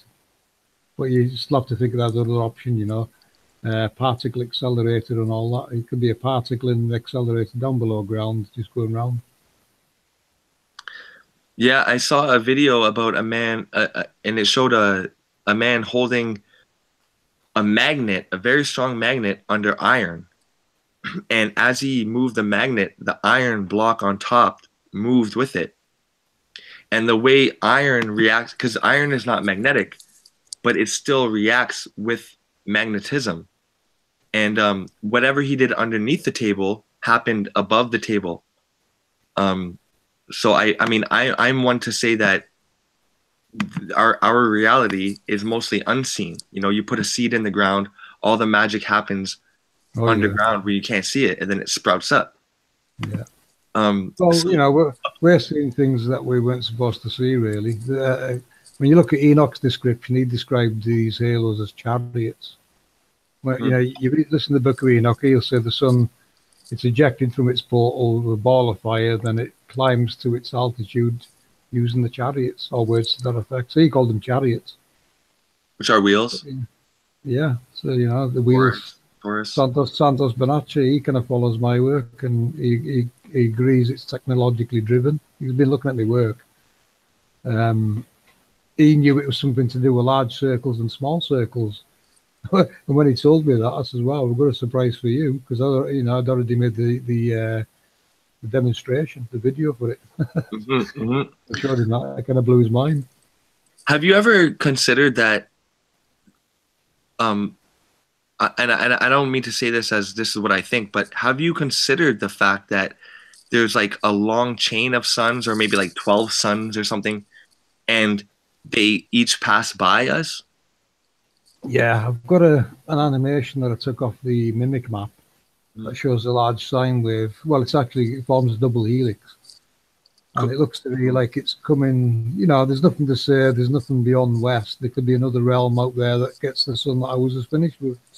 You can only guess what's out that way, can't you, really? Yeah. Anybody? But, I can see, looking at the Nazca lines, I can see things beyond what we're seeing here. Yeah. So I know there's things further out that way. But that's why they have the ball model to limit the amount of land that's available. Yeah. This is what you got, and that's it. Made a ball, but they're hiding a lot. There's definitely more land out there. In all directions. I mean, there's land here in America that's we can't live on, and there's so much of it. Mm-hmm. I'm sure it's like that in Canada too. There's so much land. How can you say way more than America? It's insane, and but they keep everybody in these small areas. They keep you in the city. Mm-hmm. Can't go too far out in the suburbs. You know how it is. Yep. And that's just how they do it. Nobody can just take off and do their own thing. I'm just looking in chat there. Riddler says, if you look at path of Venus over 8-year period, it makes a shape of pentagram. I actually used Mars and Venus's motions in the last video we made to demonstrate how halos can create their motions. Mars only needs 3 halos to create its orbit. Venus, I think I used about 5 halos to get its the rose shape pattern. It makes a rose shape pattern, Venus. And I think it's either 4 or 5 halos in the center of its, its image to work out that shape. Wow. According to the Book of Enoch, there's thousands and thousands of these things below ground, not 1 or 2. You can see on the map there, 40 external and 32 internal. There's lots in between what you can't see below ground. They're everywhere. They have to be. They're generating winds in your neighborhood. This is where wind's coming from. It's the flow of energy going through that halo. I never agreed. Clouds. I never agreed with mainstream how wind was created. Like hot air moving up and then cool air replacing it. I never agreed with that. So I like how you're saying you're giving a different option to the wind. So we feel wind on a horizontal lateral. Like we don't feel it coming up from the ground. We don't feel it coming over our heads and down on us. It's always horizontal. So could you Can you kind of delve deeper into that about winds? Well, it's a tornado effect, you know. You got that rotating halo above you. Below it is going to be a tornado forming.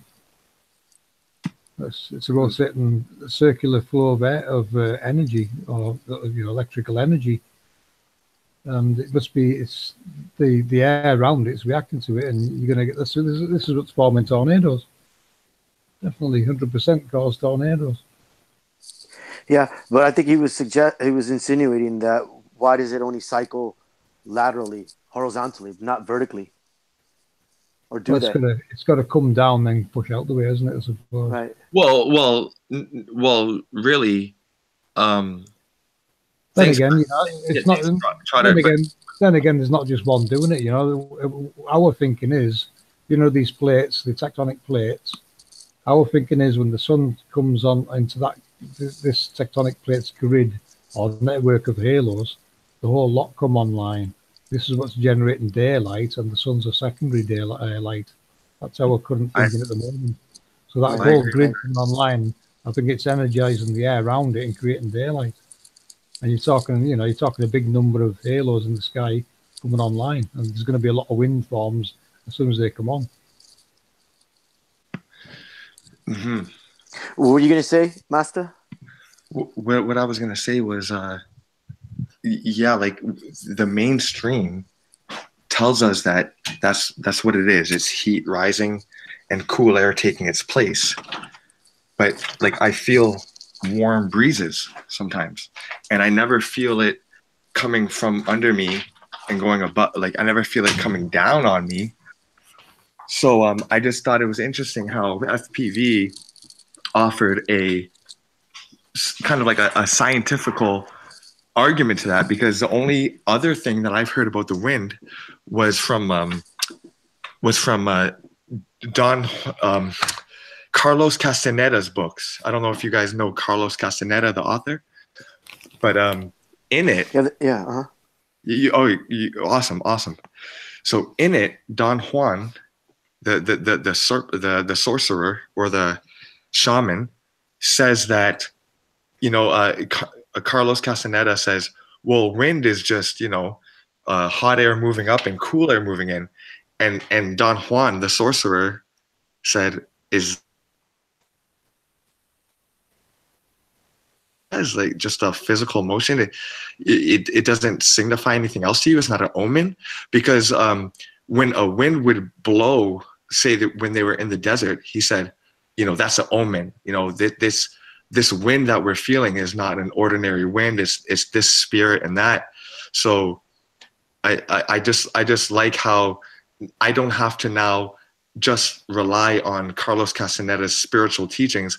FPV is providing an electromagnetical visual source of data for the wind's movements. Yeah, I think the technology plays a lot of roles. Winds, lightning. What else is going on with it? Volcanoes, earthquakes. There's a lot going on with this. They're responsible for all weather activity. Yeah. I think they also form the clouds. Yeah. Are clouds, in your opinion, FPV? I'm thinking that they have a part in forming clouds, whereas it's probably vaporizing liquids in the atmosphere around it on these halos.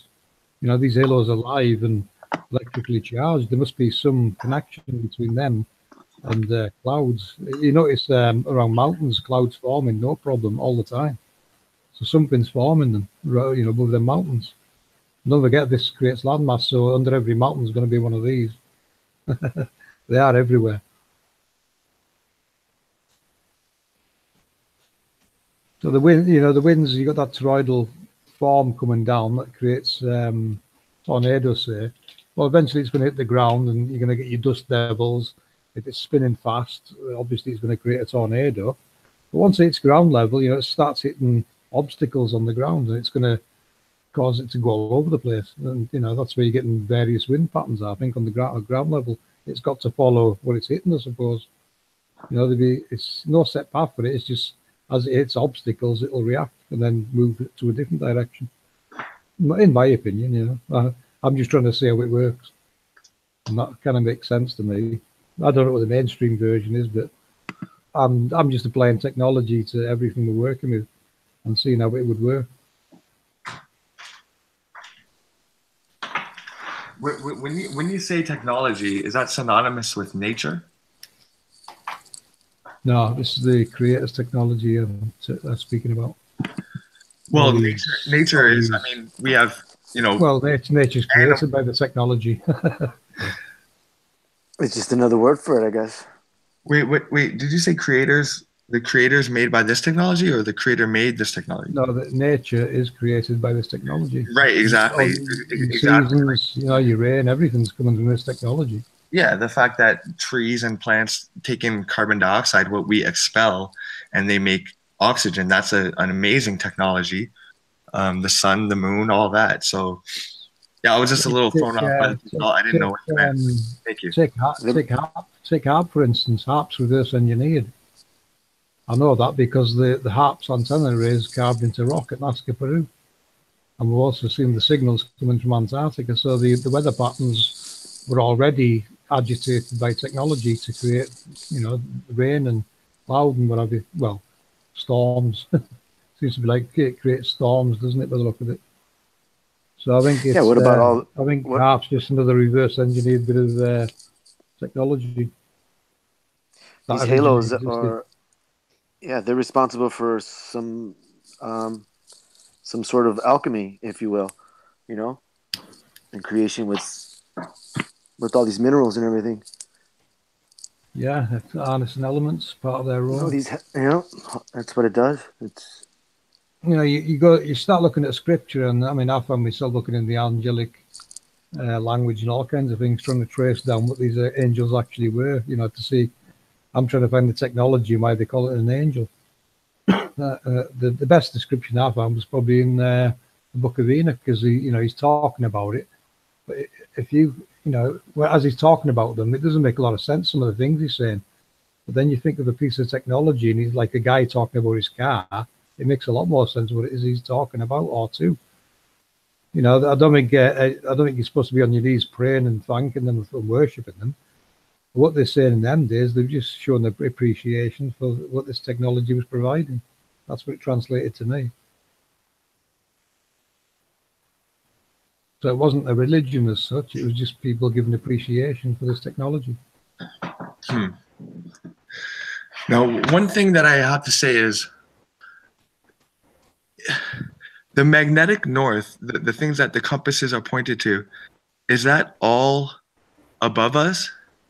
Because like if I'm in Canada, in Toronto, and the north is pointing up, like up to those three like where is your North Pole? It's probably those three things in the north. Okay. And what are those boxes? What are those boxes? On the Nazca lines, it's definitely going in that direction towards those. Yeah. Those boxes, they're probably the angels in the north, south, east, and west, as referenced in Scripture. And the dots, like I see dots in the each one of them is going to be an angel. Okay. A piece of technology that's got a role to play. So the ones in the east and west are controlling the seasons up and down the six. See the six on the right. Go down the way and you'll see 2, 4, 6 in that order. That'll be your seasons. Over the course of a year, it'll switch between those 6 going down the way and then back up. And that's what's your northern summer and then your southern summer. It's just switching between those 6. The ones in the north and the south, I'm not sure. Not sure what's going on with those. I can explain what the sun's doing east and west. The north and south, they could be something to do with all the other luminaries. I'm guessing. Yeah. And that's honest. That's what I appreciate that about you. In correlation with the sun and the moon, how do you think they're related? Are they lovers? Are they brothers and sisters? Are they opposites? Like, I want to hear. Hold on. I'll show an animation Ron made for this.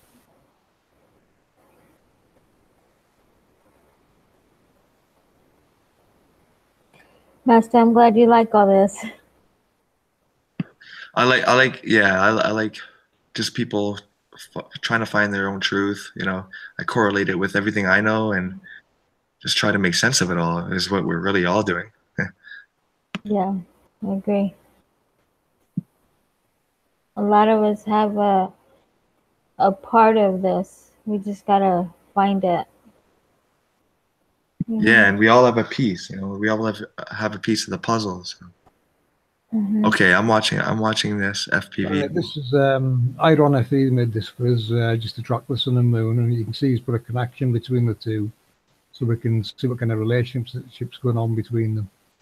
You'll notice when one's near the center, the other one kind of resets and it starts back in the east again. I don't know if it does that all the time, but this is just a short animation he made for us. You know, this is work ongoing that Ron's doing in the background, so we can, you know, have some more data to look at. Of course, the path's going straight there, and we know it's not straight. So over time, the plan with that one is to get it following the motions, what it should be following. You know, the up and downs as it's going across. It doesn't do it in a straight line. Mm-hmm. Yeah, because sometimes you can see the sun and the moon in the same sky. Yeah. Yeah, you know, they're going to catch up and pass by and all that. We've got that to look forward to. That's a work in progress. And what about Rahu and Ketu? Like we can't forget about the 2 billion people in the world that include that in their astrology. So what do you say about? I've got an answer. Yeah. For that. I'll show you a video. Yeah, cool. Take us a few minutes to find the video. Freaking there's other cosmologies that know of other celestial bodies and up there that are, you know, doing what they do. Doing what it do. Yeah.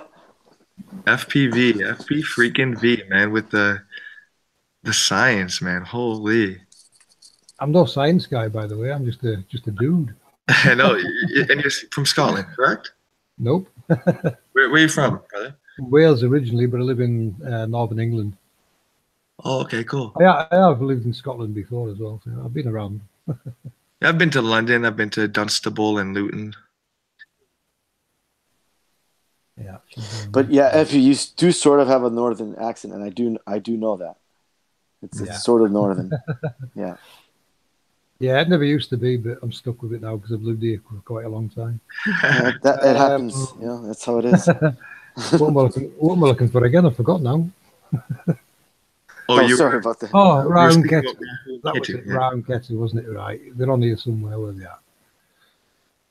This was the first video I put out. Where are you? They're here somewhere. There.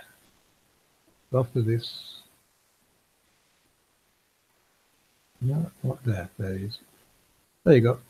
I think Rahu and Ketu are angels' halos that are seen.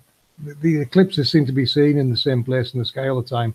So to me, it suggested what they were looking at was a location, not actually an object, but a location in the sky where the eclipses were always seen. So this would be Rahu, and the reason why one's going the one way and one the other, like we've seen in last August, is eclipse. We've seen the moon coming from the right and exit the left. Well, that flow, that they do go around these halos, so that would explain why it's doing it that way. Ketu would be opposite, where you got the sun on the near side and the moon on the far side. So I think they were both passing in close proximity, going around the same halo and going opposite directions. That would be my take on Rahu and Ketu. You can see in this sun, look at this video here. You can see there's no weight or mass to that sun. That's being thrown around the sky like a tennis ball. That's from Antarctica, before they started using a green screen. You can see there the moon's very close. Look at that. Like it's just been launched from somewhere. Look, they can come out and have a little party. Little party going on. Do you guys think? Do you think K2 is responsible for the moon phases, or it's just its own translucent light going through its own phase? My guess is have a look at the sun there. Does that look normal, guys? Nope. Well, my take is Rahu and Ketu are two halos in locations that people usually see the eclipses. That was my take on them two. What was your question again, Troy? Forgot now. Do you think they're responsible for the moon phases? No, I don't think the halos are responsible for them. I'm not sure what's going on with the phases. You know, I haven't looked at the moon a lot. I know Stan Smith's looking at it. I'm hoping he figures that out. Save me a job. But, you know, what I'm seeing at Nazca, it's mainly sun stuff, but which tells me the moon's using all the same mechanisms. It's just, it seems to be launching a lot more regular. What I find is while it's growing, while the crescent is growing, you can see through the crescent. Like there's no physical body. You can see the stars. But then once it reaches its full moon stage, the whole thing has been lit up. You can think of it as like a hot coal. And then as it waxes, as it wanes, as it goes away, you can still see the body of the moon, unlike when it's waxing and growing. So when it's a new moon, you can't see anything. I believe it's gone, being reborn. And then you can see the crescent and things behind the moon. And then as it grows to the full moon and then it wanes, you still see the physical body of the moon as if it's like illuminated itself and then it's slowly taking away from itself. So that's exactly how Enoch described it. He seems to be putting it across as giving light and taking light. So yeah, there's some process going on where in some phases it's giving its light and so others it's taking light. Where from, I don't know. It maybe gets a recharge off the halos, who knows? I would say again, I would be guessing with the moon, you know. For some the halos are giving its source. That's the energy source, and then it's just. I mean, that's all I can think of right now. I mean, it's a lot of information. You guys are right. We're like, you know, thinking just stuff that's just almost beyond comprehension in a way. There's that deep. Double helix there. You see double helix forming. There's half of it, and you'll see another half. That was the winter solstice, December 2016. That tells me there was switching going on. It was technology switching over into winter mode, basically. A lot of times we describe the moon as magnetic and the sun as electric, and the electric gives out while magnetic takes in, just like the woman. And like call me whatever, I don't know. I'm still hypothesizing, but I feel like the moon takes our will and desires and it shines it back down through the sun. I've heard that one before. It's just, who knows what's going on up there, you know. We could speculate about that forever, couldn't we? Yeah, that's I mean, I like the way you put that, brother. Yeah. History, geography, science, everything's been a lie. We're all finding that out, aren't we? Everything's bullshit. You have to, you shouldn't have to find all this out yourself. No. It should be taught, this should be taught in schools. Especially when it's written down by over like 100 cultures. Like, oh yeah, I mean, you would pay attention, wouldn't you? I would. I would be in school every day if I was learning this stuff. If we had lessons like this, I would enjoy it. Yeah. Nowadays, we put a globe on the desk and say there's nothing else to find. Right, go about your work. It's all been found. There's nothing left. Yeah, just like the Truman Show. If you guys remember in the beginning, where he stands up and he says, "I want to be a great explorer like Magellan," and then the teacher pulls down the map and says, "Oh, it's too late. We've already found everything. There's nowhere for you to go." Little kid's face. Yeah, that's cruel, isn't it? Yeah. So I don't get this.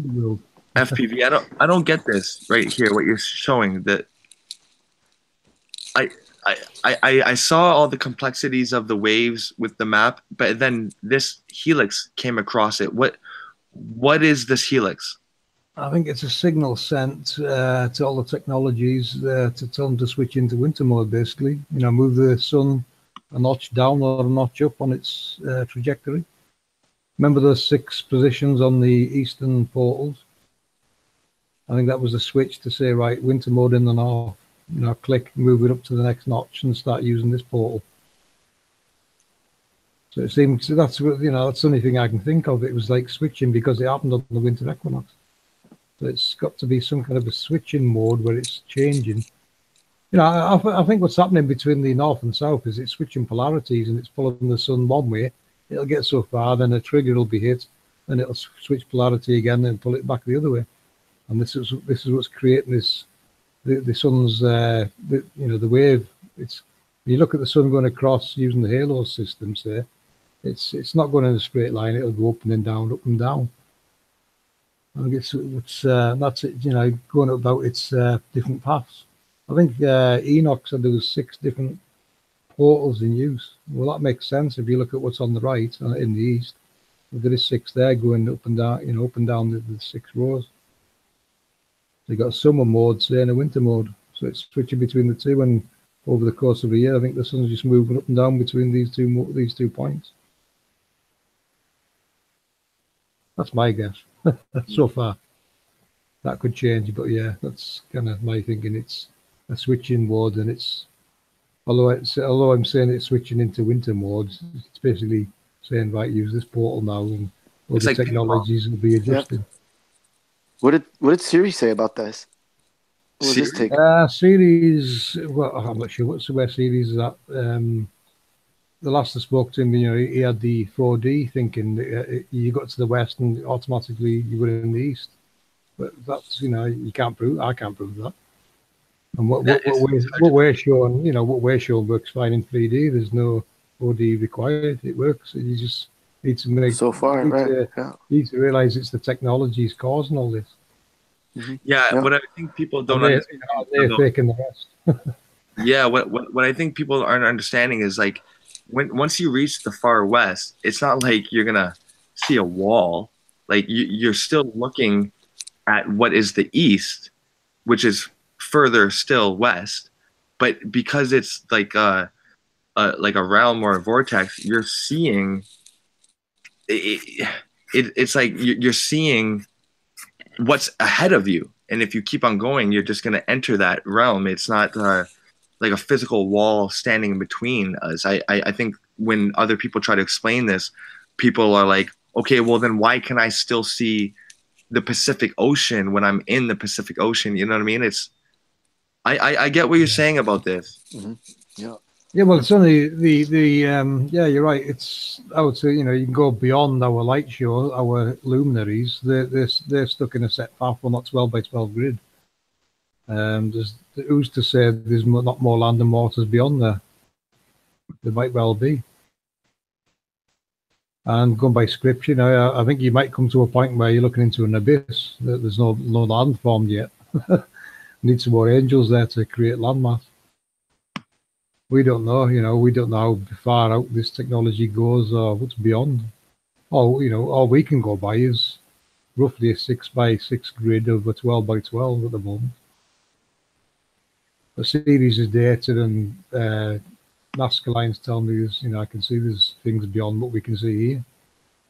What you're looking at here also in this image, you can see these 4 things in it, one in each corner. These are what series calls the 4 pillars. Now they're referenced in scripture. These go out to the extremes, and they come into the center of the world, and then they like kind of like go underground, go into the ground, mold into the ground. You know, that's not normal. That's technology again. It's got to be technology. These could be what they call, you know, portals, or this could be the magnetic attraction between north and south. I'm not sure what's going on with them. But I noticed when I seen this double helix, I overlaid it on them 4 pillars because that's roughly where it's happening there. It's like looping in between them. Africa would be roughly right, just slightly right of center of that helix. Okay, thanks for clarifying that, because yeah, I was having trouble seeing. Yeah, it probably doesn't make sense because you can't see land masses. So where did these readings come from with the helixes? Where, like, what program, what institute? What? They showed up on the Mimic map. It's water precipitation, but it seems to be picking up all the microwave transmissions coming from Antarctica to these technologies, and of course, these helixes and double helixes that seem to pop up now and then. Can you show that vid, FPV? Which vid? Cats. What is it called? You just said it.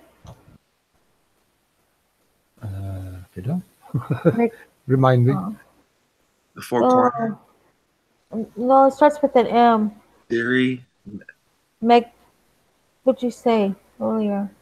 Magnetic data.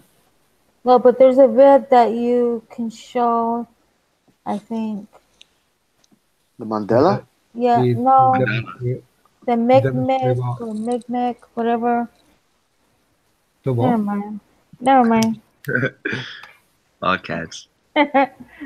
It's Friday. So, Hey guys, I gotta jump off. Yeah. Because my brother Sanchez is on a live stream right now, and I gotta go back him up. You know how these globe heads get. Which Yeah, one? yeah. He's on right now, Black Jesus Minister. Oh, he's there again? Yeah, well, it's on Vortex Media too. Oh. That Uh-oh. page.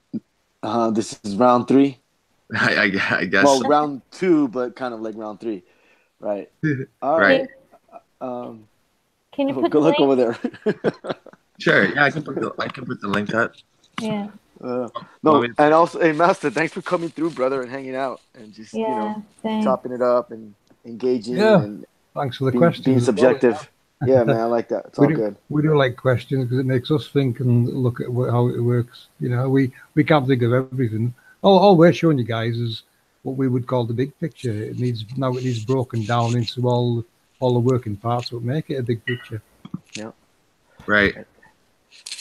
But, And I'm glad to be here, and thanks for being so gracious, answering the questions. And I love it. Like, I love asking you questions, FBV, because I have my piece of the puzzle and you have your piece of the puzzle, and it comes together, and it makes me ask a lot of questions. So, thank you for sharing. No matter how absurd it sounds or out left field, you're basing your information off of data, which is something that not a lot of people are doing out here in this movement. So, much respect. Yeah, cheers, man. Anytime. Yeah, Yeah. Any questions or even ideas? Now, we haven't thought of everything yet. Got a small team working on it, and we're progressing nicely. We're working well together. We've got another presentation we might do next Friday. Show you some more new stuff. Always new stuff, Yeah. If we weren't getting anywhere, we would know it was going to fail. But we're progressing nicely. We just keep learning new things all the time with this. It can answer a lot of things mainstream can't answer. That's what we're finding. Yep. Right on. Masta, be good, brother. Yeah, Thank you. Much love, man. Much love. Peace, brother. Yeah, I put the link for the Bro Sanchez in the chat.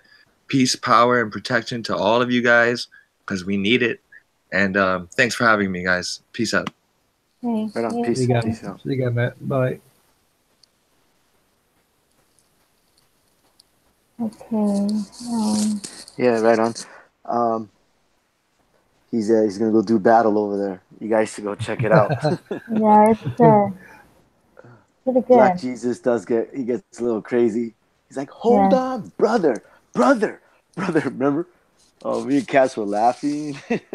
We were laughing so loud, man. He's not doing debates, is he? Well, he's gonna engage with these guys, and they have some questions, and I don't know. It gets crazy. You guys gotta go check it out. The other vid that they put out. Which one was it, Katz? Vortex Media? What was it? Yeah, Vortex. That's where he's at right now. Yeah, that's what he said. Well, there's another vid that they had a prior debate, and I guess this is like round 2. But what happened in the first one? They were engaging for a while, and the guy wouldn't let them talk. So what ended up happening? They both left. But then Masta Peace told me that he went back on there, like maybe an hour after or so. So I went back and watched the video, and because I thought they all left, and I watched part 2 of it basically. But it was on that. It was like a 3-hour video, and they were there in 2 different instances. Excuse me. And yeah, it was funny though, but it was good. It was good stuff. You guys got to check that out also. But this is part 3 then. Nah, I can't watch debates, mate. You know, Yeah, no, but it's funny, nothing man. to debate. It is funny though. But there is no debate. You're absolutely right. I found the ones there in is. dreads, the ones in dreads were the worst. What you have to do is tell them. People threatening Show them- drive-bys, all kinds Well, of you got to do is show them the stuff you guys are doing, and I mean, it's like, you know, what up? What do you guys think of this? You know, how does this correlate into your ball? This is real data here. How does this work on a ball? It doesn't work. It's a hell of a lot to take in and consider. Exactly. Yep. Yeah, and going back to the. And it will blow your mind. Yeah, it's been blowing my mind, and you guys keep getting more stuff. That's what's awesome. Going back to the flight paths. Remember we were looking at some footage that you had, or some data of the what's it called, the transponder on the airplanes, and how they were being manipulated, and you could see the craft going in different directions. Going over. Yeah, well, we screen captured that. It was flying backwards, wasn't it? You know, it was supposed to be flying west to get east, yet it was flying backwards, and it was actually wanting to go east. That's what it was. Yeah. I mean, it's been a couple weeks, but yeah, man, that tells you a lot what these guys are up to, and they're just trying to make everything look like it's really on the ball. And this data has been manipulated to fit the ball. Well, heaven forbid, but there's going to become a point where a plane comes down in the north and they're going to have a hard time explaining how it got there when it was supposed to be somewhere else. Well, you know what they're going to say. Something happened to the telemetry. Yeah, the telemetry. Drifted off the autopilots.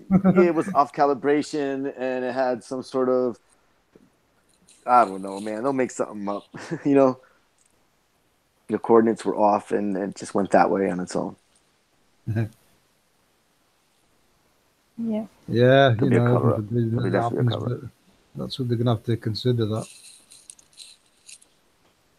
And how do we know that hasn't happened yet? These missing jets that are supposed to be out in the ocean. That's it, yeah. There's a lot of people go missing. They probably just Maybe they didn't go out in the ocean. Maybe they're going up and over, and they're up in the freezing tundra, perhaps. We don't know what's up there. Someone asked me to look into Amelia Earhart's flight route. And on our map, she was heading straight for the eastern portals. Well, they're not going to let her go and see them, guys.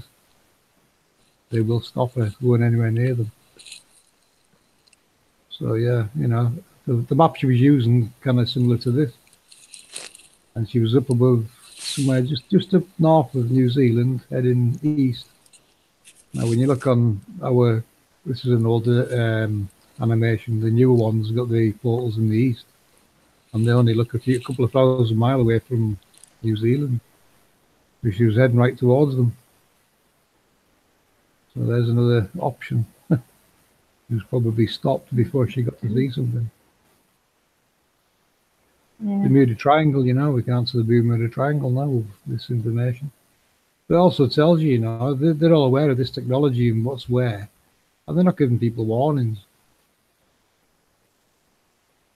I know since like planes going missing in Bermuda, in the Bermuda Triangle, it was mainly compasses malfunctioning because the electromagnetic anomalies there, which we can explain why they're there. But, maybe GPS is a way to get around that. Maybe GPS is a bit more stable and not going to be interfered with that way. So that that was a good progression in my opinion. If it saves lives, then yeah, use it. Whereas the old compasses around that kind of technology and magnetism, yeah, you're gonna have problems. You probably still do today, I would imagine.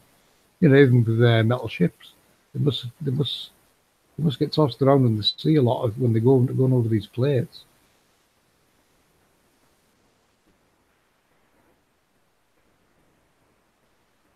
Yeah, you would imagine, right? Something's going on. Especially the South Seas. I mean, you've seen how wild they are in the South Seas. Yeah.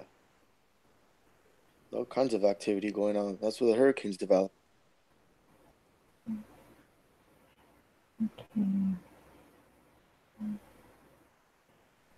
So, Anyways, we're gonna go ahead and shut down. Yeah, no worries. That was a good recap anyway. Put a few hours in. Yeah, it was pretty good. Everything came out perfect. That's it. You know, we want people to ask questions. We need them to understand how this works, where we're coming from. Yeah. If there was nothing, you know, if there was nothing there, we wouldn't be wasting our time. But you guys know we're finding good stuff out all the time, and real world data is confirming it. Anyway, over to you for the final, Cats. Bye, everyone. Thanks for tuning in. Yeah, everybody, thanks a lot. Yeah, Cats, thank you. Shout out to Masta Peace. Thank you for coming through. James, One Conscience, FPV as always.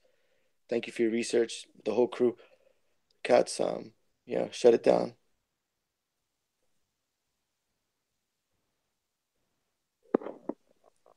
Peace, everybody in chat.